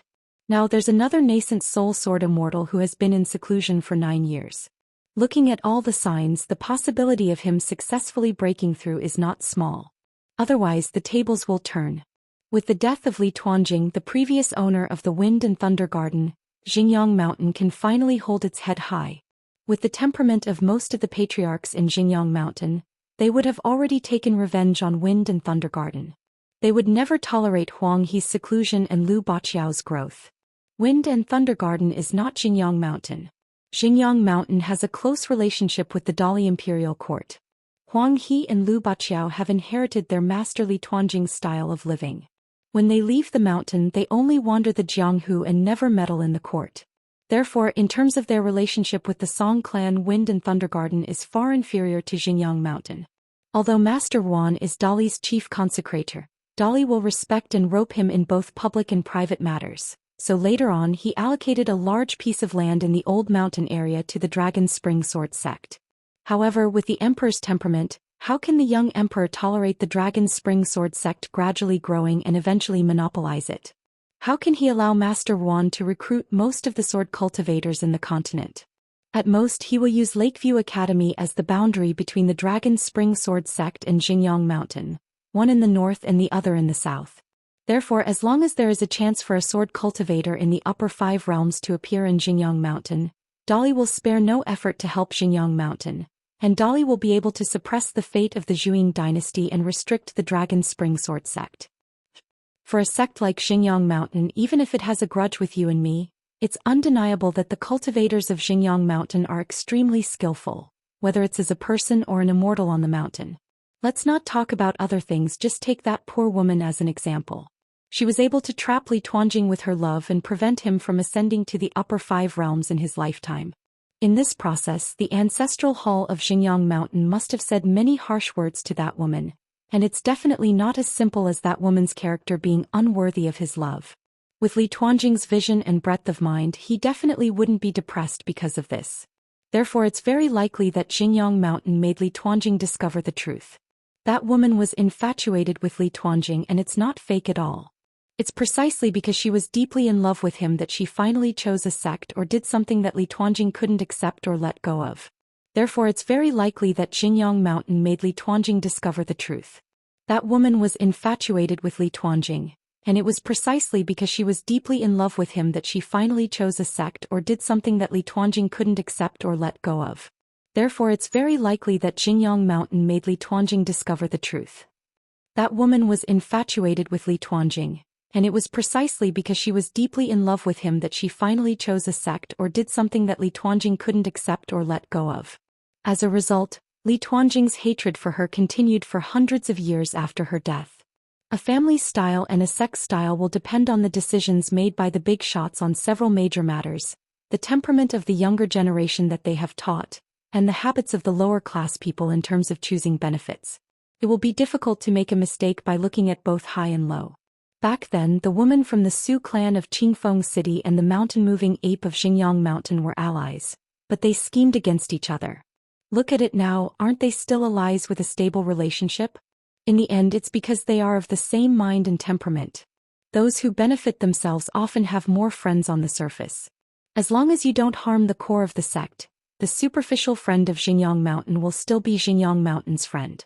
It will even make many cultivators who don't have a good impression of Xinjiang Mountain become Xinjiang Mountain's friend, and they will even be willing to speak up for Xinjiang Mountain. Moreover, if you're willing to listen to the temperament of the little girl with the surname Tao and the son of the Su clan of Qingfeng City, I can tell you more than a dozen small things right now. Due to the influence of the family style, it's not surprising at all. The current Xinjiang Mountain is no longer the Xinjiang Mountain when Li Tuanjing was still alive. It's also not just the Xinjiang Mountain that no one can suppress after Li Tuanjing's army was disbanded. Now it's a bigger situation where a continent is a country. You and I need to consider how to cut off the relationship between the Song clan and Xinjiang Mountain, how to separate Xinjiang Mountain from its many allies, how to smooth out the entanglement of interests between the three major mountains within Xinjiang Mountain before Q-Sword, clearly see the nature and character of all the patriarchs of the ancestral master hall, and deduce the trump cards of Xinjiang Mountain in the face of a great enemy. Think about all of this first. When you strike with your sword, you'll be able to do the same and make the enemy suffer 100 times more.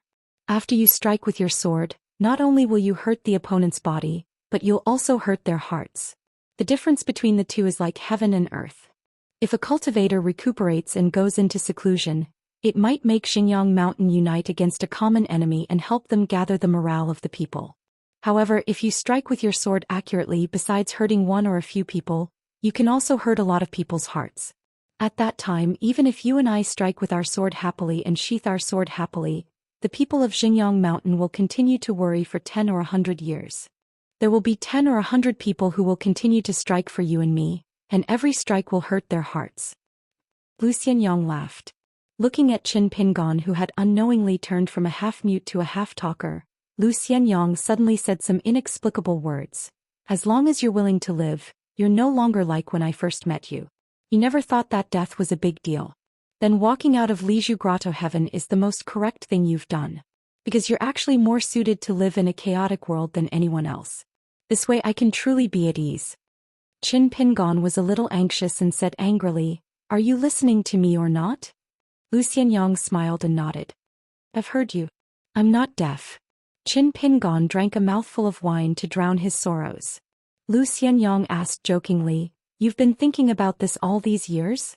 Qin Pingon said angrily, "I haven't been idle when I'm practicing my fist techniques and cultivating. Then as long as I have nothing to do, I'll think about this." Lu Xianyang pointed at the wine bowl. "After talking so much, you must be thirsty."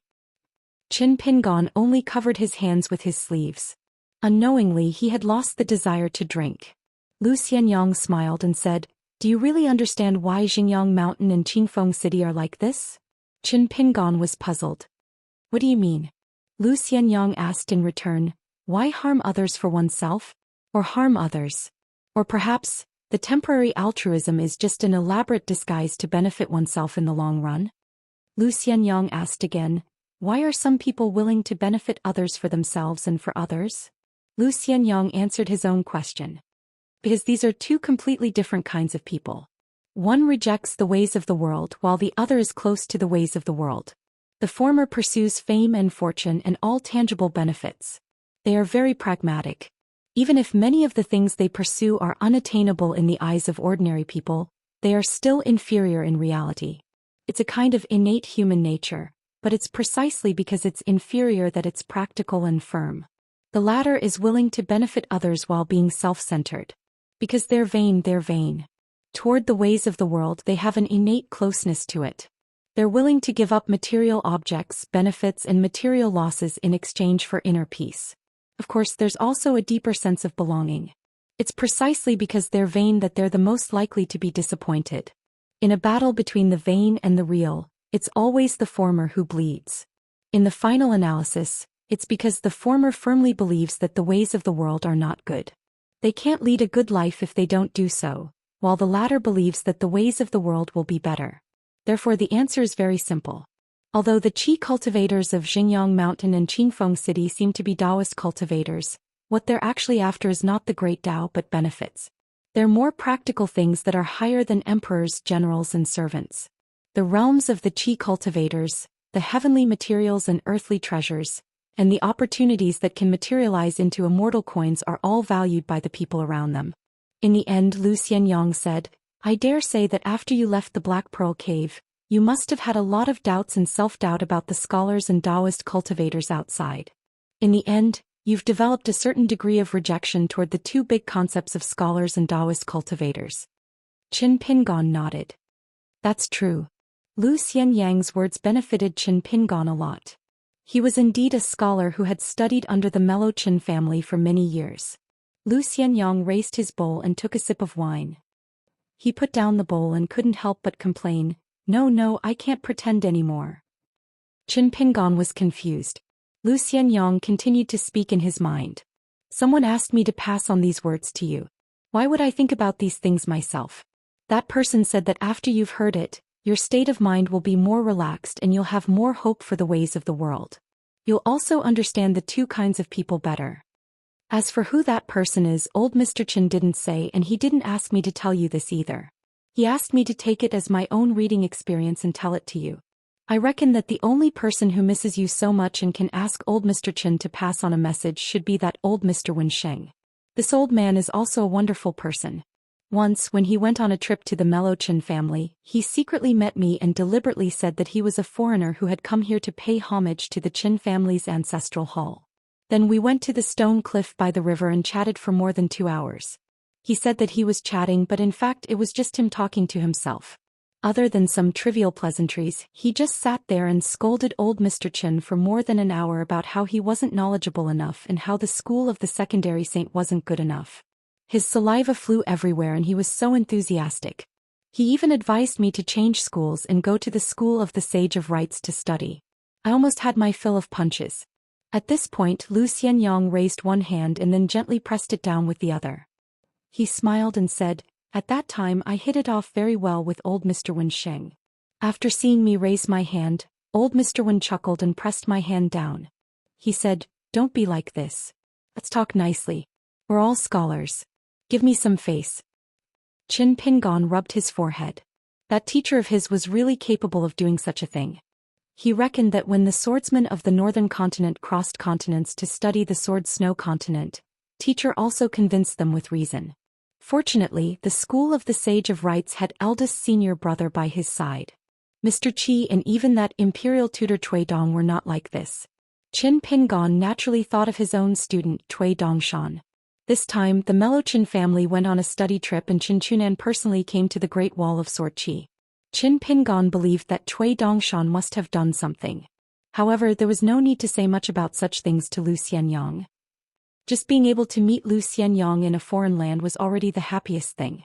Qin Pingon raised his wine bowl. Lu Xianyang shook his head and said, No. He looked up at the sky. Our group of people who are studying abroad are all staying at Sword Immortal Sun Jiyuan's residence. I have to hurry over. I put down my things earlier and hurried to the Ning residence to look for you. I only saw a kind-looking old nanny who said that you were most likely drinking here. Ning Yao should have been brought here by that old nanny. Lu Xianyang stood up and smiled. However, I will probably go to the Ning residence often in the future and drag you here to drink more often. That's because my friends, including Qin Shi, don't believe that I know you. They say that I'm bragging without thinking. I don't understand. How is knowing Qin Pingon such a great thing? Isn't it the luckiest thing in the world for Qin Pingon to know Lu Xianyang? Qin Pingon stood up and smiled. When the time comes, you just have to help my wine shop attract business. I'll squat and drink while talking to you. It's not a problem. One headed to Sword Immortal Sun's residence while the other headed to the Ning residence. It was on the way. The two of them left the wine shop together. Before leaving, Lu Xianyang did not forget to pick up the shattered wine bowls on the ground. He muttered to himself, Broken pieces are safe. Then as they walked down the deserted street, Lu Xianyang reached out and wrapped his arm around Qin Pingon's neck. He tightened his grip and laughed. Next time when we reach the foot of Xingyang Mountain, open your eyes wide and watch. You will know how awesome Uncle Lu's swordsmanship is. The child Taoban and the young boy and girl looked in that direction. It was as though the second manager had been bullied to the point of being unable to retaliate. However, he was still rather happy. Inverted Hanging Mountain. The sword immortal Xiao Yunyan from the North Continent stood in a garden. The calabash vine was no longer there. This was because Lu Sui and Lu Jinglong from the Great Wall of Sword Qi had returned from the Great Wall of Sword Qi at the Water Classic Mountain. Xiao Yunyan had given this treasure to Lu Sui and even called for the young sword immortal Lu Jinglong to send the blade-strengthening calabash vine that was about to ripen out of the Water Classic Mountain. He had also told Lu Sui about the buyers of each blade-strengthening calabash and asked Lu Jinglong to escort them all the way. Lu Sui naturally refused. Even though Xiao Yunyan and her teacher were not immortal Dao companions, they were still from different sections. Lu Sui was also a junior and did not dare to accept such a precious treasure. However, Xiao Yunyan insisted and did not allow Lu Sui to refuse. Lu Sui had no choice but to agree in fear. If not for Lu Jinglong beside her, even if Lu Sui agreed, she did not think that she would be able to return to the North Continent alive. Such an immortal treasure involved a lot of fate and was extremely mysterious. Even though Lu Sui was one of the top 10 youths in the North Continent, she did not think that she could hold on to this Dao fate. Xiao Yunyan finally smiled at Lu Sui and said, "Help me say something to your master. I have been missing him all these years." Today Xiao Yunyan left the mansion for the first time and toured the various scenic spots on the inverted hanging mountain. The few direct disciples had already left the inverted hanging mountain quietly with the rest of the treasures and assets of the Spring Banner House. One of them might have felt that the sky was too high and wanted to join forces with outsiders to kill Lu Sui and Lu Jinglong. Xiao Yunyan did not care and allowed the greedy disciple to be filled with murderous intent. It did not matter whether he believed that there was no one to blame but himself or that life and death were predestined. Along with the Spring Banner House, the Plum Blossom Garden was one of the 4 major private mansions on the inverted hanging mountain. Bian did not travel to the Hassa continent with the young sword cultivators like Yan Lv and Jiang Guanqing. Instead he stayed here alone. A woman with plum blossom makeup between her eyebrows. Her skin was fair and her lips were red. She wore a dress that was intricately woven and was extremely beautiful. She was the real owner of the Plum Blossom Garden. However, she lived in seclusion and almost never showed her face. Bian called her Madame Xianyan. Xianyan was a beautiful name. A beautiful name and a beautiful face, they lived up to both. Although Bian was never interested in the affairs of men and women, he had to admit that just looking at Madame Xianyan was pleasing to the eye. Madame Xianyan of the Green Immortal Mountain from the Bamboo Sea Cave and Madame Xianyan of the Plum Blossom Garden. There were a total of 10 madams in the world. They were enough to make the immortals on the mountain daydream and fall for them. There was something strange about these madams. They were all deities of mountains and rivers, demons and spirits. Madame Xianyan and Bian sat opposite each other in a waterside pavilion.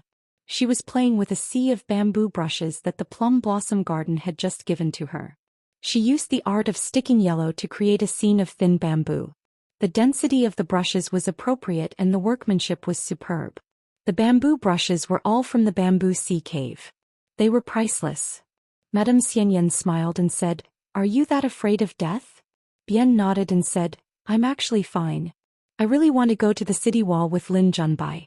However, the other one is weird and wants me to hide." She said that it was a divination. If I'm not careful, I might fail and end up in a terrible state. Bian asked, "Who was the one who suggested opening the new door? What did the great heavenly lord of the inverted hanging mountain think?" Madame Xianyan said, "You don't have to worry about these. The old door is the new door. Even if the entire inverted hanging mountain is gone, they will still be there." Bian was puzzled and said, "There's actually a sword immortal who's willing to help us guard the door?" Madame Xianyan glanced at the young man and said, "Is it strange? If it were you, one side would have died for 10,000 years while the other side would enjoy a peaceful world and laugh at those dead people. Would you be happy? You can bear with it for a day or two, but for decades or centuries. Can a good-tempered person become a sword immortal?" Bian nodded and said, "If it were me, I'd return it with double." The young shopkeeper of the Stork Inn had lived here for generations. He was squatting at the entrance of the inn and playing with a dog that was passing by. The sun shone brightly, making lazy people even lazier. It was another boring and peaceful day in this peaceful world. Outside the inverted hanging mountain. Of course, the Flood Dragon Ravine did not only have small fishes and shrimps. Even for Earth Immortal cultivators, it was still a forbidden area that was difficult to cross. They could only take a long detour. Further away, the sect with the statue of the Rain Master and the statue of the Divine General was called the Rain Dragon Sect. The Water Essence Palace on top of the inverted hanging mountain was its private residence. Other than the colossal rain dragon sect on the vast and boundless ocean, there were also immortal sects of various sizes that occupied islands. Each of them had their own glory and disgrace. On the route of the cross-continent ferry from Osmanthus Island, the fourth site on the ocean was the opening under the feet of the two golden statues of the rain dragon sect that were more than 1,000 feet tall. It was said that the golden statue of the divine general that held a sword with both hands was an ancient deity that guarded the southern gate of the heavenly court. The other statue with a blurry face and colorful ribbons was the first of the many rain masters in the heavens. In name, it was in charge of the clouds and rain of all the true dragons in the world. After the rain dragon sect's ancestral master reconstructed its Dharma idol, it still seemed to be in charge of a portion of the water flow in the south. The rain dragon sect, where the two deities faced each other, had a long and ancient tradition. When female cultivators chose immortal Dao companions, everything depended on the embroidered ball that they threw out. Upper 5 realms cultivators could snatch it by force, and earth immortals could not use their abilities to snatch it by force. However, if an upper 5 realms cultivator made a move, it would be a challenge to the entire rain dragon sect. More than 10 years ago, there was a young Qi cultivator with great fortune who passed through the opening on Osmanthus Island. He just so happened to see a rain dragon sect fairy throw out an embroidered ball and he caught it. The embroidered ball and ribbons seemed to have ascended, and he floated up to the top of the rain dragon sect. Not only that, this man had even greater fortune in cultivation. He actually became Dao companions with a fairy on the mountain. This was such a great opportunity, such great fortune, even the faraway old dragon city of the Aquarius continent had heard of it. This young man called Fu Ku was indeed someone who had fate with the rain dragon sect. He was originally a nameless cultivator, but after cultivating the rain dragon sect's ancestral immortal method, he ascended to the heavens step by step. Not only did he obtain a beauty, but he also smoothly entered the golden core realm, becoming the fastest earth immortal in the history of the rain dragon sect. In the end, this young man was a cultivator who had climbed and gone through hardships at the foot of the mountain. After ascending to the top, he treated people very differently from the cultivators of the rain dragon sect, and was valued even more. Today Fu Ku came to the foot of a divine statue. He climbed up and looked into the distance, his eyebrows flying. In just a short dozen years he was able to make a young man who was embarrassingly short on money to be reborn and become an immortal. There were cultivators who had gone through thick and thin with him who came because of his reputation. The rain dragon sect did not allow outsiders to set foot on the island, so Fu Ku would take the initiative to receive them. He would arrange for them to be placed in a vassal force of the rain dragon sect. If they returned home he would give them a generous sum of money. If they were unwilling to leave, Fu Ku would help them find a job or a status in a sect on another island. There were senior brothers of the Rain Dragon sect who wanted to travel to the Great Wall of Sword Qi, but they were stopped by their teachers. When they drank to drown their sorrows, Fu Ku would also accompany them. They did not speak much, only drinking. In these years, Fu Ku, who had limitless glory, would occasionally feel as if a lifetime had passed. From time to time he would think about the bleak circumstances of the past. He would think about the passengers on the same boat on Osmanthus Island. In the end he was the only one who stood out and ascended to the heavens. However, Fu Ku always had a small knot in his heart. He had long heard that on Osmanthus Island, after he left the ferry, there was a young man who was also from the Aquarius continent who was able to use a divine ability in the Flood Dragon Gully. In the end he did not die and earned a great reputation. Not only that, that young man surnamed Chen was even luckier than Fu Ku. Now not only did he reach the Great Wall of Sword Qi, even the inverted mountain river Essence Palace had sent many stories about this person to the Rain Dragon sect. This made Fu Ku smile at ease. He even put in a few good words for the literary sage's lineage and that young man. At the same time a small thought appeared in his mind. This Qin Pingon should just die on the Great Wall of Sword Qi. Fu Ku naturally had no enmity with that person. If that person died, the world would still be the same. What would it be like? Fu Ku smiled faintly. He was in a good mood. He turned and left to continue cultivating.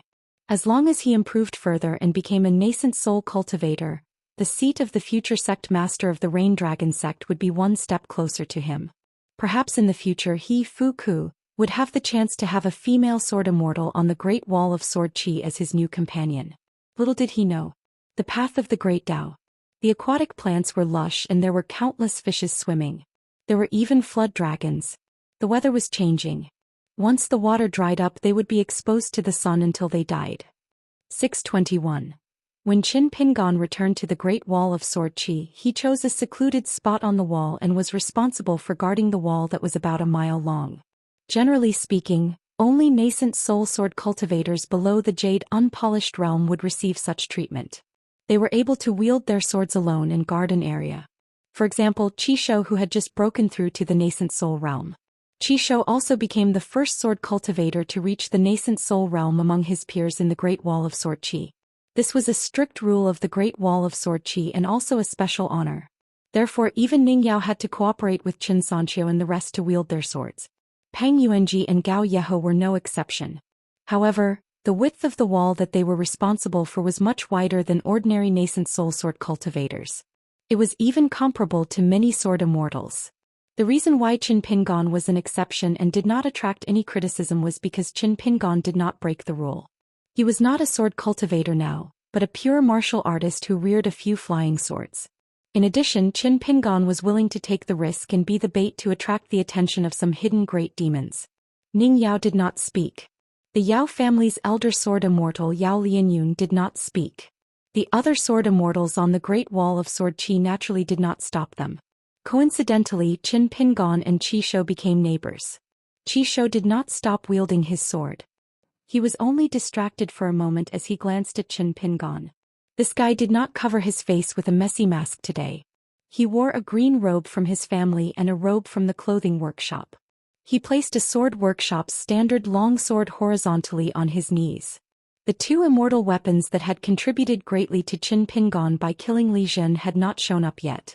This was only the beginning of the offensive and defensive battles. The sword immortals' natal flying swords were like a tidal wave at the forefront of the battlefield, obstructing the demon army of the wildlands. Then came the demons that slipped through the net, requiring the earth immortal sword immortals to wield their swords to kill them.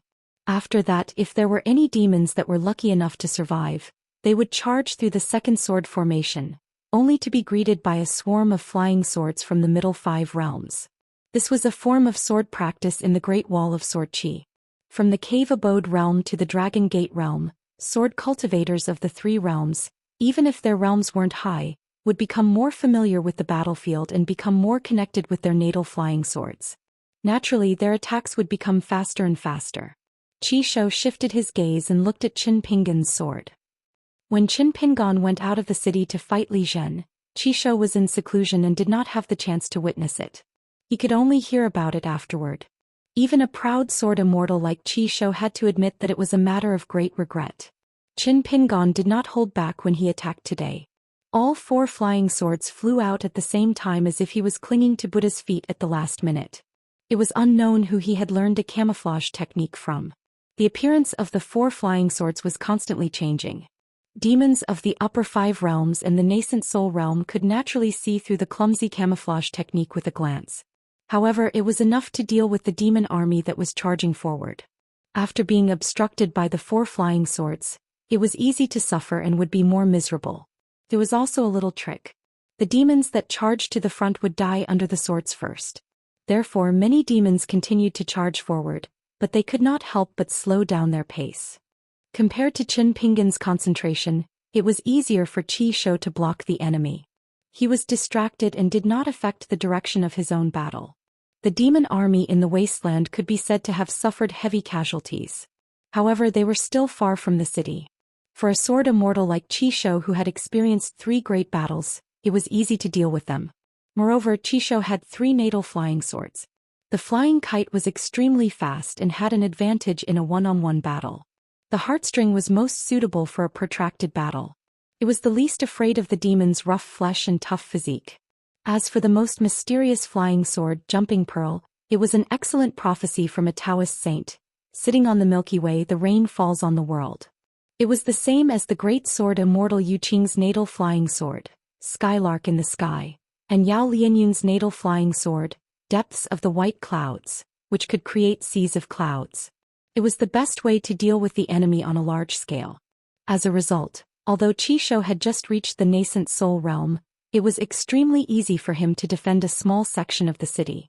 Generally speaking, all sword immortals, whether they were sword immortals with abundant spiritual qi or sword immortals of the middle 5 realms with relatively thin spiritual qi, had reached a point where they needed to be careful and meticulous.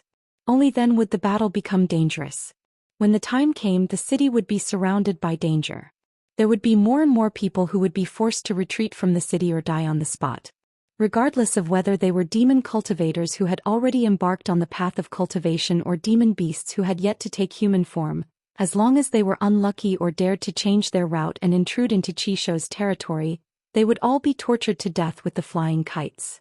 Qishou had always used the flying kites to kill his enemies. His methods had always been cruel. He liked to exploit the flesh of demons and expose their bones, making them suffer a fate worse than death. Some of the more troublesome ones would be dealt with by his second flying sword, Heartstrings. The longer the stalemate, the smaller their chances of victory would be. This was because Heartstrings was given time to accumulate power. This flying sword could attack even faster than the flying kites.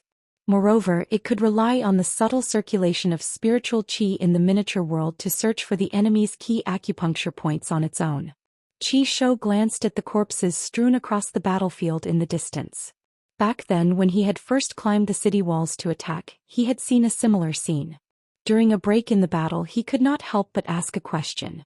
Why were these beasts not afraid of death? A sword immortal smiled and gave the answer.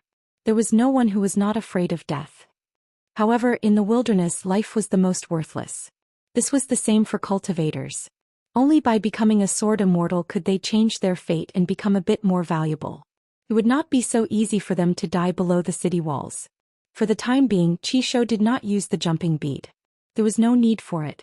In the battle between the Great Wall of Sword Qi and the wilderness, the key was never the peerless glory of a sword immortal, nor was it the shocking true body or divine ability of a greater demon. It had always been a battle of attrition. It was a battle of attrition and it was a battle of attrition. It was a battle of attrition and it was a battle of attrition. Countless lives were lost in the wilderness, while the Great Wall of Sword Qi was the accumulation of spiritual qi of every sword cultivator. Whoever gave up first was the loser. In the last great year of the Great Wall of Sword Qi, sword immortal embryos had sprung up like bamboo shoots after a spring rain. The reason why they had almost lost everything and almost all the young geniuses had been killed was because the Great Wall of Sword Qi had lasted until the very end. After that painful lesson, more and more cross-continent ferries had been sent to the inverted hanging mountains. The Nalan clan and the Yen clan of the Great Wall of Sword Qi had risen to prominence, and their business with righteous majesty grew larger and larger.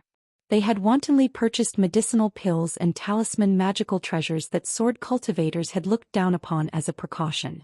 Depending on the ferries, a trip to the inverted hanging mountains could bring them huge profits. Righteous Majesty's 9 great continents had seen the rise of new immortal clans and powerful clans. They were brimming with wealth and were overflowing with oil. The leader of these clans was the Snowy Peak Continent's Lu clan. There was also the Fuyao Continent's Xianxia Cavern, the North Continent's Jadewood sect, the Aquarius Continent's Old Dragon City, and the Rain Dragon sect, which was an important transit hub, among others. Across Qin Pingon was a female sword immortal from the Snowy Peak Continent, Xianxia. She had only arrived at the Great Wall of Sword Qi at the end of the previous winter. Her reputation had not been prominent, and she had been living in a private residence left behind by a sword immortal between the city walls. As she had just arrived at the Great Wall of Sword Qi, she did not have any battle achievements and was only staying there temporarily. Xianxia had almost never interacted with outsiders. She had not shown her face in many lively events. Now that she had summoned her life-bound flying sword, its momentum could only be described as mediocre. The flying sword was neither fast nor slow, and the sword light and sword intent were ordinary. It was just enough to kill enemies. Qishou could not help but glance at the bamboo sword case on Xianxia's back. She should be the person who was fishing with Qin Pingon. It was said that she was only at the Jade Unpolished realm. This left Qishou puzzled. As long as a demon took the bait to be able to trouble Xianxia to use her sword, the one that took the bait was definitely a big fish. Even if Xianxia was a sword immortal at the bottleneck of the Jade Unpolished realm, would she really implicate Qin Pingon and end up being dragged away by the big fish instead? Could this Xianxia be the kind of sword cultivator who pursued the killing power of a single sword? There were such strange sword immortals in the history of the Great Wall of Sword Qi, but there were not many of them. They were most adept at fighting in pairs and liked to fight to the death with a single sword strike. After a single sword strike, as long as the opponent did not die, it would usually be their turn to die. Therefore, such sword immortals did not live for long in the Great Wall of Sword Qi. From right to left it was Qi Shou, Qin Pingon and Xianxia. They each guarded a spot. There were no substitute sword cultivators behind the three of them. During this period Fan Dash sneaked over once, but did not dare to stay any longer. He left a flask of wine and ran off. Qin Pingon opened the flask and took small sips of wine. He had been paying attention to the movements of the demons on the battlefield all along. Unlike Qi Shou's almost cruel and fierce methods, Qin Pingon tried his best to kill with a single strike. At the very least he should be able to injure the foundation of the demon's physical body with every strike of his sword, or make it difficult for him to move. This was also something that could not be helped. After the battle with Li Jin he had fallen 3 realms in a row. Originally he had quite a good foundation of spiritual qi. For example, the water mansion could no longer be restored to its peak by refining the water elixir. Once he operated his spiritual qi at all costs, it would only increase the number of cracks that could be repaired by the water character seal, and accelerate the peeling off of the painted water deity picture on the wall. The small pond in the water mansion below the water character seal would also leak. To put it simply, if the water mansion could hold 1 caddy of water qi before, now it could only hold 3 to 4 caddies of water qi. Once too much of the sword will was exhausted, his mind would be haggard. If he used the spiritual qi of his trump card to support each strike of the sword, he would only fall into a vicious cycle. Relying on the acquired elixir to replenish the spiritual qi of the water mansion, the spiritual qi of water qi would dissipate greatly. It was no different from squandering. In the end, it would lead to the waste of the water elixir of the Mirage Water Deity Palace. This was not the most troublesome thing. After the great refinement, even if Songzhen and Kulei were imitations of the hateful sword mountain, the sharpness of the flying sword was not lacking. It was just that they lacked the unique natal magical power of the flying sword. To a certain extent, it was the same for the 1st and 15th level cultivators. There was a world of difference between a sword cultivator and a natal flying sword. Needless to say, Qin Pingon had personally experienced Qi Shou's 3 natal flying swords. For example, Gu Jianlong's white arsenic was a natal flying sword that was worthy of its name. Its grade was extremely high. Therefore, as long as it hurt the enemy, it would usually kill the enemy. Once the white arsenic really hurt the enemy's body, the sword would be able to infiltrate the enemy's acupoints in Qi Mansion. It was extremely difficult to deal with. It was just that solving problems was originally cultivation. Carefully controlling the loss of spiritual qi in the 4 key acupoints, he repaired the foundations of the water mansion, the mountain temple and the wooden house. The spiritual qi in each acupoint was about to be exhausted. For example, the water mansion seemed to have come to light. Many flaws became clearer. He immediately closed the door of the mansion and no longer used the spiritual qi here. The boys in green began to be busy and became menders. On the other side of the wooden house, there was the Een spirit mustard seed guarding. On the other side of the mountain temple, there was a golden figure helping to patrol. The war was urgent and did not allow Qin Pingon to cultivate his mind in the city. Therefore he took a step back and used the war to nourish the war. Taking this opportunity, he took the initiative to find every small flaw in the foundation of cultivation. Even if this would reduce the effect of the elixirs stored in the Ning Mansion and the bottle of water elixir of the Mirage Water Palace, there was no need to be too calculative. Killing demons on the battlefield could also make money. In particular, the Great Wall of Sword Qi had a written rule that was extremely beneficial to Qin Pingon. When killing demons, it was also a golden core demon. The money earned by killing it was vastly different from that of a sword cultivator of the middle 5 realms. The latter's income was far greater than that of a sword immortal. Therefore, Qin Pingon was killing demons to earn money as a second realm cultivator. The secluded official lineage and the Confucian lineage who were in charge of the battle supervisor and scribe had no objections to this. Both sides felt that Qin Pingon deserved additional benefits by lowering his cultivation level through his own ability and acting as bait. Qin Pingon seemed to be focused on controlling the 4 swords to kill enemies on the battlefield, but in fact he was also distracted to observe the battle from both sides. Qi Shou, who was already at the nascent soul realm, attacked with his sword. It was completely different from the battle on the street. As for Sword Immortal Xianxia's attack, it was even more simple and unadorned. She relied on her unknown intrinsic flying sword. Just the sharpness of her attack was enough to allow Qin Pingon to gain more insights. Qin Pingon was ultimately not a pure sword cultivator. The mental and spiritual energy he expended while controlling a flying sword was far more exaggerated than a sword cultivator's. The Golden Body Realm's tough physique naturally had its benefits. It could strengthen one's soul and intent, but it was ultimately incomparable to a sword cultivator's attack. As for the demon army's flood of death, it would not stop for even a moment. Therefore Qin Pingon often needed to drink wine. There was a lot of knowledge in the wine. By the side, Qi Shou was somewhat amused. It was truly difficult for this second manager who was puffing himself up at his own cost.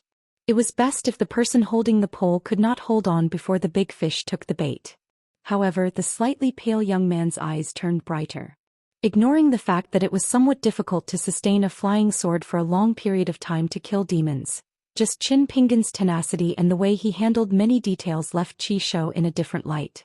Although they were opponents who had nearly exchanged their lives, Qi Shou was not so petty as to wish for Qin Pingon to be injured again and again on the city walls, ultimately damaging his great Dao foundation. Therefore Qi Shou said telepathically, "If you don't mind, you can deliberately let a bunch of beasts charge through the battlefield of the four swords. Let them approach the city walls while I conjure my flying sword and jump pearls to reap some battle merits. Otherwise, in the long run you won't be able to defend the battlefield." Qin Pingon was now a second realm cultivator and could not even use telepathic ripples. He could only rely on the martial arts method of condensing his voice into a line and said to Qi Shou, "I appreciate your kindness, but I don't need it for the time being. I have to be more miserable before I have a chance to catch a big fish. After that, even if you don't ask, I will ask for your help." Wasting 1 or 2 water cores for nothing and even implicating the 4 key aperture points, making it harder for him to use his sword. However, as long as he could successfully catch a demon of the upper 5 realms, it would be a huge profit. This was how things should be settled. The female sword Immortal Xianxia of the Snow White continent was just as Qi Shou had guessed.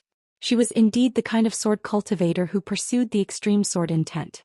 She practiced the sword all her life and had always been committed to clearing the sky and clearing the earth after using her sword. Xianxia was very honest. After the sword immortal boss chose her to help Qin Pingon copy the net, Xianxia and Qin Pingon had a heart-to-heart talk.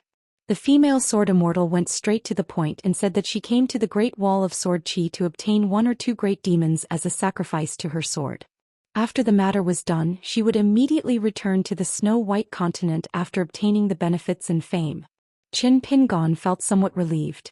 Qi Shou smiled and asked, "Why not ask your ally, Sword Immortal Xianxia, for help?" Qin Pingon said, "I don't dare to not repay a favor owed to a sword immortal.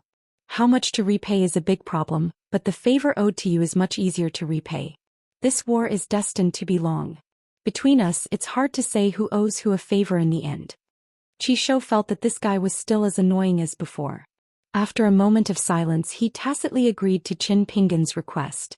Then he asked curiously, "How much of your difficult situation is real and fake?" Qin Pingon smiled and said, "You won't believe anything I say. Why are you still asking?"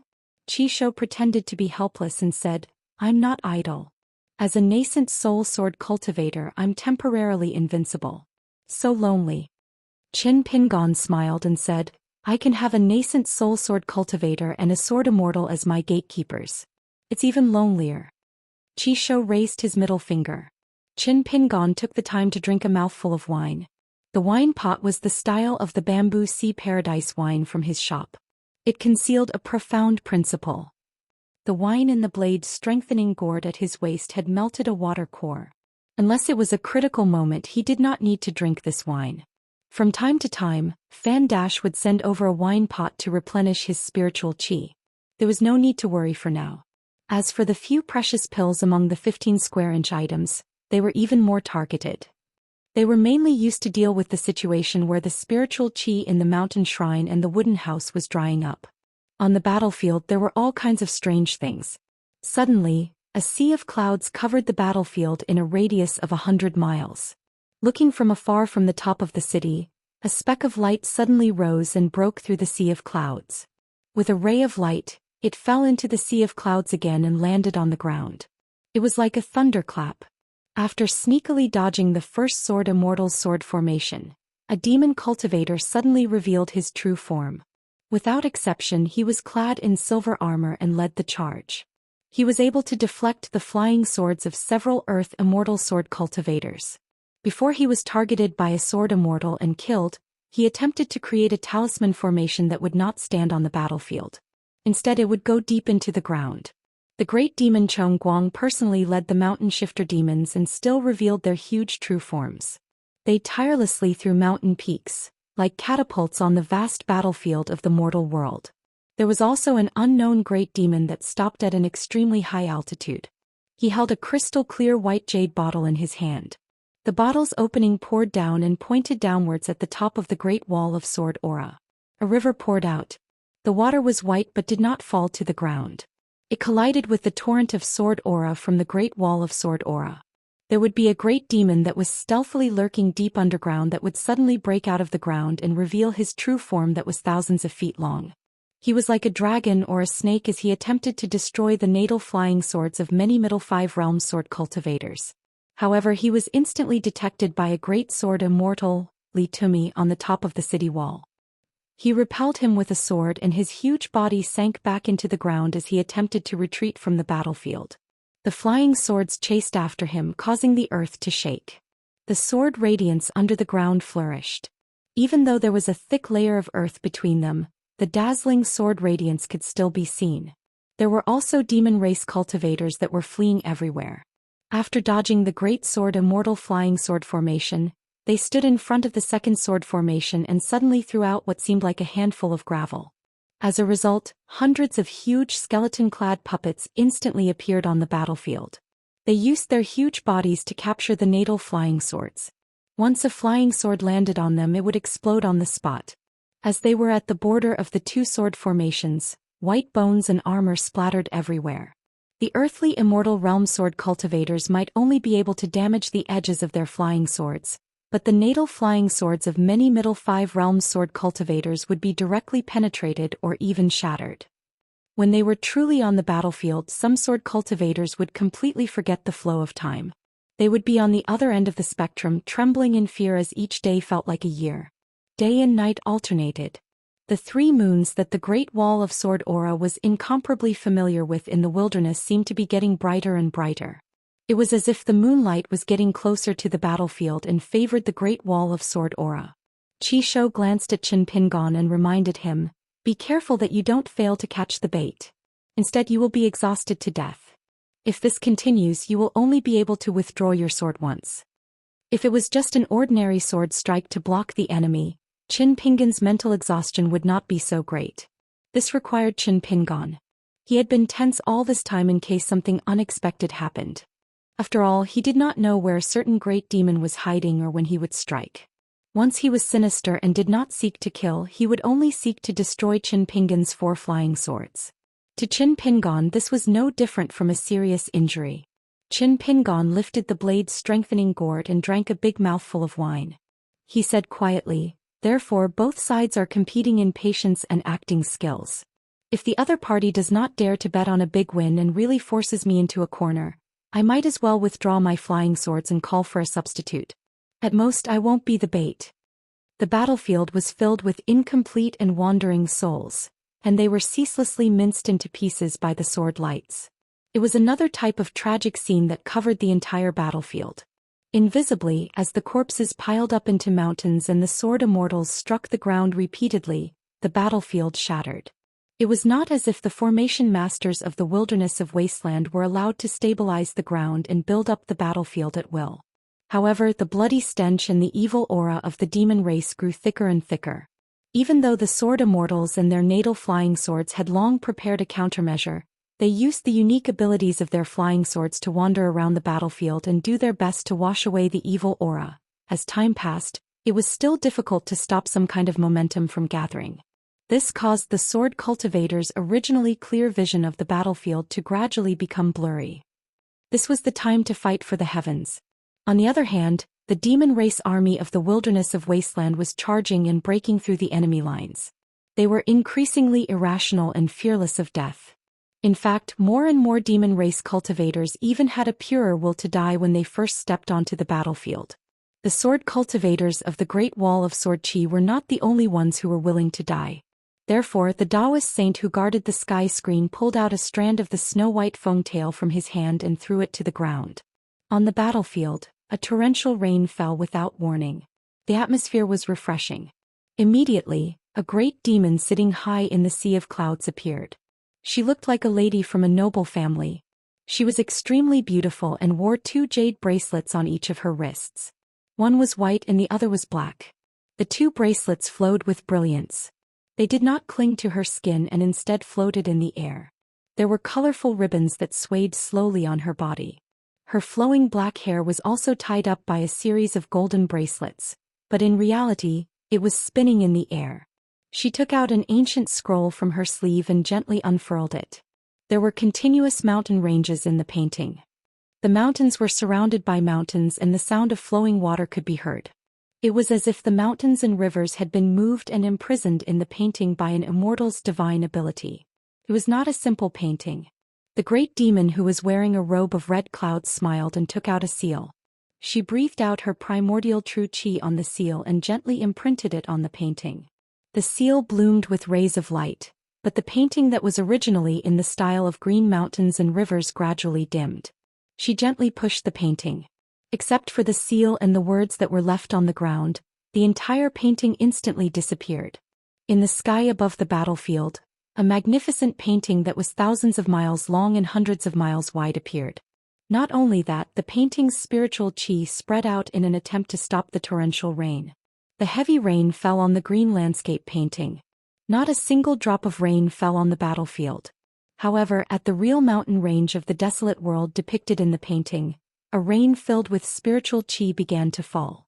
The old Daoist waved his horsetail whisk and shattered the painting.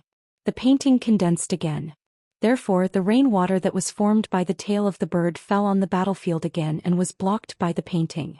Then the old Daoist smashed the painting again with his horsetail whisk. When the seal in front of the woman became dimmer and finally shattered with a bang, she smiled sweetly. "Old Immortal, you've given me a generous gift. I won't be polite." When the woman took out the seal again, a sword light that cut through the sky came crashing down. The 2 black and white bracelets on the woman's wrist and the golden ring that bound her hair flew out of their own accord and collided with the sword light.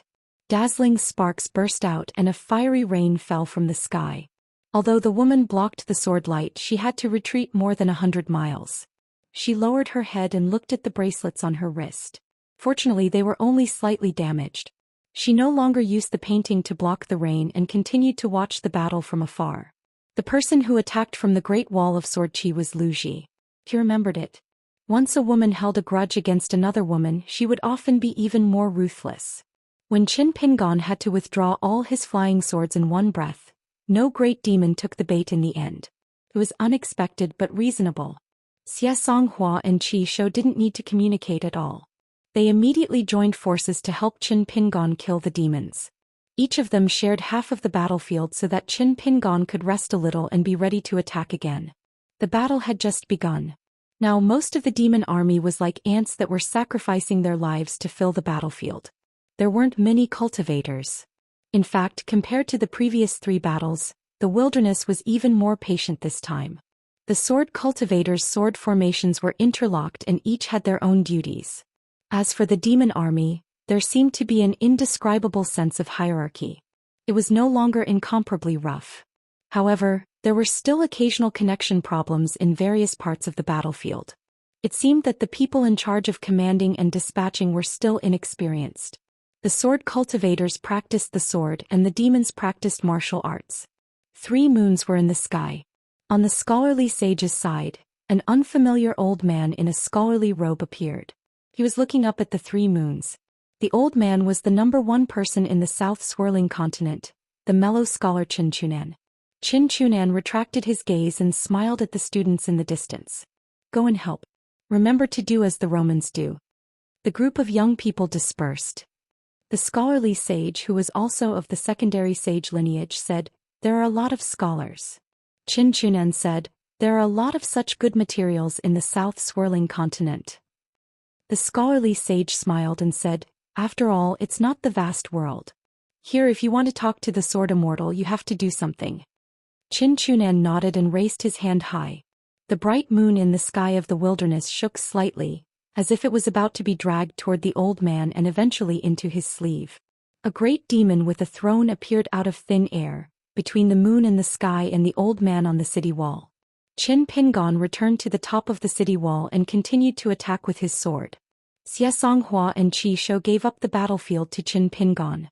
A tall, scholarly young man sat quietly at the side. He didn't say anything and didn't disturb Qin Pingon's attack.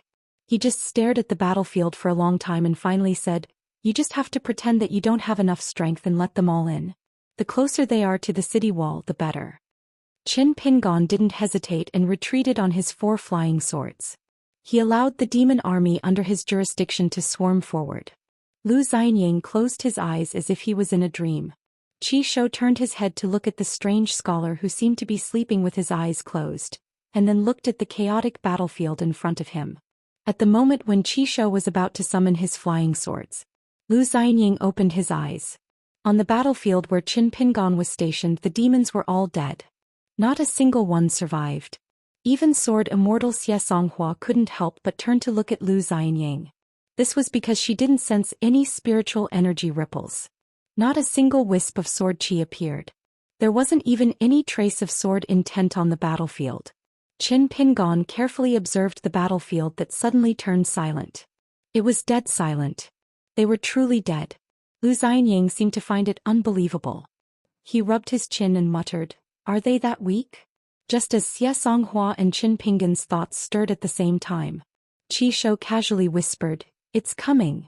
Lu Xianyang, who only carried a standard long sword of the sword workshop on his back, replied with an "Oh." The long sword on his back unsheathed by itself and drew an arc in the air. Then a golden celestial being of unknown origin appeared in the air, holding an ordinary long sword in his hand. On the way to the ground, the ancient sword will of the Great Way kept gathering around him.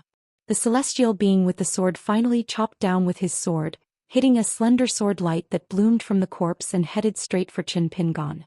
The sword light that was not far from the city wall was smashed to the ground, and the golden celestial being and the long sword of the sword workshop also dissipated in the air. The sword sheath on Xianxia's back shot out streaks of sword light. It was so fast that it was shocking. In the end, the life origin flying sword of the demon clan sword immortal was successfully smashed to the ground. Xianxia only withdrew half of the sword light and hid it in the sword box.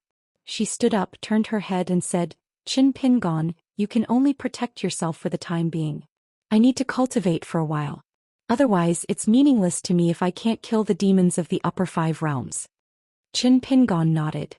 Lu Xianying turned and walked towards Xianxia, as if he wanted to take the position of the female sword immortal. Qin Pingon wanted to say something but hesitated.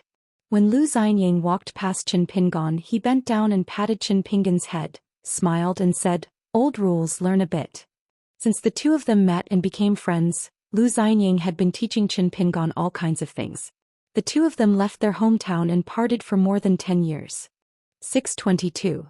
First, a man dressed in a scholar's robe ascended the city wall and killed a large number of demons with an inexplicable divine ability. Later, Xianxia sacrificed a bamboo box to her sword and completely destroyed the natal flying sword of a Jade Realm sword immortal demon, causing the latter to fall to the nascent soul realm. Moreover, even the nascent soul realm was on the verge of collapse. It was hard to say if he could still be considered a sword cultivator in the future. After all, an innate sword embryo could only be encountered and not sought. It wasn't as if the sword cultivator's realm was high enough and the destruction of his natal flying sword could easily produce another one. Therefore, this great demon that suffered the moment he made a move suffered a great loss in this siege. What he lost was not only his realm, but also the various benefits brought by his identity as a sword cultivator. If he were to switch to other divine abilities and return to the upper 5 realms, it would be even more difficult for him to become a sword cultivator of the Great Wall of Sword Qi. On the battlefield where Qin Pingon, Lu Xianyang and Qi Shou were fighting, The demon's attacks were obviously stagnant. According to the rules of the Great Wall of Sword Qi, Xianxia went all out today and took advantage of the situation. It could be said that she had made a miraculous contribution. This battle merit wasn't small. Because the demon that had attacked her was one of the most precious sword cultivators in the wildlands, Xianxia could be considered to have killed a half-immortal demon, or the equivalent of a complete unpolished jade demon. However, the person who saw the sword had to make a choice. If she chose the former, she would have to kill another half-immortal to exchange for the corresponding spoils of war. If she chose the latter, she would suffer a small loss. Fortunately, she could immediately get money and treasures from Master Hidden Official. However, Xianxia was obviously not satisfied and wanted to attack again. Qi Shou sighed. Good luck is all given to Sword Immortal Xia. I have to take it easy. Qi Shou decisively took out his last flying sword and formed a sword formation around him to prevent the sword cultivator of the upper 5 realms from sneakily attacking him. Qi Shou turned around and asked, "Do you have a share of such a large profit?" Qin Pingon sat cross-legged on the spot and reached out to press down on the sword workshop's standard long sword on his knees. He shook his head and said, "No." As bait, there wasn't a single copper coin to be gained. Xianxia smiled and asked, "Are you two friends?" Qin Pingon still shook his head. Qi Shou sneered, "Friends my ass. They're enemies. As long as I get off the city walls, this second manager will want nothing more than to scheme against me to death, and I will want nothing more than to crush him to death with my cultivation." Xianxia nodded. "That's about the same as my hometown. The people there are simple and honest." There were many supervisors and battle supervisors in the wilderness. Once the demon army showed signs of slowing down, they would start a massacre. Therefore, on the battlefield where the 3 of them were, the demons continued to charge forward. Not only that, they seemed to have come up with some countermeasures. There was an additional group of demon cultivators who knew a little about Talisman Dao. They threw a lot of yellow paper talisman in an attempt to block the view of the battlefield. For a moment, dust flew and the spiritual energy was chaotic. The demons at the front line were all monsters with huge bodies. They were responsible for being the first to die. They probably wanted Xianxia to attack as much as possible so that they could find more clues. Qi Shou responded as usual. On the battlefield, the flying kite and heartstrings flew extremely fast. Many demons that were dozens of feet tall had their limbs cut off by the sword light. They fell to the ground and wailed in pain. Qi Shou had always been like this when he attacked his enemies. Other than killing them on the spot, skinning them and pulling out their tendons, he would not stop until their bones were exposed. He would also deliberately injure them but not kill them, leaving them on the battlefield to struggle in vain and wait for death. Especially those demon cultivators who could transform into human form, they would often suffer such a calamity under Qi Shou's flying sword. Once a demon cultivator could not bear it and tried to save them, they would end up in a similar situation. Qin Pingon drank a mouthful of the water elixir wine in the sword-nourishing gourd and continued to attack the enemy with his sword. Chu Yi and Chu Shiwu pursued to kill with one blow. If the demon's body was too tough, or if they still did not die after their key aperture acupoints were pierced, Song Zhen and Kulei would add 1 or 2 more blows.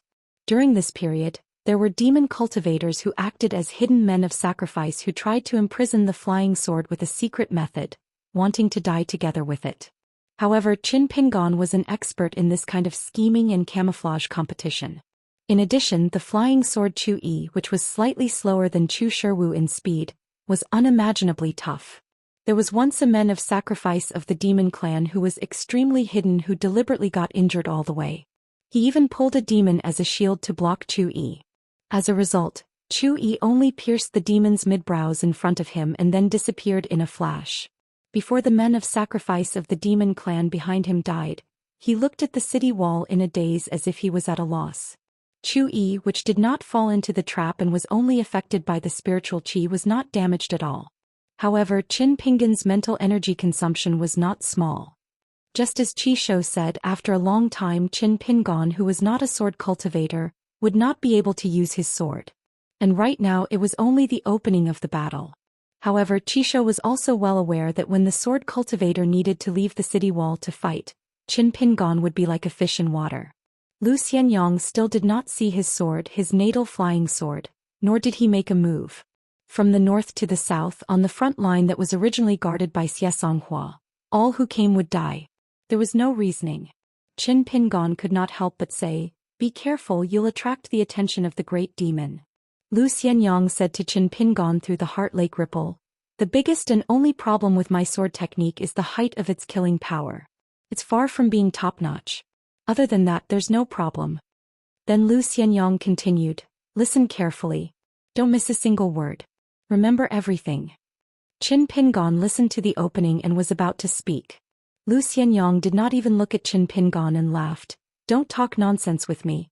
When Uncle Lu speaks, just listen obediently. If I teach you all the incantations and tricks, will you be able to learn them?" Qin Pingon remained silent. Lu Xianyang continued to impart the incantations telepathically. He knew that Qin Pingon had a good memory since young, so Lu Xianyang annotated the incantations as he spoke. He was not worried that Qin Pingon would remember wrongly. Lu Xianyang spoke in an extremely complicated manner. The content was the ancestral sword manual of Lu Xianyang's family. Other than the sword manual, there were actually 2 pieces of Lu Xianyang's family heirloom. Other than the sword manual, there was also the old modeled armor.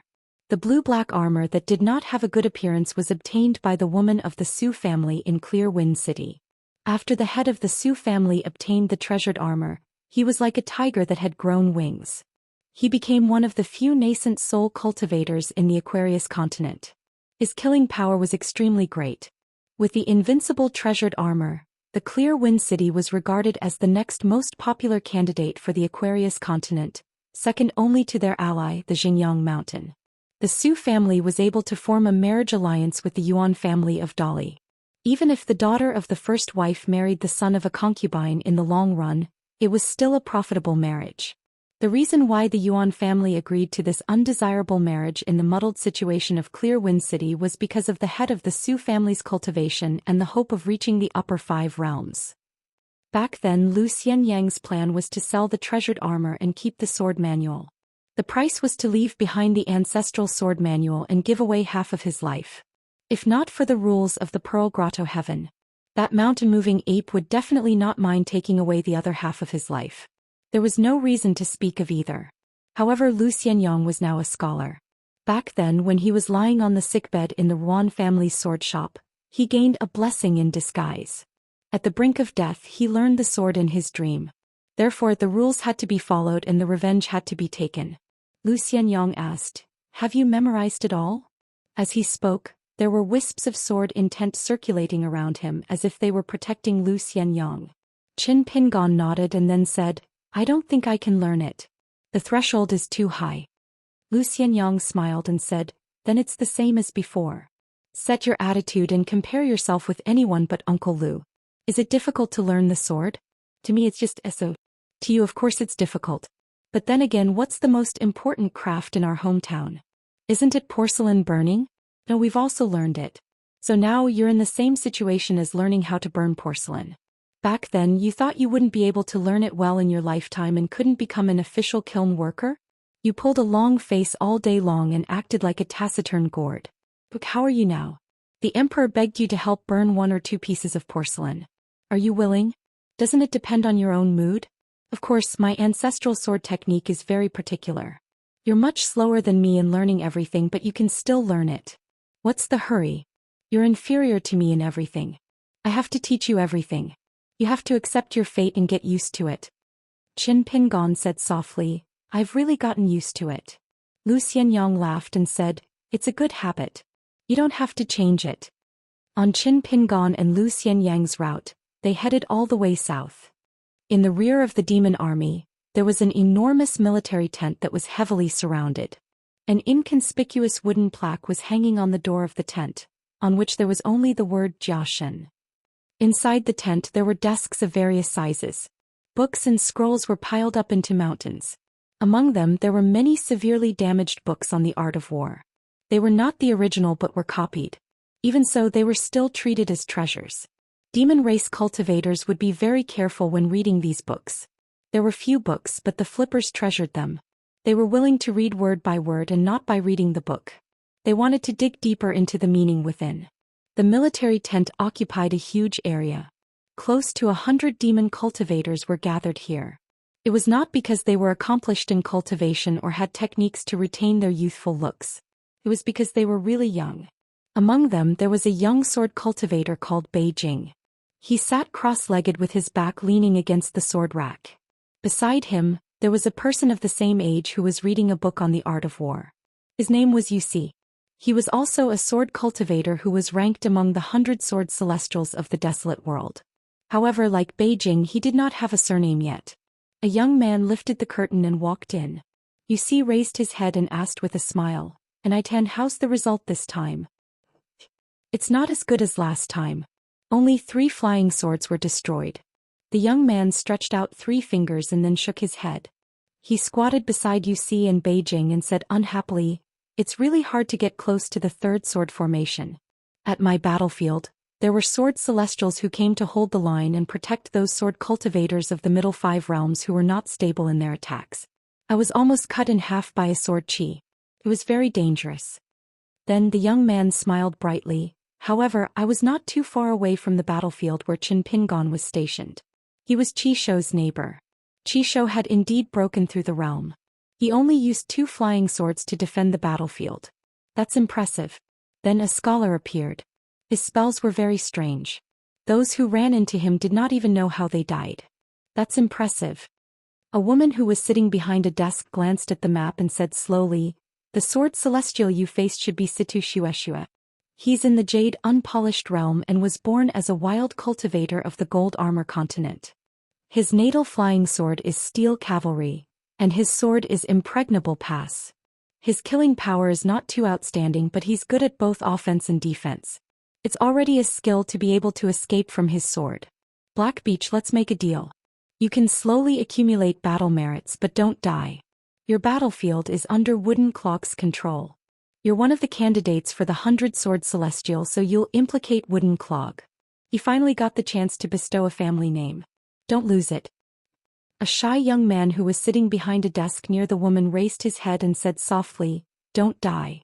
Otherwise, even if I get the family name, I'll feel guilty for a long time." The young man named Black Beach grinned and said, "I know. The 100 Sword Celestials of the desolate world were the seeds of the great Tao appointed by the moon supporting mountain. Their importance was second only to the Ascendant Realm great demons. Every sword cultivator's life was very valuable regardless of their realm. If one of them died, the Jiazi tent and the moon supporting mountain would investigate and punish them severely. At this moment, there were as many as 5 people in the Jiazi tent. Black Beach, Beijing, you see, the woman who exposed Situ Xianxia's background, and a young man in the corner who didn't quite fit in. Wooden Clog turned to look at a desk and said softly out of habit, "Have you found out the foundation of that Confucian disciple's spells, especially whether or not he's a sword cultivator? The losses in this small battlefield have exceeded our expectations by quite a bit. We have to make an appropriate response. Previously we sent a sword celestial to assassinate Qin Pingon, but we've already failed. However, as long as you give us a conclusion, we really do need to mobilize another sword celestial. I've looked at the plan and found it feasible. Let me send a flying sword message to inform the sword celestial to launch a sneak attack. If that still doesn't work, I'll personally go to the Jiazi tent. You don't need to feel pressured in this regard." A man shook his head and said, "We still need to die a few more times to get more clues." Wooden Clog nodded. The woman said, "Qin Chunan from the south swirling continent personally came to the Great Wall of Sword Qi. That scholar is definitely of the quasi-sage lineage. There's no doubt about this. In fact, we can send fewer troops to the battlefield that this person is guarding. This is because there will definitely be a hidden flying sword message soon. After the Jiazi tent confirms that there's no mistake, they'll naturally send a letter to us. If this person's identity is written in the letter, we still have 2 sword celestial quotas left in the Jiazi tent. We might as well use them both. When the time comes, whether it's killing that scholar or Qin Pingon, or even that Qi Shou, we'll allow the 2 sword celestials to act according to the circumstances."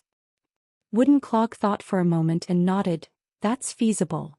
Then the shy young man pulled out a piece of yellow paper from the pile beside him. He folded it into a small paper kite and gently threw it to the entrance of the tent. "Pass down my orders.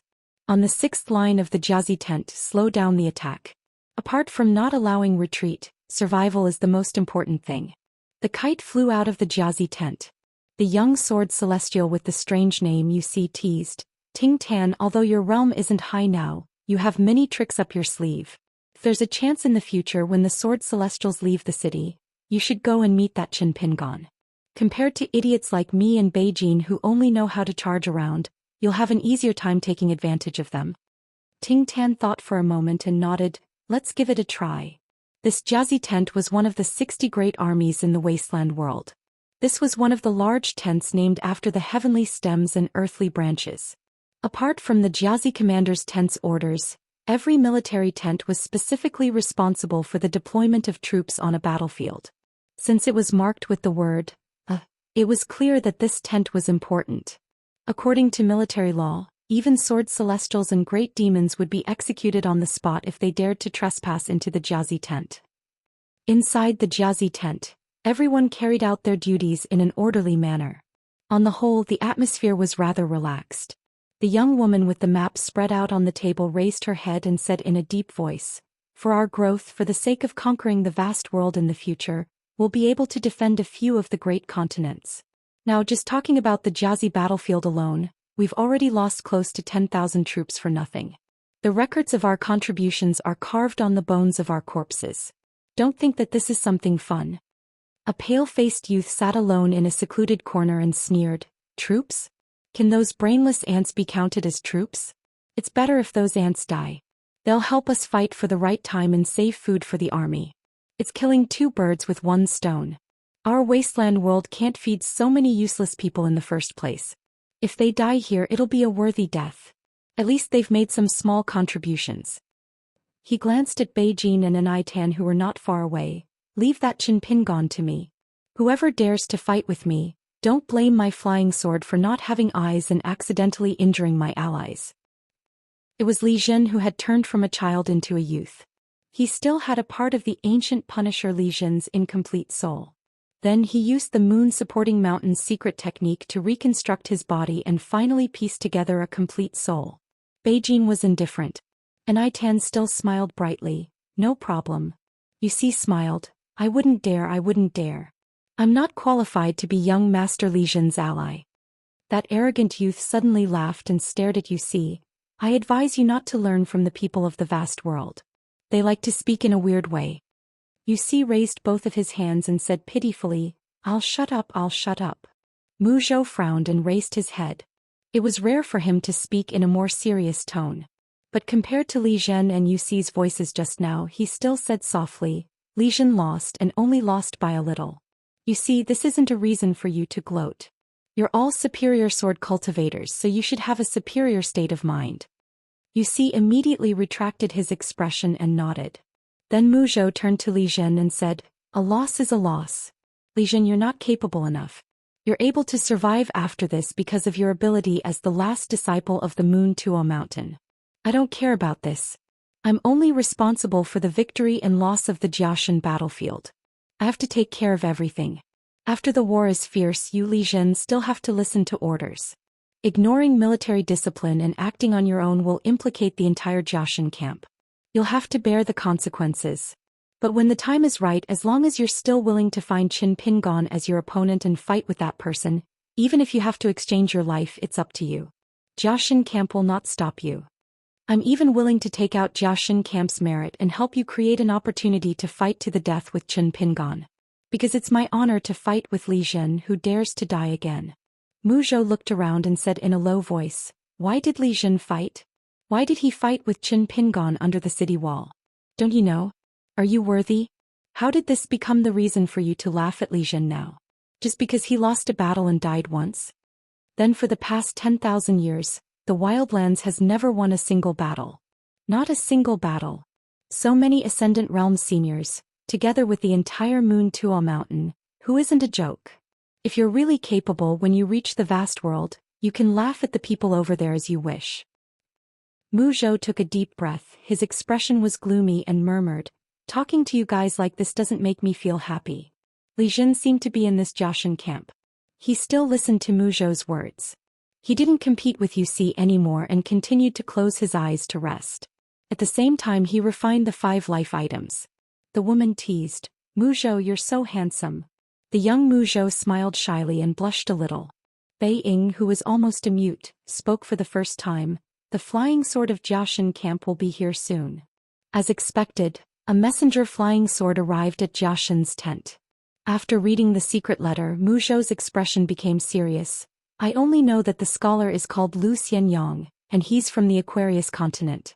He's not a disciple of the Melochen family, so I still don't know his cultivation background. The woman sighed. Then we'll prepare for the worst and use our lives to find out the truth. Mu Zhou suddenly said, You see, go to the battlefield personally. Remember to disguise yourself well. After you receive a sword, immediately leave the battlefield without any hesitation. That Qin Pingan's sword power isn't too strong, but his observation of the battlefield is very detailed. With his temperament, I dare say that his backup plan is definitely not just that female sword immortal. As long as you don't die on the battlefield, there will be other sword immortals in charge of keeping an eye on you. Yu Si stood up decisively. His face was full of eagerness, but his mouth complained, Retribution comes so quickly. Mu Zhou turned to look at Bei Ying. Yu Si immediately dashed out of Jiaxin camp, not giving Mu Zhou a chance to change his mind. Mu Zhou looked away and said to Ni Tan, I've already calculated. With the contribution you've accumulated so far, you're still lacking quite a bit if you want to buy that Yaoyuo treasure. It's fine. I'll take the lead and gather the money. In the future, whoever pays will receive a dividend every year. Who else is willing? The woman shook her head. I'm also saving money. I can't give it to you. Mu Zhou said, You can give it to me. You'll earn it back before the curtains of the battle fall. Trust me, it won't delay you from getting that treasure. Li Zhen opened his eyes and said, Do you need to buy it? I'll just go and ask for it. Mu Zhou shook his head and was about to refuse. Li Zhen had already stood up and said to the woman, Just tell me which treasure you need. I'll go and get it. I can't be bothered to make an extra trip. The woman did not hesitate, directly stating the name of the treasure. Laughing heartily, she clasped her fist in thanks. Li Zhen expressionlessly walked out of Jiaxin camp. He raised his head to look at the Great Wall of Sword Qi. From here the northern wall was blurry, but from the northern wall overlooking the battlefield he could see everything clearly. Li Zhen drew back his gaze, froze for a moment, and then turned around and clasped his fist in a rare bow as a sign of respect. At Li Zhen's side was a man with a large beard and a sword on his back. The man nodded. You go about your business. Li Zhen rode the wind and left. Mu Zhou walked out of Jiaxin camp and called out, Master. The man said, Master wants to see someone, so as his disciple, you have to do something for Master. Kill that Qin Pingan. Mu Zhou silently nodded. 623. A loud horn sounded on the battlefield and the demons started to retreat. This prelude battle lasted for more than 2 decades, and the demon army still couldn't reach the city wall. The sword immortals on the city wall were still outstanding. The demons on the wasteland side didn't attack much, and the number of Ascendant Realm and Immortal Realm demons who used their mystiques could be counted on 2 hands. Moreover, they didn't really break through the enemy's formation, so they seemed to be suppressed by the Great Wall of Sword Qi. During this period, the 2 most outstanding battles were publicly acknowledged. One was when the left and right sword immortals penetrated deep into the enemy's territory alone, and almost destroyed the Zhenggu army tent, which was located at the front, and provoked the attack of 2 Ascendant Realm demons. The left and right sword immortals didn't retreat, and their sword Qi was vast and mighty. From the city wall, it was as if a small world had condensed and materialized out of thin air. Endless snow-white sword Qi, with the left and right sword immortals as the center, formed a huge semicircle that covered the sky. Wherever it passed, the demons' bodies and souls were shattered, and they were all turned into powder. On the Great Wall of Sword Qi, the left and right sword immortals couldn't be seen at all. They could only see sword Qi and sword light. The Immortal Realm sword immortal, Miyu, who had broken through the bottleneck not long ago, stood beside his younger brother Miyu, who was still in the unpolished realm. The 2 brothers had different feelings. Miyu felt that if the left and right sword immortals could have more sword Qi, that would be delightful. Miyu's face was bitter, and he felt that the left and right sword immortals had too much sword Qi. The left and right sword immortals, who liked to be alone, had brazenly attacked the 2 Ascendant Realm demons. This was an extremely magnificent battle, and the battlefield was in the human world. As for the other battle, it took place in the sky. Qin Chunan had actually managed to drag down a bright moon from the highest point of the heavens into the mortal world. Almost the entire wasteland fell into a huge panic, and they were all worried that the moon, which was getting bigger and bigger, would really slowly fall into the human world. The gray-robed elder of the moon-bearing mountain still didn't stop him, and instead he looked up and laughed, saying that the scholar had good means. Qin Chunan was indeed worthy of being hailed as the new peak of the second sage lineage. Out of the 8 continents outside the Central Plains, Qin Chunan of the Hassa continent, perfected fiery dragon of the North continent, and god of fortune Lu of the White Jade continent each had their own strengths. Even the arrogant Qi refinement warriors of the Central Plains did not dare to say that the pillars of the 3 continents were not powerful enough.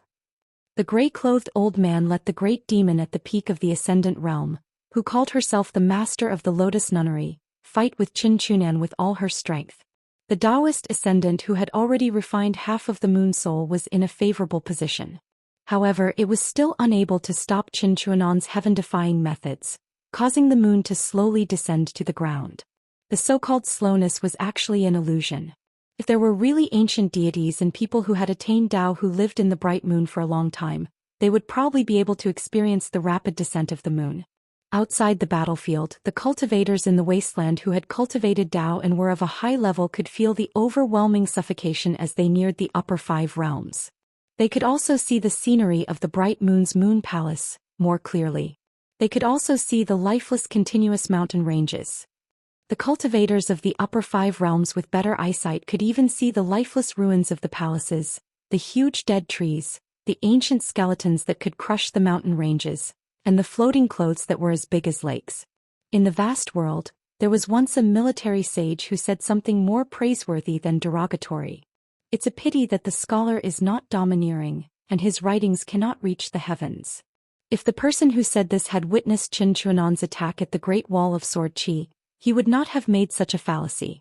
The Great Wall of Sword Qi was most familiar with the 9 great continents of the vast world, not the central divine continent, but the south swirling continent, which was closest to the inverted hanging mountain. They were also familiar with the scholar Qin Chunan. This was also thanks to Alliance's propaganda that Qin Chunan was a rather unique expert among the scholars. He was like an old man swinging a hammer, skilled in both the pen and the sword. He could write essays and he could also fight. He was very, very powerful. However, the bright moon was not completely dragged down to the mortal realm. The Lotus Nunnery Master used all her strength and was in a stalemate with Qin Chunan for a full hour. Therefore, on that night the moon was closest to the ground and it was extremely bright. These 2 battles should be a true fight between immortals. This boosted the morale of the Great Wall of Sword Qi. The sword cultivators drew their swords even faster, and the Sword Qi waterfall that gathered tens of thousands of natal flying swords became even more turbulent. However, in this wave of attacks compared to the demon race army that swarmed and died, the number of demon race cultivators that were truly trapped was still very few. Therefore, the battle merits that the Great Wall of Sword Qi sword cultivators had accumulated were mostly meager. Therefore, the female sword immortal called Xianxia from the Snowy Peak continent could be said to have shocked the world with a single brilliant feat, and earned a huge amount of battle merits. After the demon race army stopped their attacks, they no longer left the corpses on the battlefield to be exposed to the sun as they wished, and allowed the sword cultivators of the Great Wall of Sword Qi to pick up money from the battlefield. They started to respect the demon race cultivators that had died in battle, and tried their best to collect the corpses. Their bones, along with their belongings, were carefully counted, recorded, and returned to their descendants. The Great Wall of Sword Qi naturally would not allow the demon race to swagger around and clean up the battlefield. The key was the temporary retreat of the demon race army. There was a greater demon that held a golden pot that was carved in the shape of a rat's treasure. After it was summoned, all of the spirit artifacts and magic treasures that were filled with spiritual energy automatically left the battlefield and hurriedly flew towards the golden pot. There was also a greater demon that held a jade tablet carved from black jade. After he clenched it, it shone with a dazzling light. Black flood dragons that were only the length of a finger swam out from the jade tablet. After they left the jade tablet, it was as if the flood dragons had lost their advantage.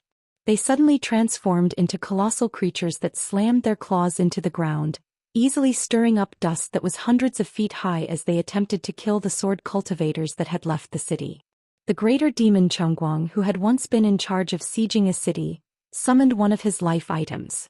It was a bowl of water. He gently blew out a breath of air, causing the surface of the water to ripple. Suddenly, an incomparably deep vortex appeared, as resplendent as a river of stars.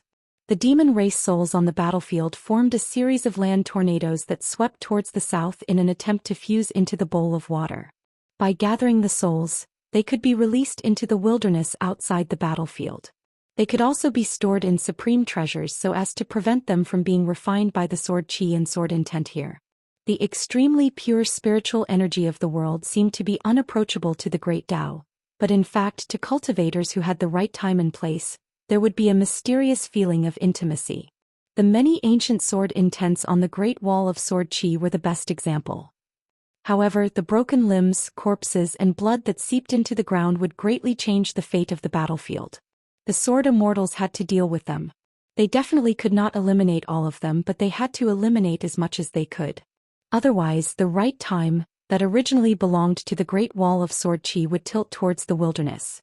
This was the sword cultivators' greatest reliance apart from the great sword immortal and the city wall beneath their feet. Therefore, the strangest scene on the battlefield occurred. Both armies had clearly stopped fighting. However, the greater demons and sword immortals were attacking more and more frequently. There were constantly cultivation treasures and damaged spiritual artifacts left on the battlefield. Both sides used their own methods to control them and collect them into their pouches. There were even more that were shattered on the spot as the two sides fought. However, compared to the previous confrontation between the two armies on the vast battlefield now, no matter how big the commotion caused by the attacks of the sword immortals and greater demons was, they were still limited. After the two sides stopped fighting, there was a short period of rest. According to the rules of the past, the sword cultivators could have as long as half a day or as short as 2 to 3 days to rest. Qin Pingon did not immediately leave the top of the wall.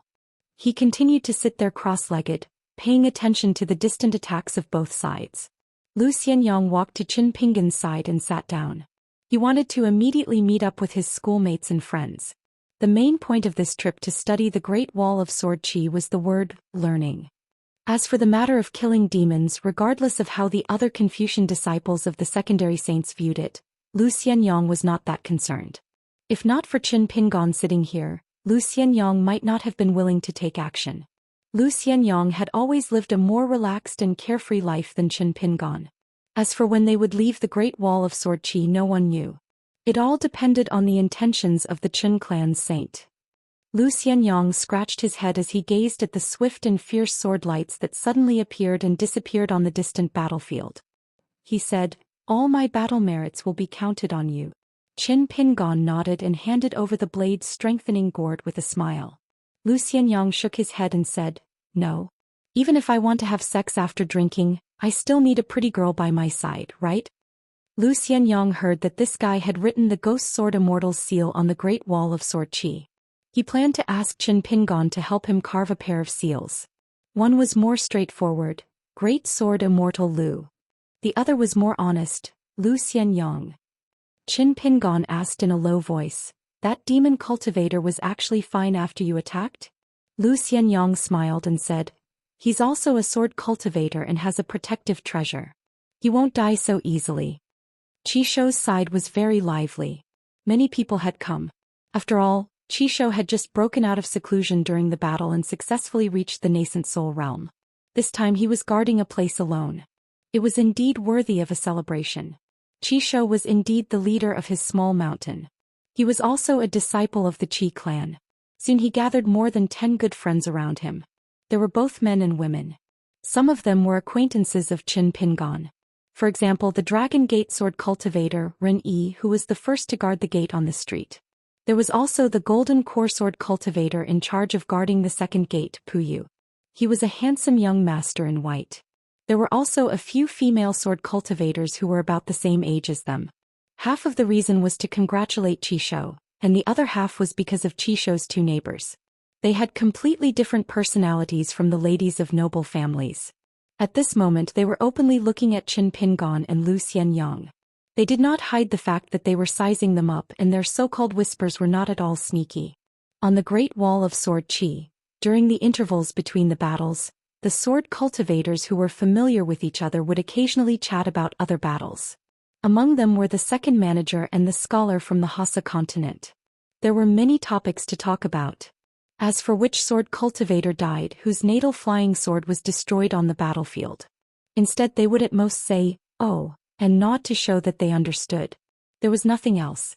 Qin Pingon shook the blade's strengthening gourd and joked, "Don't you have it now? Do you still want to drink it?" Lu Xianyang jumped off the wall and muttered, "Let's go, let's go." When Lu Xianyang was far away, one of the female sword cultivators asked with a smile, "Second manager, what's your friend's name? Does he have a partner or a wife?" Qin Pingon smiled and said, "He was here just now. Why didn't you ask?" The woman chuckled and said, "I'm just shy."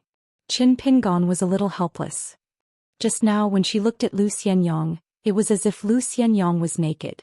She was not shy at all. She was called Situ Longqiu, the daughter of a concubine from the Situ family on Taixiang Street. She was a sword cultivator who had reached the bottleneck of the sea-viewing realm. She was good friends with Dong Bujue. Among the sword cultivators of the same age on the Great Wall of Sword Qi, her realm was not high nor low. However, she was cheerful and had the spirit of the Jianghu. Interesting things on the Great Wall of Sword Qi often became more interesting after being polished by her. Many sources of gossip came from her and Dong Bujue's groundless accusations. At that time, Dong Bujue went to the Ning residence and asked Qin Pingon to help him carve 3 book seals. One of them was Situ Longqiu's. The second manager was upright and honest. Situ Longqiu's "I swear" was definitely true. Gu Jianlong's "Allow me to say something fair." Dong Huafu's "Spend money like water." Wang Xinshui's "I can pay before the fight but after the fight it's on me." These were the newest 5 absolutes of the Great Wall of Sword Qi. The Great Wall of Sword Qi was one of the 5 absolutes of the Great Wall. Liang's gambling behavior was excellent and he washed his hair with saliva. The hidden official's temper was the best and he never hit anyone. The old deaf spoke human language. Lu Ji's beauty and Mi Yu's deep love couldn't keep her. These had nothing to do with swordsmanship or realms. Now Qin Pingon and Situ Longqiu could be considered a meeting of experts. Situ Longqiu suddenly laughed and asked, "Is Yendang Mountain very famous in the vast world?" Qin Pingon shook his head. "It is just a mountain in the Aquarius continent that is not very famous. Its feng shui is very good but it is not famous yet.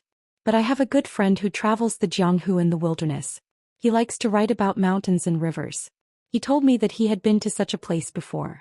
The scenery there is marvelous."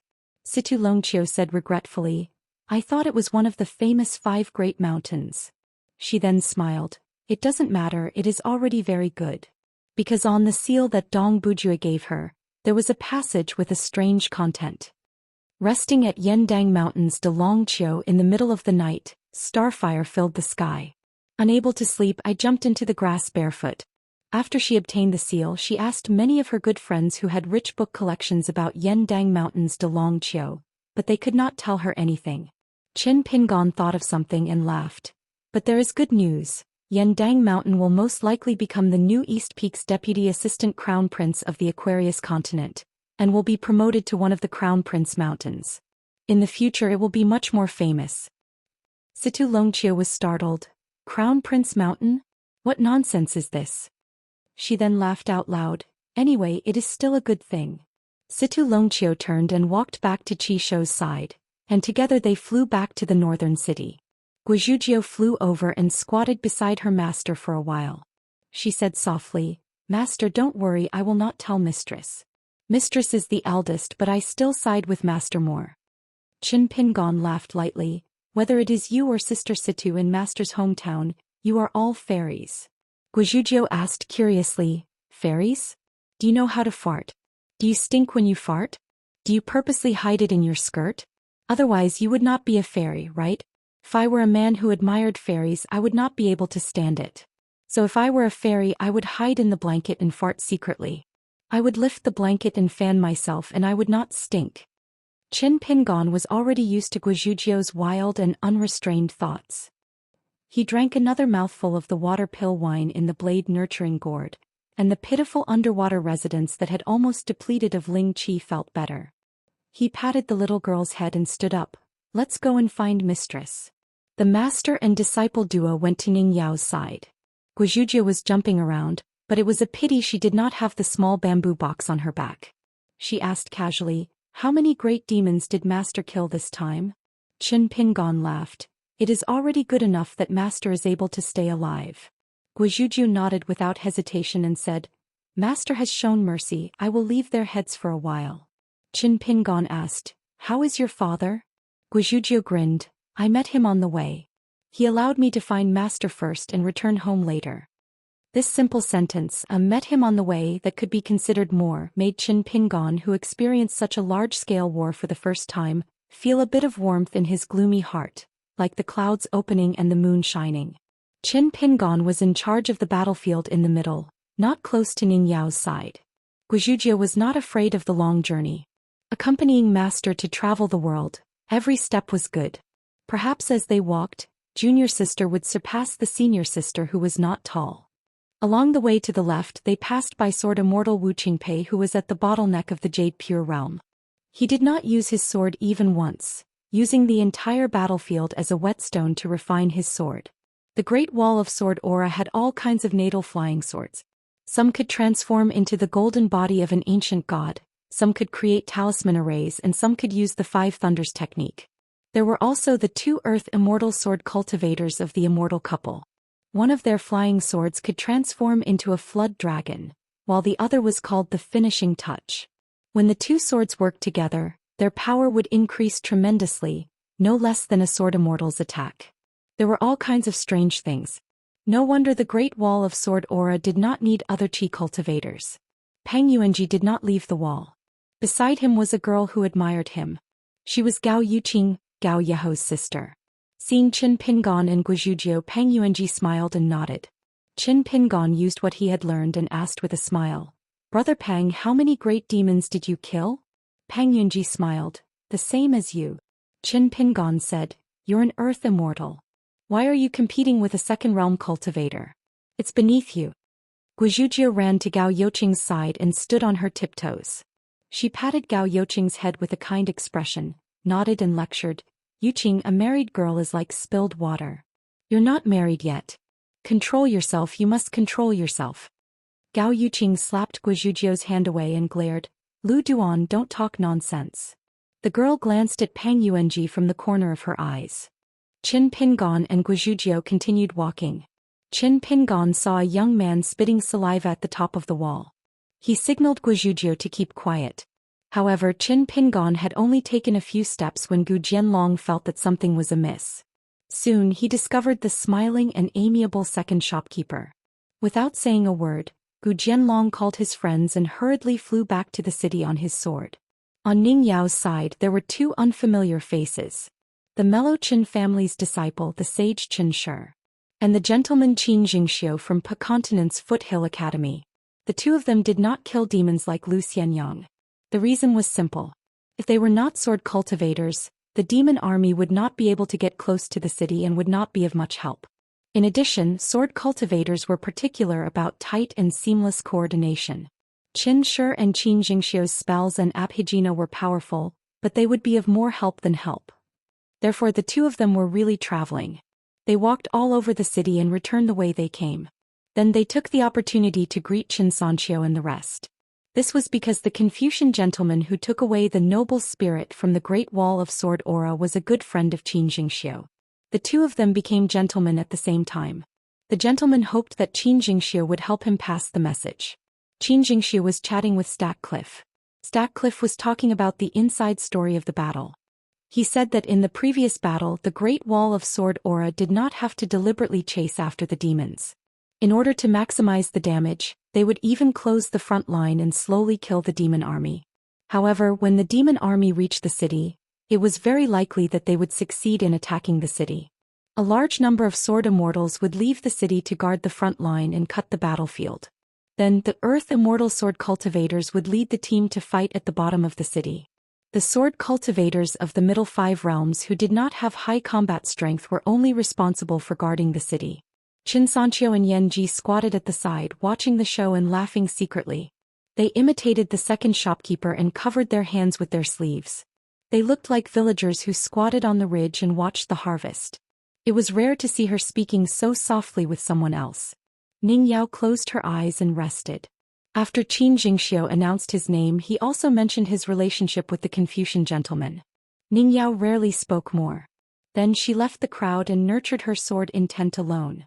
Dong Huafu was chatting with Fan Dash about what to eat and drink when they returned to the city. Dong Huafu said, "Fan Dash, you did well this time. You should buy a pot of azure Immortal mountain wine to celebrate." Qianxia suddenly said, "There must have been a sword cultivator who betrayed us. He paid the price of a natal flying sword to secretly send a message to the demon race." This was an extremely unpleasant way to put it. This was probably one of the reasons why Qianxia would inexplicably make enemies everywhere as soon as he left his family. However, Ning Yao and the others did not have any strange expressions. The sky will rain, the mother will marry, the shop will make money. Who can stop that? Dong Huafu turned his head and said, "In order to survive, you paid the price of a natal flying sword. I don't know if the scholars in the South Sa continent will dare to use half of their lives to survive in the future. I heard that ordinary scholars who don't cultivate are very knowledgeable, but they can't bear the pain. What's the saying again? Without a knife at home, without a well in the backyard, it's too ugly to hang yourself. The pillars are too hard and the water is too cold." Qin Jingxiu frowned. Qianxia laughed instead. "There are indeed such sayings. There's no other way around it. There are too many scholars in this vast world. They're both good and bad people. There are all kinds of people." Dong Huafu glanced at the young scholar and nodded. "You're easy to talk to. Treat me to a drink later." Qianxia was amused. He laughed and asked, "Didn't you treat me to a drink?" Dong Huafu laughed. Dash. Fan Dash immediately said helplessly, "Even the second shopkeeper can't make Dong Haitan pay." Qin Jingxiu turned and saw two people. One of them was a young man wearing a robe and carrying a sword. His face was pale and he looked like a sickly person. However, because of Lu Xianyang, Qin Jingxiu knew that this person was Qin Pingon from the Aquarius Continent's Dali Longquan. He was a direct disciple of the literary sages branch and the junior brother of the left and right sword immortals. When Lu Xianyang and Qin Pingon fought next to each other, Qin Jingxiu's horizons were broadened. Lu Xianyang hid his strength well. Even Qianxia, who had a good relationship with Lu Xianyang, knew that Lu Xianyang was a sword cultivator for the first time. Qin Pingon smiled and bowed. "Greetings, gentlemen." Qin Jingxiu and Qianxia also bowed back. Dong Huafu muttered, "When a disciple of the secondary sage meets a disciple of the literary sage's branch, even if they don't fight, they should quarrel." Ning Yao stood up and said, "Let's go back." Qin Pingon took out his talisman boat and boarded the ferry. Qin Jingxiu and Qianxia tactfully declined Qin Pingon's invitation, saying that they wanted to walk around the Great Wall of Sword Qi. The talisman boat headed north. On the ferry, other than Qin Pingon, everyone else was a sword cultivator. Qin Pingon and Guizhuzhou sat on one side and rowed the boat with all their might. Qin Sanqiu and Yan Ji rowed on the other side. Dong Huafu shook his head and said, "It's too embarrassing." Fan Doc deeply agreed. On the city wall, Qin Jingxiu looked at this scene. On the ferry, other than Qin Pingon, everyone else was a sword cultivator. However, none of them rode on their swords. Qianxia smiled and said, "Lu Xianyang often bragged to me about how smart Qin Pingon from his hometown was and how fast he learned things. Other than being a little taciturn and not fond of talking, there seemed to be nothing wrong with him. In the beginning he patted his chest and promised me that Qin Pingon would be the best porcelain kiln worker in the world. After that, Lu Xianyang stopped talking about the dragon kiln." Qin Jingxiu said, "Lu Xianyang probably did not expect that Qin Pingon would become Mr. Wensheng's closed-door disciple." Qianxia looked at the talisman boat and said, "I guess Qin Pingon also did not expect that Lu Xianyang would become a sword cultivator." Qianxia sighed and said, "My sister once said that the Pearl Grotto Heaven in the Aquarius continent is a place with good feng shui." Inside Jia Shen's tent, sword cultivator Yu Si walked in. Other than Li Zhen, everyone's gaze gathered on him. The young wooden clog asked, "How is it?" Yu Si smiled and said, "Good fellow, I am sure that he is a sword cultivator, not some righteous Confucian disciple. It's just that his swordsmanship is very mysterious." At this point, Yu Si raised his arm, emitting a faint smell of blood. "See, my robe is not damaged at all." Yu Si rolled up his sleeves. His arm that was wrapped in several golden pages was now a bloody mess. He laughed angrily and said, "Luckily I have something on me. Otherwise, even if I did not die, a layer of my skin would have been cut off by this person's swordsmanship." Wooden Clog asked, "How did Zhou Xian draw his sword?" Yusi shook his head and said, "Sorry, I really do not know how he drew his sword. Came without a sound. It's like being glanced at by a senior. I get goosebumps." Wooden Clog frowned. "It's because Lu Xianyang's sword energy is too fast. It is so fast that it can pass through the river of time without causing any ripples. For example, Chisho, who just broke through, his flying sword is called Heartstring. Its innate ability can reduce the natural obstruction of the river of time to the flying sword to the minimum, so it is very fast. Or is it that Lu Xianyang's innate flying sword is even stranger?" The young woman said, "The great sword immortal of the North Continent is Han Huizi. The Taihui sword sect has a new sword immortal, Lu Jinglong. His innate flying sword is extremely mysterious and strange. Although I do not know his name, he is known as Near Dao." Yusi shook his head vigorously with a smile. He shook his arm, feeling a little sorry for the destruction of the golden pages. His realm should not be that high. He is definitely not an upper 5 realm sword immortal. It is just that his sword art is too strange. A messenger flying sword arrived at Zhou Xian's tent. After reading the secret letter, Wooden Clog revealed a smile. In Zhou Xian's tent, everyone was smiling. Wooden Clog stood up and went around the desk. He put 2 fingers together and drew a circle. In the tent, a long scroll about 10 feet tall appeared in the air. Wooden Clog said in a deep voice, "Kuei Wei tent has already sent information to all the military tents. This is the distribution map of the Great Wall of Sword Qi. Every upper 5 realm sword immortal has a rough division of labor. Some relatively fixed positions are recorded and marked on the letter. In addition, nascent soul sword immortals who are capable of guarding an area alone are not to be underestimated. In addition, all the golden core sword immortals with greater killing power are recorded in detail. Especially the youngest batch of geniuses like Ning Yao. Some of the Dragon Gate and Sea Viewing realms are individually marked." Wooden Clog began to report the names of the important sword immortals and sword immortals, as well as their positions and specific duties of guarding the city. Every time the youth said a name, the young woman would write an extremely small name on the scroll. Fortunately, the people in Zhou Xian's tent were all cultivators with excellent eyesight. Even if their realms were not high, they could see the words on the scroll clearly no matter how small they were. The names on the scroll were divided into 3 colors: gold, vermilion, and ink black. They corresponded to the upper 5 realms sword immortals, nascent soul sword immortals, and golden core sword immortals. Wooden Clog emphasized, to have a name on the scroll, even if it's an inconspicuous ink black color, the lower their realms, the more we need to find an opportunity to kill them. The young woman said, "Then I'll circle these special names with gold ink?" Wooden Clog nodded and said, "Sure. For example, Sword Immortal Guijia's daughter, Guizhujio, and Marquis Gao Ye's sister, Gao Yuqing." On the scroll, there were the 10 people at the peak of the Great Wall of Sword Qi. There were also Great Sword Immortal Yuqing, Yao family head Yao Lianyun, North Continent's Han Huizi, and Yen family's consecrator Li Tumi.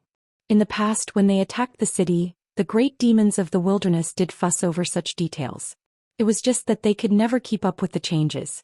This time there were 60 military tents in the wilderness, including Zhou Xian's tent. There were close to 5,000 cultivators. Since Zhou Xian's tent was only responsible for the battle situation in their own territory, there were even more military tents that had to take care of something important. That was because the armored god tent was a bit special. It had so many sword immortal embryos that it didn't need to be distracted.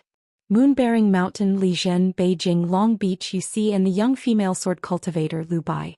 Of all the 100 sword immortal embryos in the wildlands, the armored god tent had 5.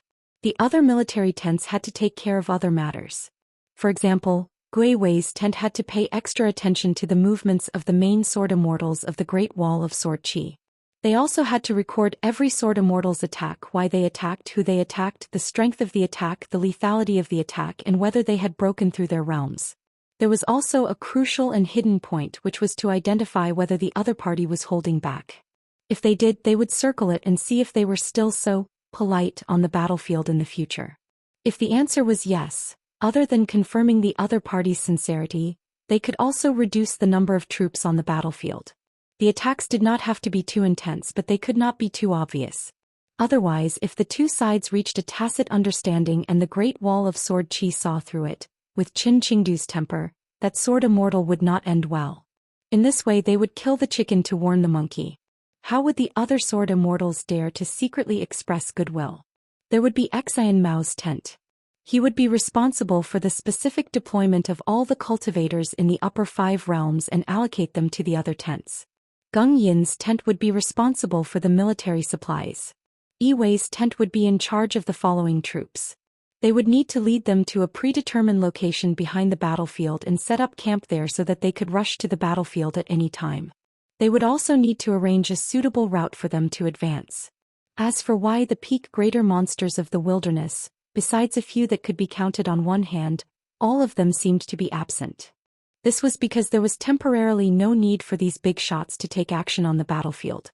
In truth, they were all very busy. Mobilizing half of the world's factions to attack the Great Wall of Sword Qi was a magnificent feat that had never occurred before in the history of the wilderness. Behind the battlefield there were many rebellious factions. Not everyone was willing to listen obediently. There were some extremely tyrannical greater monsters that didn't even know how to size up the situation. This was why they needed to be suppressed. There were also many that wanted to obey orders on the surface but secretly hid their strength. And the most troublesome of all, there was a fire in their backyard and internal strife. There was even a group of sword immortals that didn't want to be upright sword immortals. They simply didn't want to use their swords in the open and became insidious assassins. They specialized in assassinating the leaders that led the army north to block the monster army that was heading north. When a sword immortal insisted on killing someone and then leaving, it would be a huge problem. The difference between defeating a cultivator and killing a cultivator was like the difference between heaven and earth. Why did Jia Shenying still want to kill Qin Pingon even though he knew that Qin Pingon was fishing? It was because Qin Pingon had killed Li Zhen and not simply one. Such an existence that would become a huge problem once he really grew up was worth Jia Shenying taking out an upper 5 realm sword immortal as a bet. It was just that there was a lack of information at that time. Regarding the female sword immortal Xianxia of the Snow White continent, it was impossible to accurately assess her sword style and lethality, so Jia Shenying paid a huge price. Wooden Clog didn't hesitate to take responsibility for this mistake. Even if it was very likely that he would lose the opportunity to be bestowed with the surname of Moon Supporting Mountain, Wooden Clog didn't have any regrets. In war, people would die and a lot of people would die. It wasn't like playing house. As long as they won, everything would be fine and they could easily make up for it. But if they lost the war, it was hard to say who would be the master of the wild world in the future. The territory of the wild world was about 2 north continents size compared to the vast world. Compared to the rich vast world, the wild world was indeed like an empty shelf to a certain extent. The land was barren and the products were scarce. Although there was no lack of unique advantages, it was still too lacking compared to its neighbor. However, this huge disparity was like comparing an entire world to another world. Moreover, the demon race multiplied and spread their branches and leaves extremely quickly.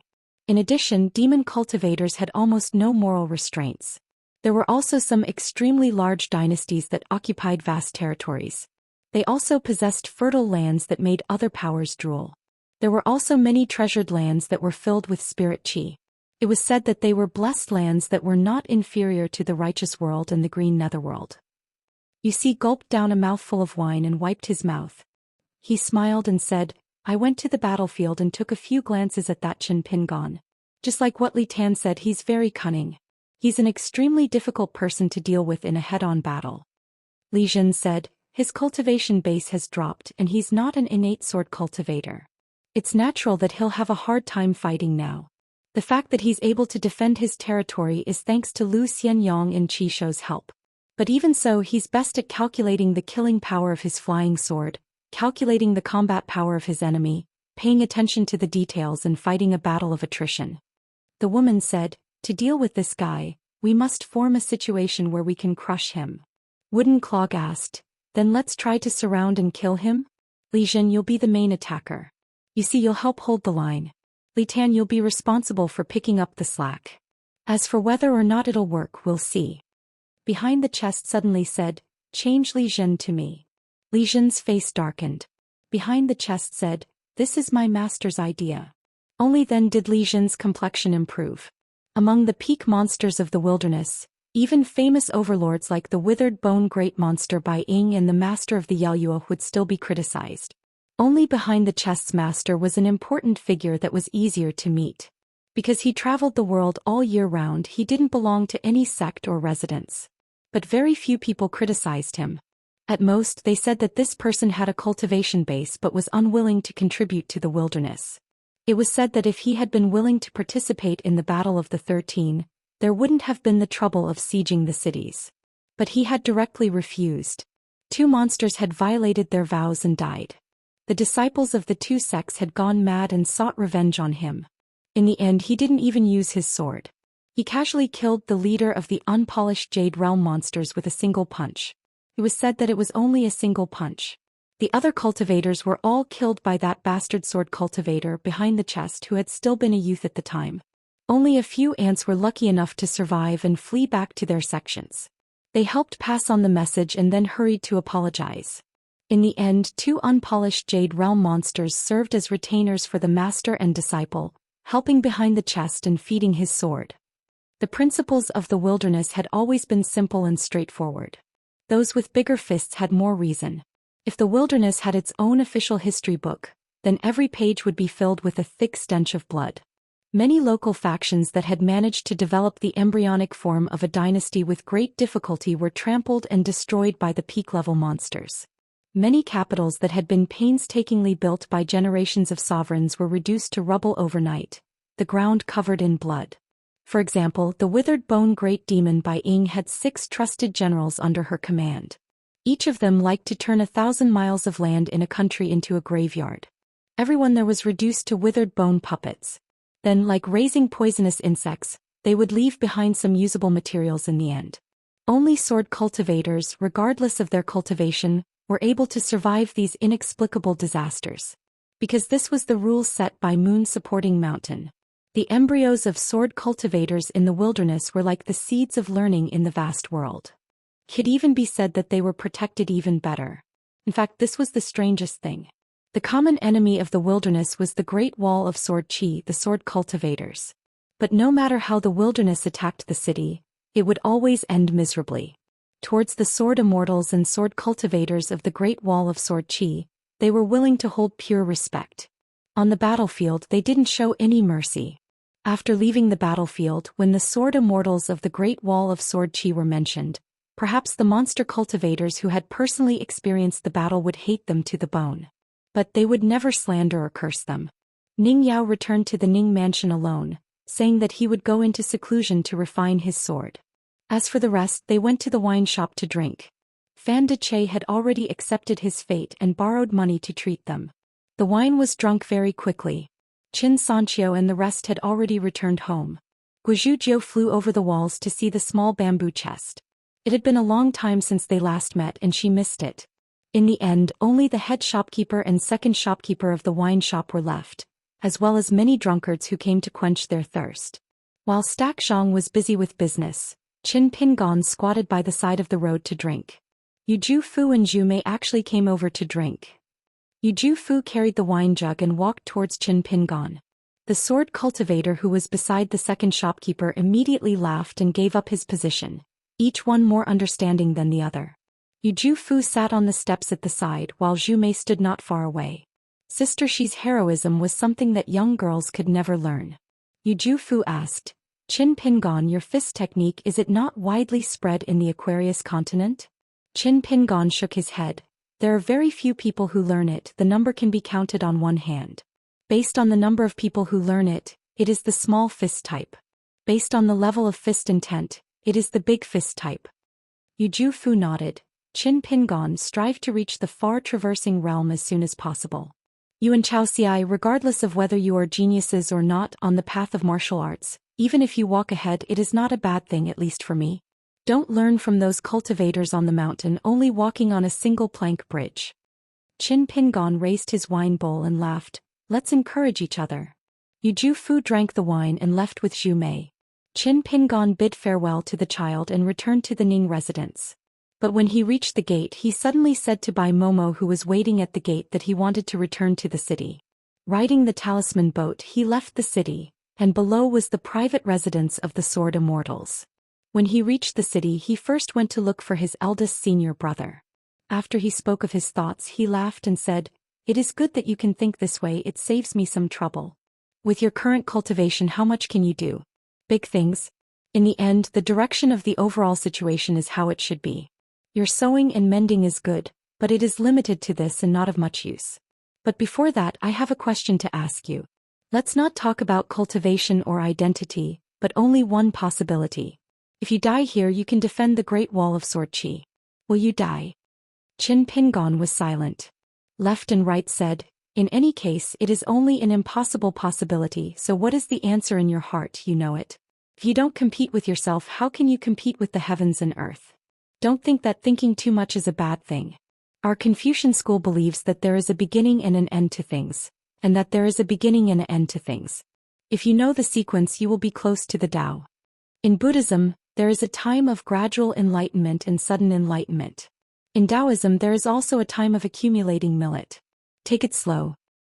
Qin Pingon looked down at the southern battlefield and said softly, "I will remember senior brother's teachings."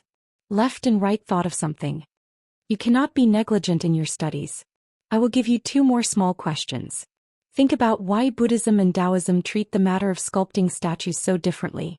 Then there are the 4 bodhisattvas of Buddhism: wisdom, compassion, practice, and wish power. If you follow the order of Sir's teachings, which order do you think is better, the best? Wisdom first, compassion in the heart, great aspirations, and then practice? Or do you have a compassionate heart first, make a great wish, and develop wisdom through practice? Think about it yourself, think more." Qin Pingon nodded and said, "Okay." Then he smiled bitterly, "Senior brother, this is not a small problem." Left and right said, "On my side it is a small problem. On Sir's side it is not a problem." Qin Pingon bade farewell and left. With a thought, he did not go to the thatched cottage to look for eldest Sword Immortal. Instead, there was one more thing that Qin Pingon needed to do. Left and right frowned. "Can't you be more straightforward? Do you have to torture my junior brother like this?" If not for the fact that eldest Sword Immortal's swordsmanship was indeed high, Left and Right would have said, "Who do you think you are?" Qin Qingdo came to Left and Right, hands behind his back, and said with a smile, "It's good to have the best swordsmanship. Every day I feel refreshed." Qin Qingdo's line of sight was an extremely distant small world. In the small world there was a proper school. A man in a Confucian robe was teaching the young boys and girls. First he talked about the opening of a mountain in poetry. With the white sun at the end of the mountain and spring grass growing in the pond as an example, he talked about 2 sentences that seemed simple and straightforward, but in fact he took up all the glory and did not leave any room for future generations. This Confucian scholar's pseudonym was Zhou Mi. Behind him was a screen with a golden and jade landscape style. In front of him was a desk full of books and literates' offerings. There were the 4 treasures of the study, the paperweight, the ink bed, and 9 other small items. The more flashy and impractical a spirit artifact was, the more likely it was to be viewed as a precious treasure by many demon cultivators in the wilderness. Even so, the more likely it was to be viewed as a treasure by many demon cultivators. This Zhou was the great demon with the 2nd highest throne in the abyss of the ancient well, second only to the gray-clothed old man. He was even higher than the bearded man with a sword on his back, Lu Cha. He was known as the Sea of Learning in the wasteland, the moon-supporting mountain in terms of knowledge. He read a lot of books and learned everything. He was proficient in the 3 schools of Confucianism, Buddhism and Taoism, the 100 schools of thought, poetry, arithmetic, calligraphy, painting, metal and music. He was very good at all of them. Zhou called himself the Old Bookworm, and was also known as the Old Fox reaching heaven. Among the disciples, Si Chen, Kaiying, Tong Xian, Tong Yin, Yuzhao, and Lu Bai from the Jiaxin tent were now in the list of the 100 Sword Immortals. In addition, a large group of disciples earlier were now people of the military Shang and Taoism. The surnames of all the disciples under Zhou could only be obtained after the Great Wall of Sword Qi was breached. In fact, the person in charge of writing this genealogy was Zhou. It was said that in history, the withered bone great demon Bai Ying once asked curiously, "Does Mr. Zhou want to be the master of our world's culture and education?" Zhou smiled and answered, not enough. Today Zhou talked about the trivial knowledge of being naive and doing things in the ways of the world. He talked for more than half an hour. Moreover, he often asked the students for their answers first. As a teacher, Zhou would give his own answer. If someone solved the problem well, Zhou would directly give him a bookcase as a tribute. Today he gave his disciples a bookstore seal engraved with endless stream and mountain. Back when Zhou had first started teaching the Tao, he had told the first generation of students that the scholars of the world didn't care about reason anymore. Of course, they had their own reasons. Right and wrong, good and bad were complex. However, the scholars of the wildlands were far from that level, and didn't have the qualifications to treat everyone with reason. Because their foundation was too weak when it came to learning, they had to have respect in their hearts. All of Zhou's disciples only had one homework, which was to copy the classics of the 100 schools of thought every day. The last question of the day was Zhou's talk about man and time. This involved a fundamental principle. Zhou believed that the demon race had been enlightened and transformed into human form. However, only those who read books could be considered human. Zhou had a smile on his face as he spoke about what he was thinking about. Before the age of 10, time flowed slowly like a small stream. It was so slow that it seemed like it would never grow and could not see the distant scenery. After the age of 20, one did not care about the passage of time at all. It was fast and slow. One would be bored out of their wits if they took an extra look. After the age of 30, time began to run wildly and people were caught off guard. After the age of 40, it was like a rolling river that was about to enter the sea.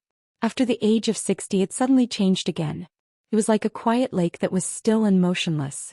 Before the end, it was like a waterfall that suddenly fell into a deep pool. Some disciples understood what he meant, while others did not pay much attention. Zhou did not decide who was better and who was worse because of this. He only smiled and said, "The purer the knowledge, the more meaningless it is on the surface." However, from my personal point of view, the true power in the world is not a high position or a strong fist. It is a person who can truly affect the hearts of many. It is good that you can listen to it. If you can't, it doesn't matter. You have a skill to settle down. As time passes, as long as you don't lock your hearts, you will have a chance to walk up step by step. The scenery of the great Tao is great. When you reach the vast world, you can do whatever you want. When Zhou said this, he turned his head and looked at the screen. In truth, he was looking at a certain spot on the great wall of sword energy. He smiled and said, "Don't say that the heavens have no eyes and ears. Don't say that the earth has no heart." Qin Qingdu smiled and said, "You are still far from establishing a sect." In the night, a slow man came from the great wall of sword energy to the Jingjian pavilion through the newly opened door of the inverted mountain. The person accompanying him was Yan Ji's father, who had used the camouflage spell. He was the head of the Yan family, Yan Ming, who had done business with the vast world-crossing continent ferry for countless years. The Jingjian pavilion had already closed its doors to visitors, so there were only 2 people walking inside. The slow man began to pick and collect the sword Immortal paintings one by one. The head of the Yan family said, "Qin Pingon, help me carve a seal. I will ask Yan Ji to send it to the Ning family later. The fee is 1 grain of grain rain money. You don't have to think about the seal. Just 5 words. Climbing the city is like visiting a grave." Qin Pingon had just put away a painting. He thought for a while and asked, "Can you add 5 more words?" Yan Ming smiled and said, "What do you mean?" Qin Pingon said, "Offering wine as soon as the sword is drawn." Yan Ming was silent for a moment and nodded. "I won't let you carve 5 more words for nothing. 2 grains of grain rain money." Qin Pingon shook his head and said, "Uncle Yan, you don't have to pay." Yan Ming asked, "You think it's too little? So you don't want it?" Qin Pingon was speechless. Yan Ming motioned for Qin Pingon to continue with his work. He walked to the side and said with an indifferent expression, "You are a scholar. If you can use your fists and swords on the great wall of sword qi, you should speak more words of conscience. If I were not a businessman, I would feel that I need to pay you for every word." Qin Pingon carefully put away the scrolls one by one. Qin Pingon could not guess why the eldest sword immortal wanted him to do this. Why did he want to come to the Jingjian pavilion to take back all the sword immortal paintings? He just had to do it. The 2 walked out of the Jingjian pavilion together. When Qin Pingon walked down the steps, he suddenly said, "Uncle Yan, can I sit for a while?" Yan Ming nodded and said, "I will wait for you at the gate. Don't stay too long." After Yan Ming left, in the dead of night, there was only one moon in the vast sky. Qin Pingon sat alone on the steps, lost in thought. If you like someone, you have to take care of her for a lifetime and give your life to her. If I leave first, she will be the last person I see. If she leaves first, I will be the last person she sees. Can I find a friend to drink the best wine that is not expensive? Can I drink the worst wine to my heart's content? Can I think of some people who have passed away? Once I think of their words and actions, I will feel that I have not done well enough. Growing up was not a slow change of time. It was not walking from one place to another. It was often something that happened in an instant. Where one's mind was, one's flying sword would follow. One's body, mind, and life would be free. However, how should one become a sword cultivator? For some reason, the ancient remnant sword intent of the Great Wall of Sword Qi did not seem to favor Qin Pingon at all. Qin Pingon exhaled and stood up. He made up his mind. Even if he did not have an extremely suitable natal item, he would make do this once. After gathering the 5 elements, he should hurry back to the 3rd realm of Qi Refinement Warrior, the Willow Tendon realm. However, this was no different from pulling up seedlings to help them grow on the path of cultivation. After that, it would probably be a good retention realm. He quietly returned to the Great Wall of Sword Qi with Yan Ming. Qin Pingon followed the instructions of the eldest sword Immortal and handed the item that contained all the paintings to Yan Ming. Qin Pingon returned to the Ning residence first. On the city wall, Qin Qingdou kept the item that belonged to Qin Pingon. Not only did he not open the item and take out all the paintings, he cast a forbidden spell and threw it back to Yan Ming. He said, "Return it to that kid. Tell him that there is a small problem with the item and that it can't be opened for the time being. We will talk about it later." Yan Ming braced himself and left the Great Wall of Sword Qi. Qin Qingdou and left beside stood and sat looking into the distance. Qin Qingdou suddenly asked, "Is your little junior brother a fool? Didn't he already have the last item of the 5 elements? Why didn't he refine it?" Left beside said, "That is the work of perfected fire dragon and it involves the fundamental qi of pure martial arts. With Qin Pingon's current realm, it is impossible for him to strip it. One careless move and he will lose everything. Qin Qingdou, don't make sarcastic remarks here. Don't tell me that in your Great Wall of Sword Qi cultivators will drop 3 realms and pure martial arts will drop another realm before you are satisfied?" Qin Qingdou laughed and said, "Is your eldest senior brother useless? Aren't you going to help?" This sentence was very hurtful because left beside really couldn't do it. If his swordsmanship was too high and there was too much sword qi, it would easily clash with the item that perfected fire dragon buried.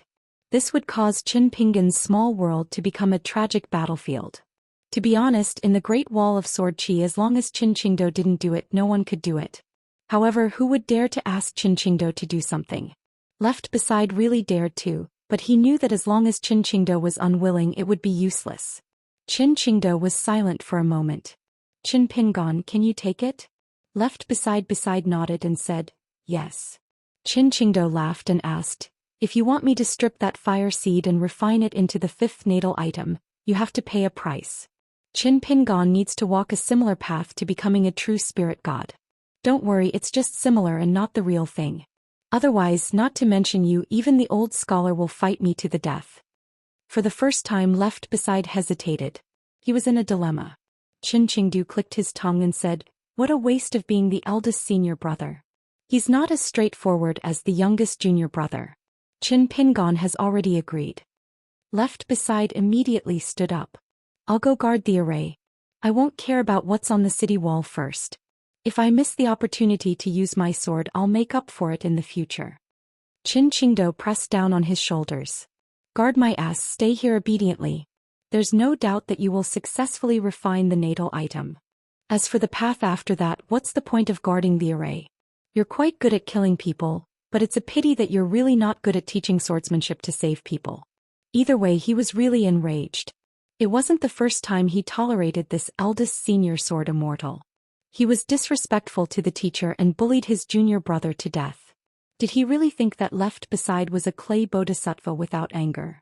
Qin Qingdou increased the strength of his palm and said with a smile, "Left beside, it seems that you still don't trust your junior brother." Left beside frowned and asked, "How much?" Qin Qingdou stretched out a finger. "One is that one. Isn't that enough?" Left beside was skeptical. Qin Qingdou laughed. Left beside, your swordsmanship is so high. Would I lie to you? Left beside directly unsheathed his sword. The entire Great Wall of Sword Qi instantly sensed the anomaly. Qin Qingdou slightly changed his position and held the blade with his hand, allowing the long sword to slash through his palm. On the city wall, thousands of sparks immediately sputtered out. The battle started again. On the city wall, Lu Xianyang didn't come this time and followed beside Qin Chunan. As usual, Qin Pingon and Qi Shou were neighbors. Qi Shou felt that it was a little strange. Today Qin Pingon felt a little different. He still wore a Daoist robe, but there was a jade bamboo folding fan at his waist. He turned his head and smiled at Qi Shou. It's only been a few days since we last met, but Brother Qi's demeanor is even better than before. Qi Shou immediately understood. However, after some thought, he wasn't sure. Who knew if it was another kind of trick? Therefore, Qi Shou said in a bad mood, "Stay away from me." Qin Pingon opened his folding fan and gently fanned it. After casually summoning 4 flying swords, he shook his head and sighed. Brother Qi, oh Brother Qi, who gave you the confidence to look down on a third realm cultivator as a mere nascent soul cultivator? Qi Shou turned a deaf ear to him. However, he was especially ruthless when he attacked with his sword today. Qi Shou originally wanted to ask why Left Beside suddenly attacked, but now he didn't want to say anything. On the wall near the thatched cottage, Left Beside asked Eldest Sword Immortal telepathically, "After successfully refining your natal item and enduring that hardship, can you nurture a natal flying sword? What's its grade?" Qin Qingdou said with a blank face, "Did I say that? How can there be such a good thing in the world? How can a natal flying sword be given away so casually?" Left Beside turned his head and looked at the old man at the door of the thatched cottage. Qin Qingdou restrained his smile. "I once borrowed a scholarwood sword box and I'll return the favor. I'll let Qin Pingon become a sword box or a scabbard. As for whether or not he'll be able to nurture a life-bound flying sword that's blessed by the heavens, and what grade of life-bound flying sword he'll be able to nurture, will depend on his own fortune." Left Beside took a deep breath and flew out of the city. Once again he left the city with his sword and went to find an Ascendant Realm Great Demon alone. In the secret chamber of Ning Mansion, Qin Pingon, who was a cultivator of the 3rd realm and a martial artist of the 7th realm, could only use his Yin spirit to travel the Great Wall of Sword Qi. His true body and Yang spirit body remained in Ning Mansion. This was because Eldest Sword Immortal said that the Yin spirit had accumulated too many thoughts. No matter how much he washed his sword, he couldn't cleanse it into a pure state. Even if he cleansed it into a pure realm of light, he wouldn't be Qin Pingon anymore. Qin Pingon held his breath and focused. What he thought in his heart was a sentence from a book. Reach the 8 extremes, wander 10,000 miles, silent and thoughtful, ponder for 1,000 years. When his mind was silent and almost asleep, only a pair of thoughts deep in his heart slowly swam at the bottom of his heart like a dragon. However, the two didn't fight but got along happily. Sword cultivators were free in body and mind. They had the greatest killing power, higher than the sky. Qin Pingon suddenly opened his eyes and said in a deep voice, "Eldest Sword Immortal, please use your sword." In the secret chamber, the sword light exploded with a bang. Qin Pingon's flesh was instantly torn open. Even his golden body physique was like paper. In the blink of an eye, his body was covered in blood and flesh. Then his limbs, bones, internal organs, and even his eyes were completely melted by the sword light. In an instant, only a set of white bones was left. In the end, not even a set of white bones remained. In the endless night, the muddle-headed young man stumbled along the road that did not have any light. He was just walking forward subconsciously. As he walked to the side of a hunchback child in straw shoes. The latter walked slowly and carried a large basket on his back. The child stopped and looked up at the young man. He seemed very sad, as if he didn't know why he was still so tired after growing up. Therefore, the child was heartbroken and didn't want to continue walking. He squatted on the ground and leaned against the large basket that was never full of herbs. He started to sob. The young man staggered and squatted down, staring blankly at himself who hadn't grown up. They looked at each other. The young man said 3 words to the child. "I'm sorry." Then the child wiped his tears and took the initiative to reach out his hand. The young man took the child's hand, stood up and walked forward together. The young man was still in a daze. He only told his child about the beautiful things that he would encounter in the future out of his heart. It was as if he had completely forgotten the sufferings that could be said and could not be said about growing up. It was as if he could not remember the unpleasant things and the complicated ways of the world. The child gradually smiled. He looked up and looked at his grown-up self with some longing. Finally, the child stopped and clenched the rope tied to the basket with both hands. He smiled brightly and pointed to the road ahead for his grown-up self. The young man raised his eyes and looked into the distance. A flickering light appeared on the road that had been so dark that he couldn't see his own fingers. All of a sudden, the world was clear and bright. 624. On top of the city wall, Qishou could not help but turn his head to look. Qin Pingon took out stacks of yellow paper talisman. It felt like the opening of a new shop. But who was he going to sell these low-grade talisman to? Was he going to sell them to the beasts of the wasteland? There were really a lot of talismans. Similar talismans were stacked together in piles. Therefore there were more than a dozen small hills, some high and some low. There were more than 1,000 talismans. The talisman paper was made of very common materials and was definitely not worth much. Since the Great Wall of Sword Qi did not sell it, it was obvious that Qin Pingon had brought it from the vast world. It did not even count as the entry-level talisman paper of the lower 5 realms. It was really just a yellow paper talisman sold in the streets. If a peachwood sword was added to it, it would be the standard item of the Daoist priests who walked under the mountains and swindled people. When Qin Pingon finished setting up the array, he turned to look at Qishou. Qishou knew that something was wrong. Qin Pingon's eyes were sincere, like a father looking at his son. He smiled and said, "Brother Qi, don't miss this opportunity. I'm Qin Pingon of the bag shop and the second shopkeeper of the wine shop. Although my bag shop is small, it has roamed the pugilistic world of the Aquarius continent, Tongya continent, and the North continent for many years.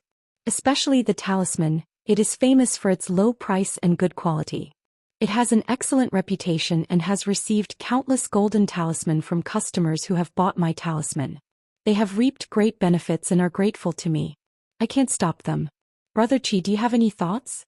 You and I have fought side by side. Even if we aren't friends, we are better than friends. I can give you a discount. If Brother Qi doesn't have any divine money on him, it's fine. I'll allow you to buy on credit without interest. I'm a very negotiable person." Qishou pretended not to hear. However, he could not persuade Qin Pingon to stop nagging. He talked about the subtleties of his talisman one by one. He said that although the Heavenly Thunder talisman was born from a side branch of the orthodox thunder technique, it was extremely lethal. He said that the Great River talisman was perfect for the battlefield where blood was lakes and rivers. There was also the Earth talisman that could raise mountains from the ground and stop the advance of the demon army.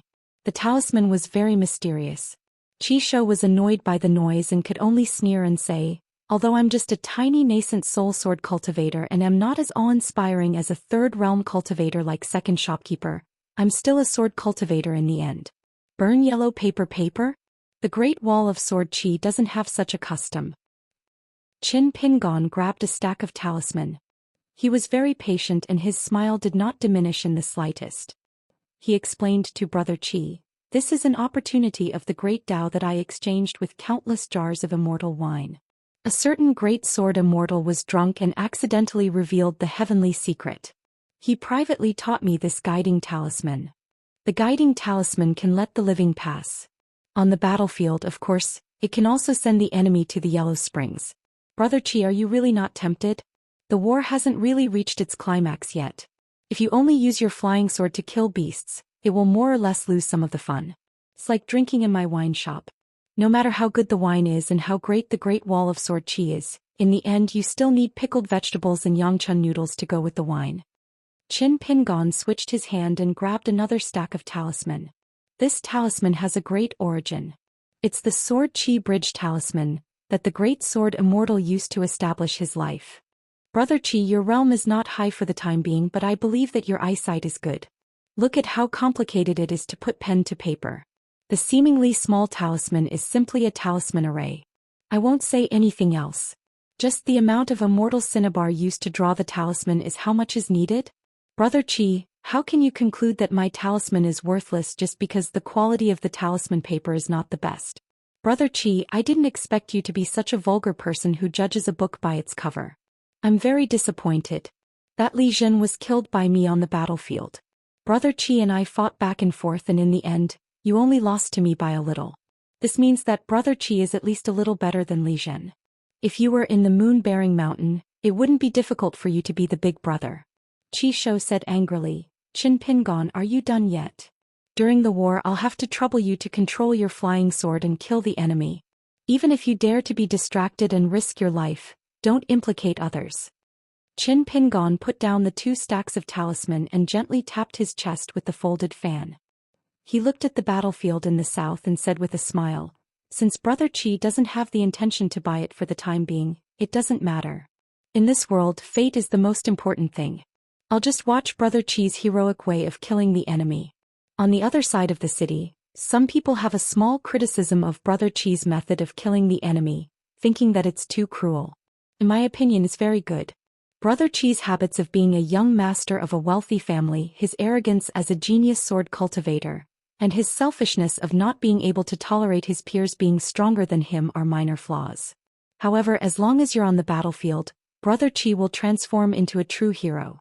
To be able to endure Qin Pingon, who wanted to kill him but couldn't, and even be able to suppress some of the unhappiness in his heart to help me kill the enemy and defend the battlefield, such a sword cultivator Qi Shou really has the demeanor of a first-rate sword immortal. Qi Shou took a deep breath. As long as I don't buy your lousy talismans, will you continue to talk about it? Qin Pingon opened his folding fan and said with a smile, I won't talk about it, I won't talk about it. Brother Qi, just fight with your sword elegantly. Qi Shou withdrew his gaze and continued to control the flying kite and heartstrings to kill the demons. Compared to the first battle, the proportion of demon clan cultivators who had taken human form in this battle was significantly higher in the siege army. They were no longer those unenlightened beasts on the city wall whose sword cultivators had high realms and could not even be counted as battle achievements. In the first opening battle, these demons, who were not serious cultivators at all, were mostly driven to charge forward. Their only use was to pile up corpses into mountains to fill the deep ravines opened up by the sword immortals. Their flesh and blood soaked the earth, affecting the time and place. In fact, Qi Shou did not care about the few talisman of the 5 elements at all. Only the guiding talisman and the bridge talisman, especially the latter, interested him a little. This was because there were traces of sword aura flowing on the talisman paper which could not be faked. In the talisman gallbladder there was not much sword intent, but it was very pure. When Qin Pingon said that it was privately taught by the great sword immortal, Qi Shou somewhat believed it. However, it was not difficult for Qi Shou to defend the battlefield by himself. He did not want to do business with Qin Pingon at all. No matter what he said, his reputation as the second manager of the Great Wall of Sword Qi for selling wine and being the banker was so widespread that even other bankers could not earn money. This had never happened in the history of the Great Wall of Sword Qi. The more experienced a gambler was, the fiercer his scolding would be. Did Qin Pingon not know? The sword cultivator who replaced Xie Songhua and Lu Xianying's battlefield was an old nascent soul cultivator who had been silent ever since he arrived at the top of the wall. He was Qing Quan, who had fallen from the upper 5 realms back to the nascent soul realm. He liked to quarrel with the sword immortal Zhao Jiuge for most of his life. They sat at the top of the wall, one in the south and one in the north. They would spit at each other whenever there was a disagreement. In the past, when he confronted Zhao Jiuge, the old nascent soul cultivator was very talkative. After leaving Zhao Jiuge and being alone, it seemed that he had no opponent, so he did not say a word. In fact, in the south of the city, there was a private residence left behind by a sword immortal. Qin Quan's grandmaster used his battle achievements to exchange for it. Later it was recorded under Qin Quan's name. This was because in Qin Quan's lineage, other than him, the rest of the family and sect had all died. They had a similar ending as the female sword immortal Zhou Qing. Qin Quan's sword was extremely smooth. Wherever the flying sword passed, a mountain peak that seemed to be carved out of jade would appear in the sky above the battlefield, smashing the demons into meat paste. If a demon cultivator was lucky enough to survive or dodge, then a few more mountain peaks would be thrown. Once each mountain was shattered by a demon race cultivator with a high cultivation base, it would turn back into jade lake water. When it landed on the ground, it would instantly freeze the battlefield. When the demon race cultivators looked up, they would see another mountain pressing down on them. Therefore, compared to the two neighbors Qin Pingan's 4 flying swords and Qi Shou's killing of demons, Qin Quan's battlefield was very clean and refreshing. This was not the scene that opened Qin Pingan's eyes. It was the fact that many relatively weak demons' souls were easily pulled into the lake involuntarily and eventually shattered together with the frozen lake water. In fact, Qin Quan also had a seemingly useless natal flying sword, tablet inscription. Other than that, she also had a natal item of great refinement. Its name was unknown, but it had the wonders of the bonsai. It could turn rocks into mountains and water into rivers.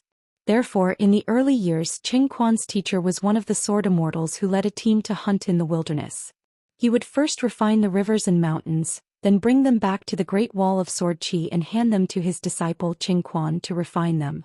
After Qin Quan brought out the small mountains and rivers in the bonsai, coupled with the tablet inscription ability of her natal flying sword, strange phenomena would occur on the battlefield. The rivers would surge and the mountains would protrude.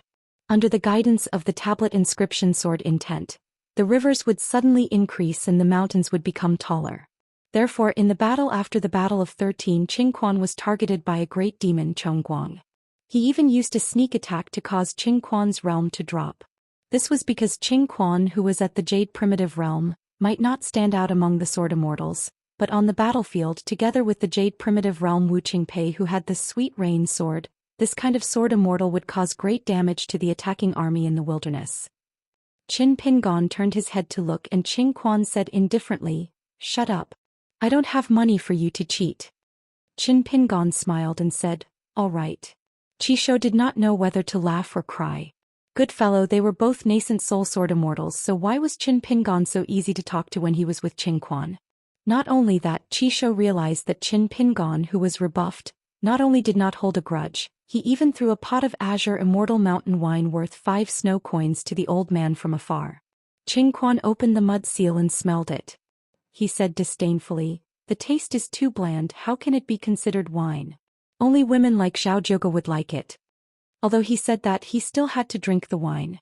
He did not expect Qin Pingan to throw a pot of the wine shop's new soju wine. Qin Quan smelled it and nodded. "Now this is considered wine. No wonder the shop's business is good. If you open a wine shop on the city wall, I will buy it too." Qin Pingan smiled and said, "I don't buy on credit."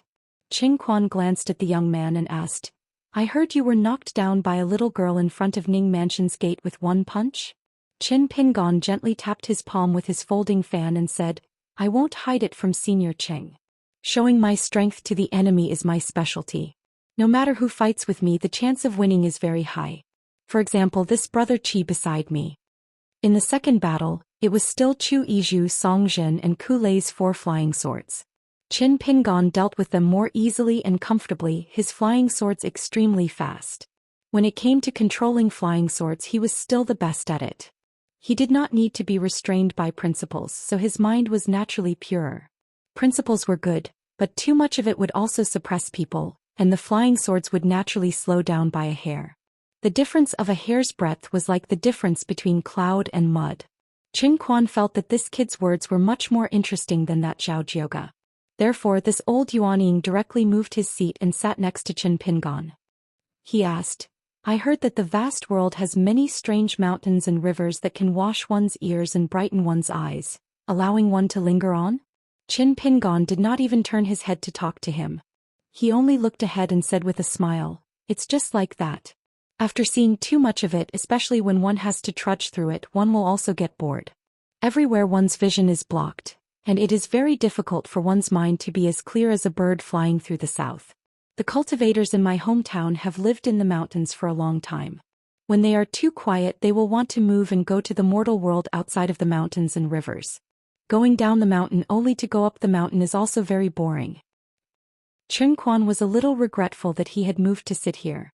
This guy was talking very enthusiastically just now, but now he was all talk and no action at all. Qin Pingan took out a by-sword deity seal script from his chest. He turned his head and handed it to Qin Quan with a smile. "Senior Qing, see if there are any seals that you are interested in. My business is really good and almost all of them have been sold. But if Senior Qing asks for them, not only can I engrave more seals, I can also give you a discount. Even if Senior Qing doesn't like them, you just need to resell them and make money for 1 or 2 pots of wine." Why not? Qin Quan took the by-sword deity seal script and casually flipped to a page. He chuckled and said, outside of business, whoever chooses a seal on the surface they seem to have met by fate, but in fact they have some kind of attachment. I give it to you for free. Not only can I make money but I can also see a person's heart. Deputy manager, it's a good deal. Is it better to see a person's heart? Is it better to push the door or knock the door? I don't think it's good. Then Qin Pingon waved his folding fan and said with an aggrieved expression, Senior Qing, don't talk nonsense and bully a junior just because your sword arts are profound and unique among sword immortals. However, Senior Qing is currently drinking wine, reading a book and unsheathing your sword. Sword Chi flips the book, killing demons with wine. Senior Qing, you are a very distinguished person. Although Qin Quan casually flipped through the pages, he was not careless in the slightest when he looked at the seal script. As for Qin Pingon, although he had returned to being a bundle zhai, his swordsmanship was not sluggish at all. When Qin Quan saw the side of the seal, she paused for a moment and was about to deliberately turn the page. She never thought that from the corner of her eyes, she would see the shameless little bastard staring at her in a daze. Then the latter smiled knowingly, probably saying that he understood. He would definitely see through it but would not say it out loud. Senior Qing did not need to feel embarrassed at all. Qin Quan did not mind. He reached out his hand and touched the words, especially the word beauty at the end. It made the old sword cultivator sigh. Worn donkey hat and old clothes, green mountains and clear water, old roads, morning dew, evening glow, starry river, lantern light, beautiful woman. Qin Quan and Zhao Qi had been fighting for their entire lives. He did not know who she liked. She only said that she liked whoever reached the immortal realm first. At that time Qin Quan's realm was higher and his aptitude was better. Therefore Qin Quan said that she definitely liked him.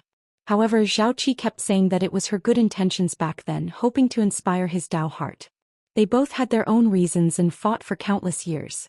Once, there was a female sword immortal called Song Yun Kai in the Great Wall of Sword Qi. She, Qin Quan and Zhao Qi were all born in the same shabby alley. The three of them were sword cultivators in the upper 5 realms and had fought side by side for many years.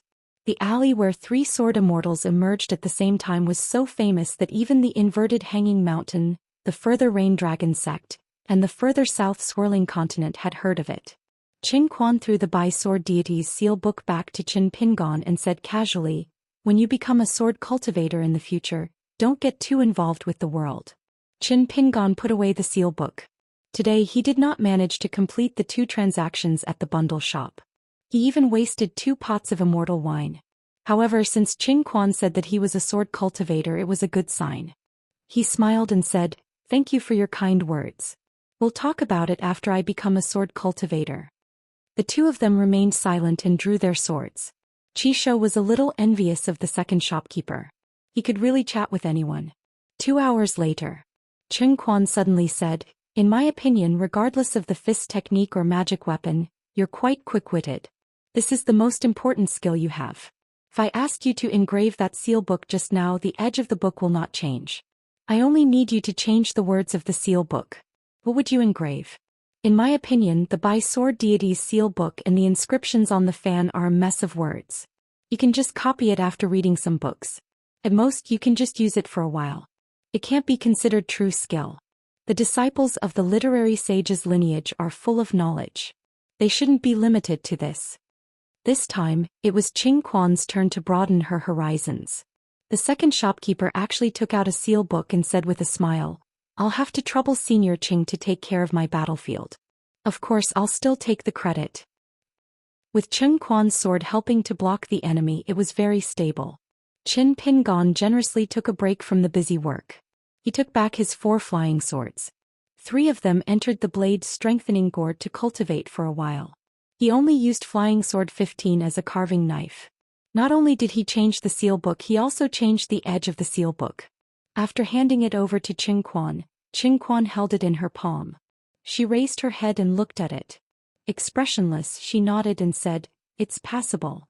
Qin Quan put the brand new seal book, which seemed to be pleasing to her eyes but could not be considered as a true love, into her sleeve. An old friend is even more beautiful, generous and strange. A peak in a youth's heart is suddenly stolen by the clouds. The seal book, careless. Qin Pingon was not in a hurry to use his sword again. He still let Qin Quan help to clean up the battlefield. He muttered to himself, "A great heart is not afraid of being seen by others." Qin Pingon used the jade bamboo folding fan given to him by his student Cui Dongshan to fan himself and Senior Cheng.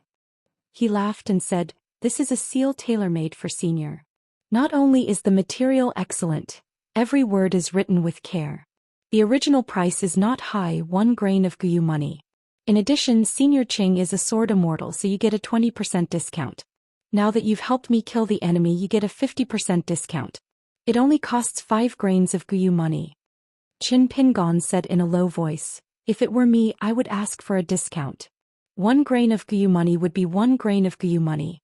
Qin Quan ignored the young man. The old sword cultivator looked absent-minded. A smile slowly appeared on his weathered face. He muttered, "She was the most beautiful woman in our great wall of sword chi. She was very beautiful." Speaking of this, Qin Quan said to Qin Pingon in a serious manner, "She was even more outstanding than your Ning Yao."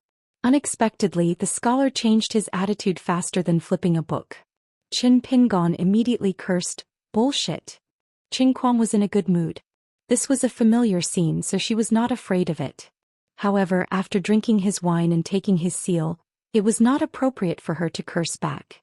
She laughed and said, "Why are you still cursing?" Qin Pingon asked, "If you suppress your realm to the 3rd realm, you'll see if I curse you or not." Qin Quan reminded him with a smile, "Second shopkeeper, if you continue to be so unforgiving, I won't be polite anymore." Qisho was a little helpless. The quarrel between the old and the young on the other side was as imposing as a group of 200 people fighting. Fortunately, it did not delay them from drawing their swords to block the enemy. This was normal. One was an old sword cultivator who had been through many battles, while the other was a second shopkeeper who haggled over every detail. The only thing Qisho did not expect was that both sides could really curse. It seemed that Qin Pingon had the upper hand, because some of the curses were uttered by Qin Pingon in the dialect of his hometown or the language of other continents. Qin Quan could not understand, so she had to guess what the other side was cursing. Sometimes Qin Pingon would look at her with pity and use the dialect of other continents to praise and curse. Occasionally he would repeat it in the language of the Great Wall of Sword Chi. If Qin Quan wanted to fight back, she would have to guess whether the words were true or false. Therefore she was in a difficult situation. Her skill in cursing, which she had honed from years of mutual training with Zhao Jiao, was inevitably greatly reduced. It was very lively. When Fan Dash came to deliver the wine to Qin Pingon, his scalp went numb. Fan Dash had only come once and did not dare to come again. He had Dong Huafu, who had temporarily withdrawn from the battlefield to rest, deliver the wine. Dong Huafu liked the liveliness. He sat to the side and listened attentively. Not only could he nurture his sword, he could also watch the show. He felt that he had learned a lot of new knowledge. What's more, Dong Huafu's skill of adding fuel to the fire was a unique talent that no one could learn. 10 days later, the two armies faced each other without a truce. Qin Quan and Qin Pingon once again welcomed a truce. In fact, Qisho was the one who suffered the most. Qin Pingon often used him as an example, saying things like how his brother Qi was at such a young age, a 30-year-old young man, but he was already a nascent soul sword cultivator. "Old man Qing, if you want face, you should quickly stay away from Qisho. Old man Qing, it's fine if your realm is not high, but I heard that you only have 2 natal flying swords. How many flying swords does brother Qi have? Most importantly, each of brother Qi's flying swords are of the highest quality that can only be seen once in 1,000 years. Old man Qing, how can you compare to him?" With Qin Quan's temper, once she got angry, let alone cursing Qisho, she would not even let the 18 generations of the Qi family's ancestors off. Qin Quan smiled and said, "Brother Qin, after sparring with you, I'll quarrel with that sissy Zhao Jiao. It'll be a sure win." Qin Pingon waved his folding fan and said with a smile, "Allow me to say something fair. I can scold both of you alone." Qin Quan glared and said, "You're going to open a dye house just because I gave you some color? Let's spar again." Qin Pingon seemed to be silent, but he conversed with Qin Quan through telepathy. Qin Quan seemed to be weighing the pros and cons.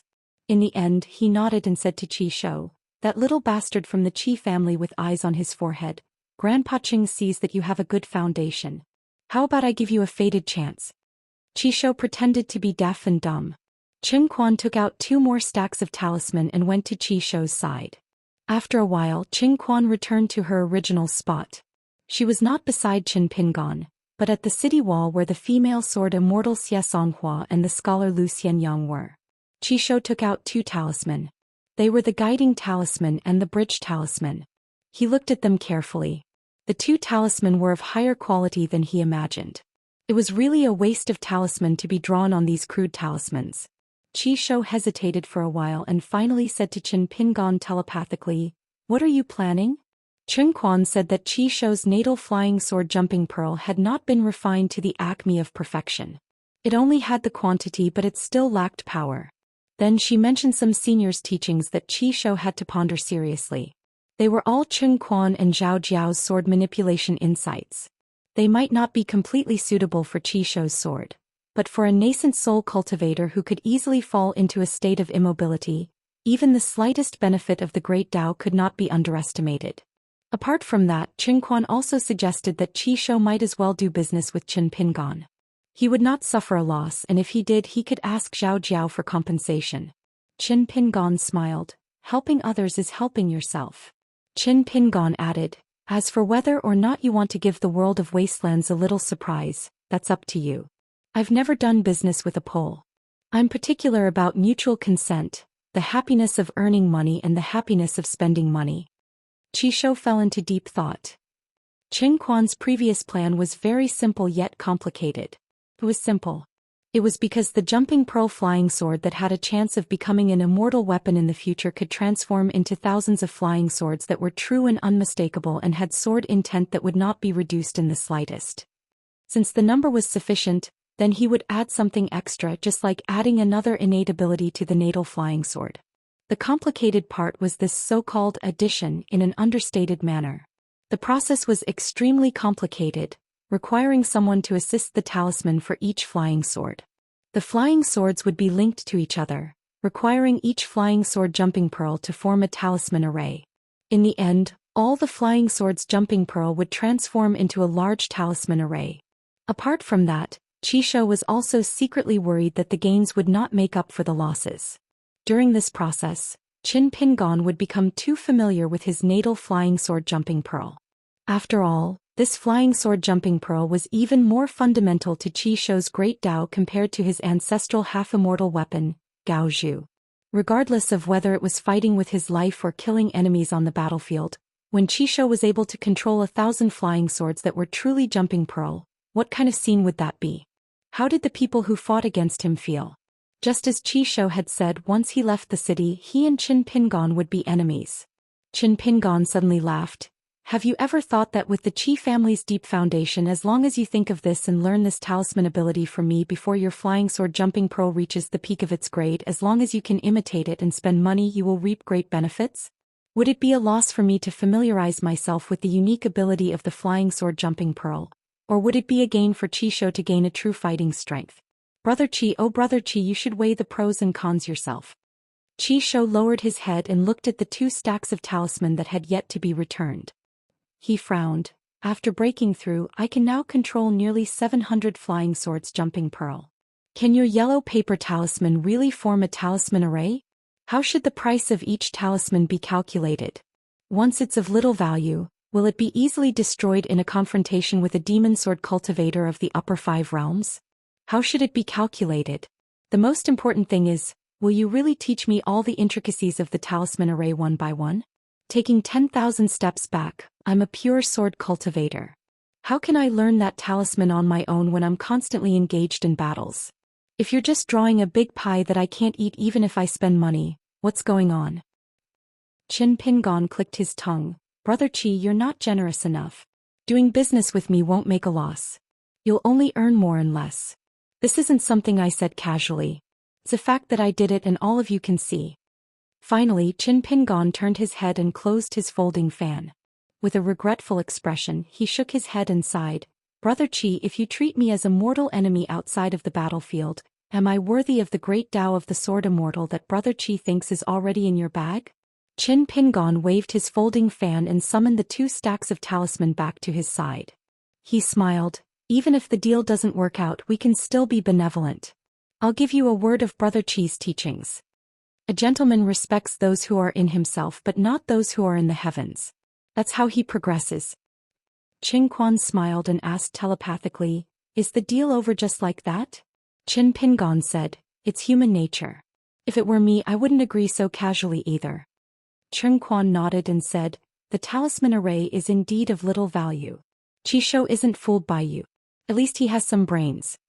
Qin Pingon smiled and said, "That's not true. My talisman art is extremely difficult to come by.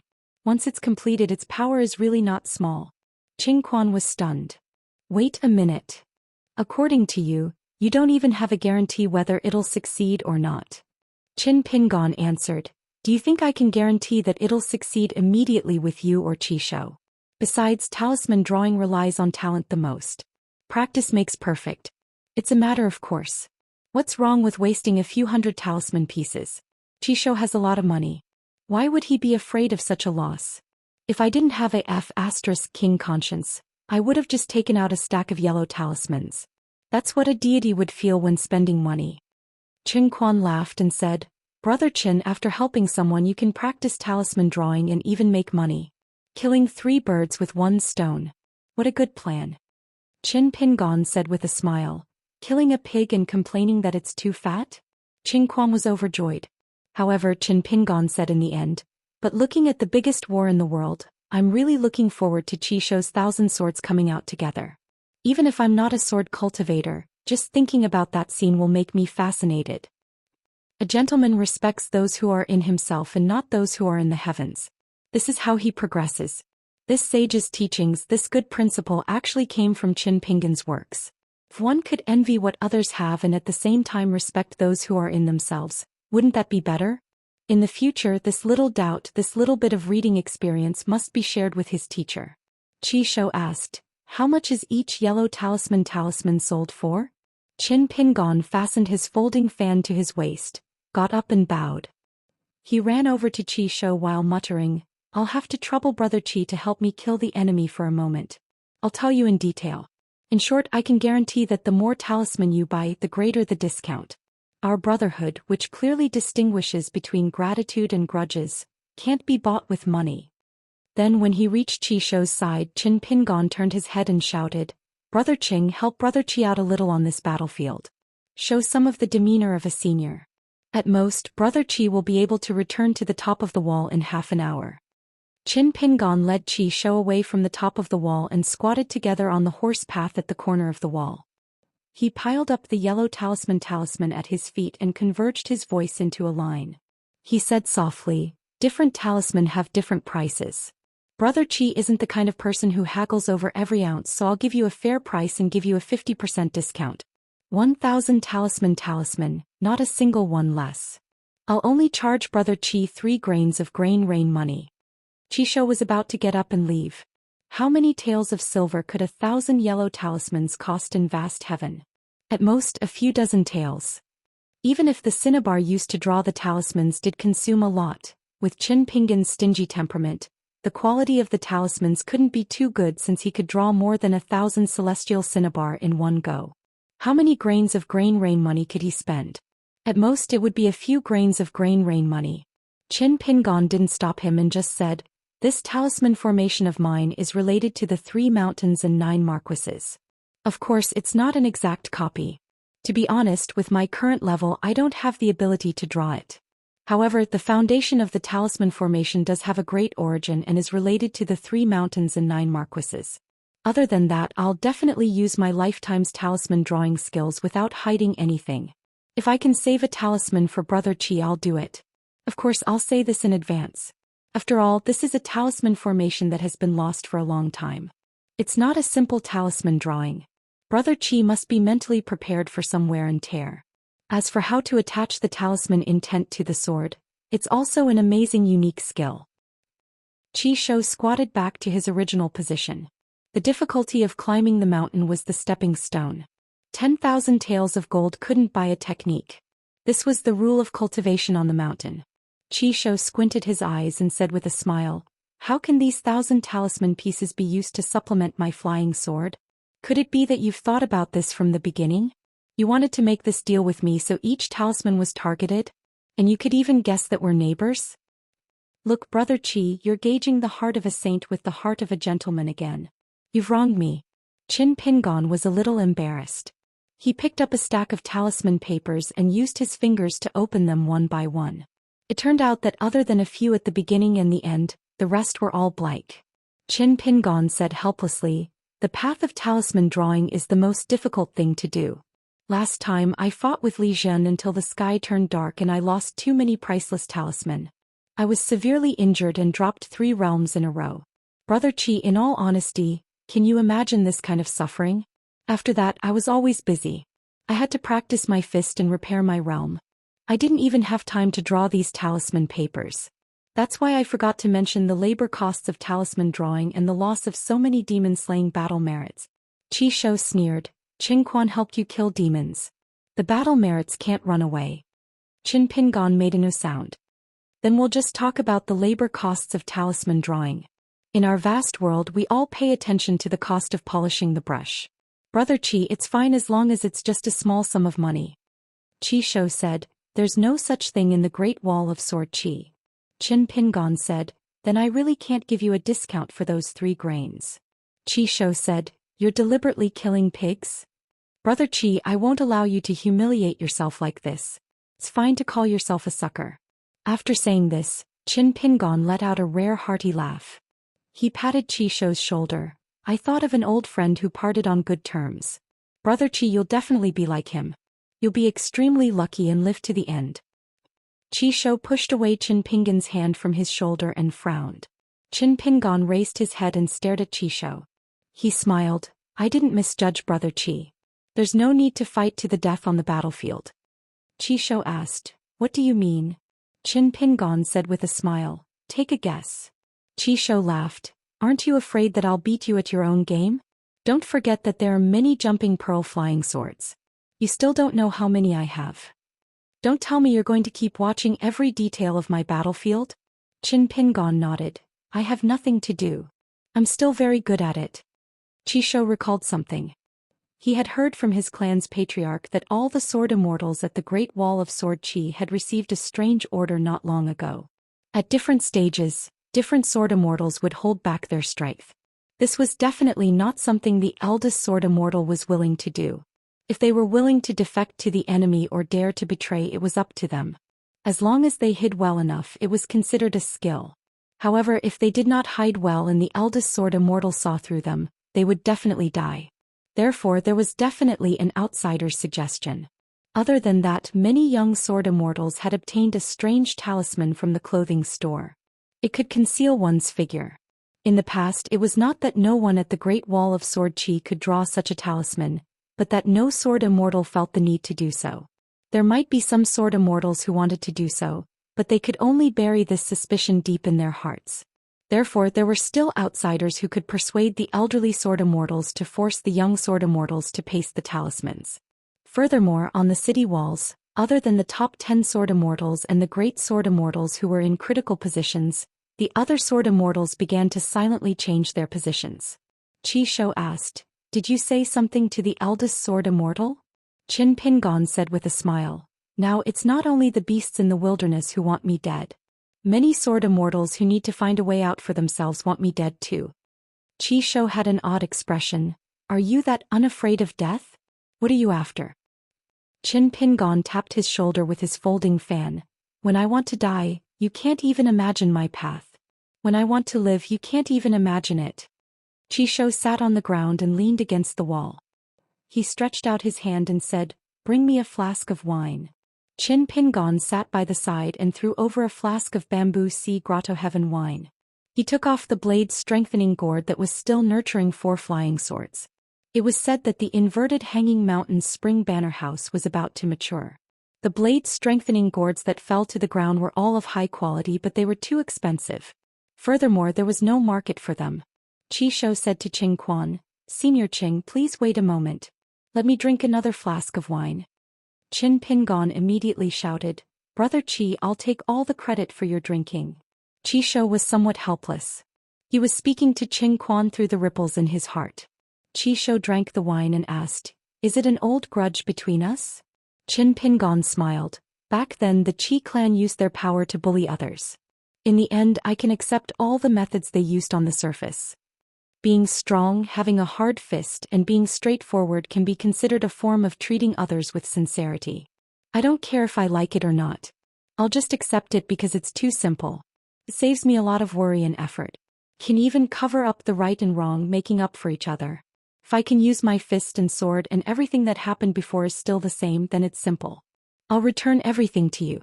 Qi Shou, there are many real difficulties. It's not that I'm looking down on you, but when you reach the vast world, it's more worrying and troublesome. If you have the chance to go there in the future, remember to take it easy."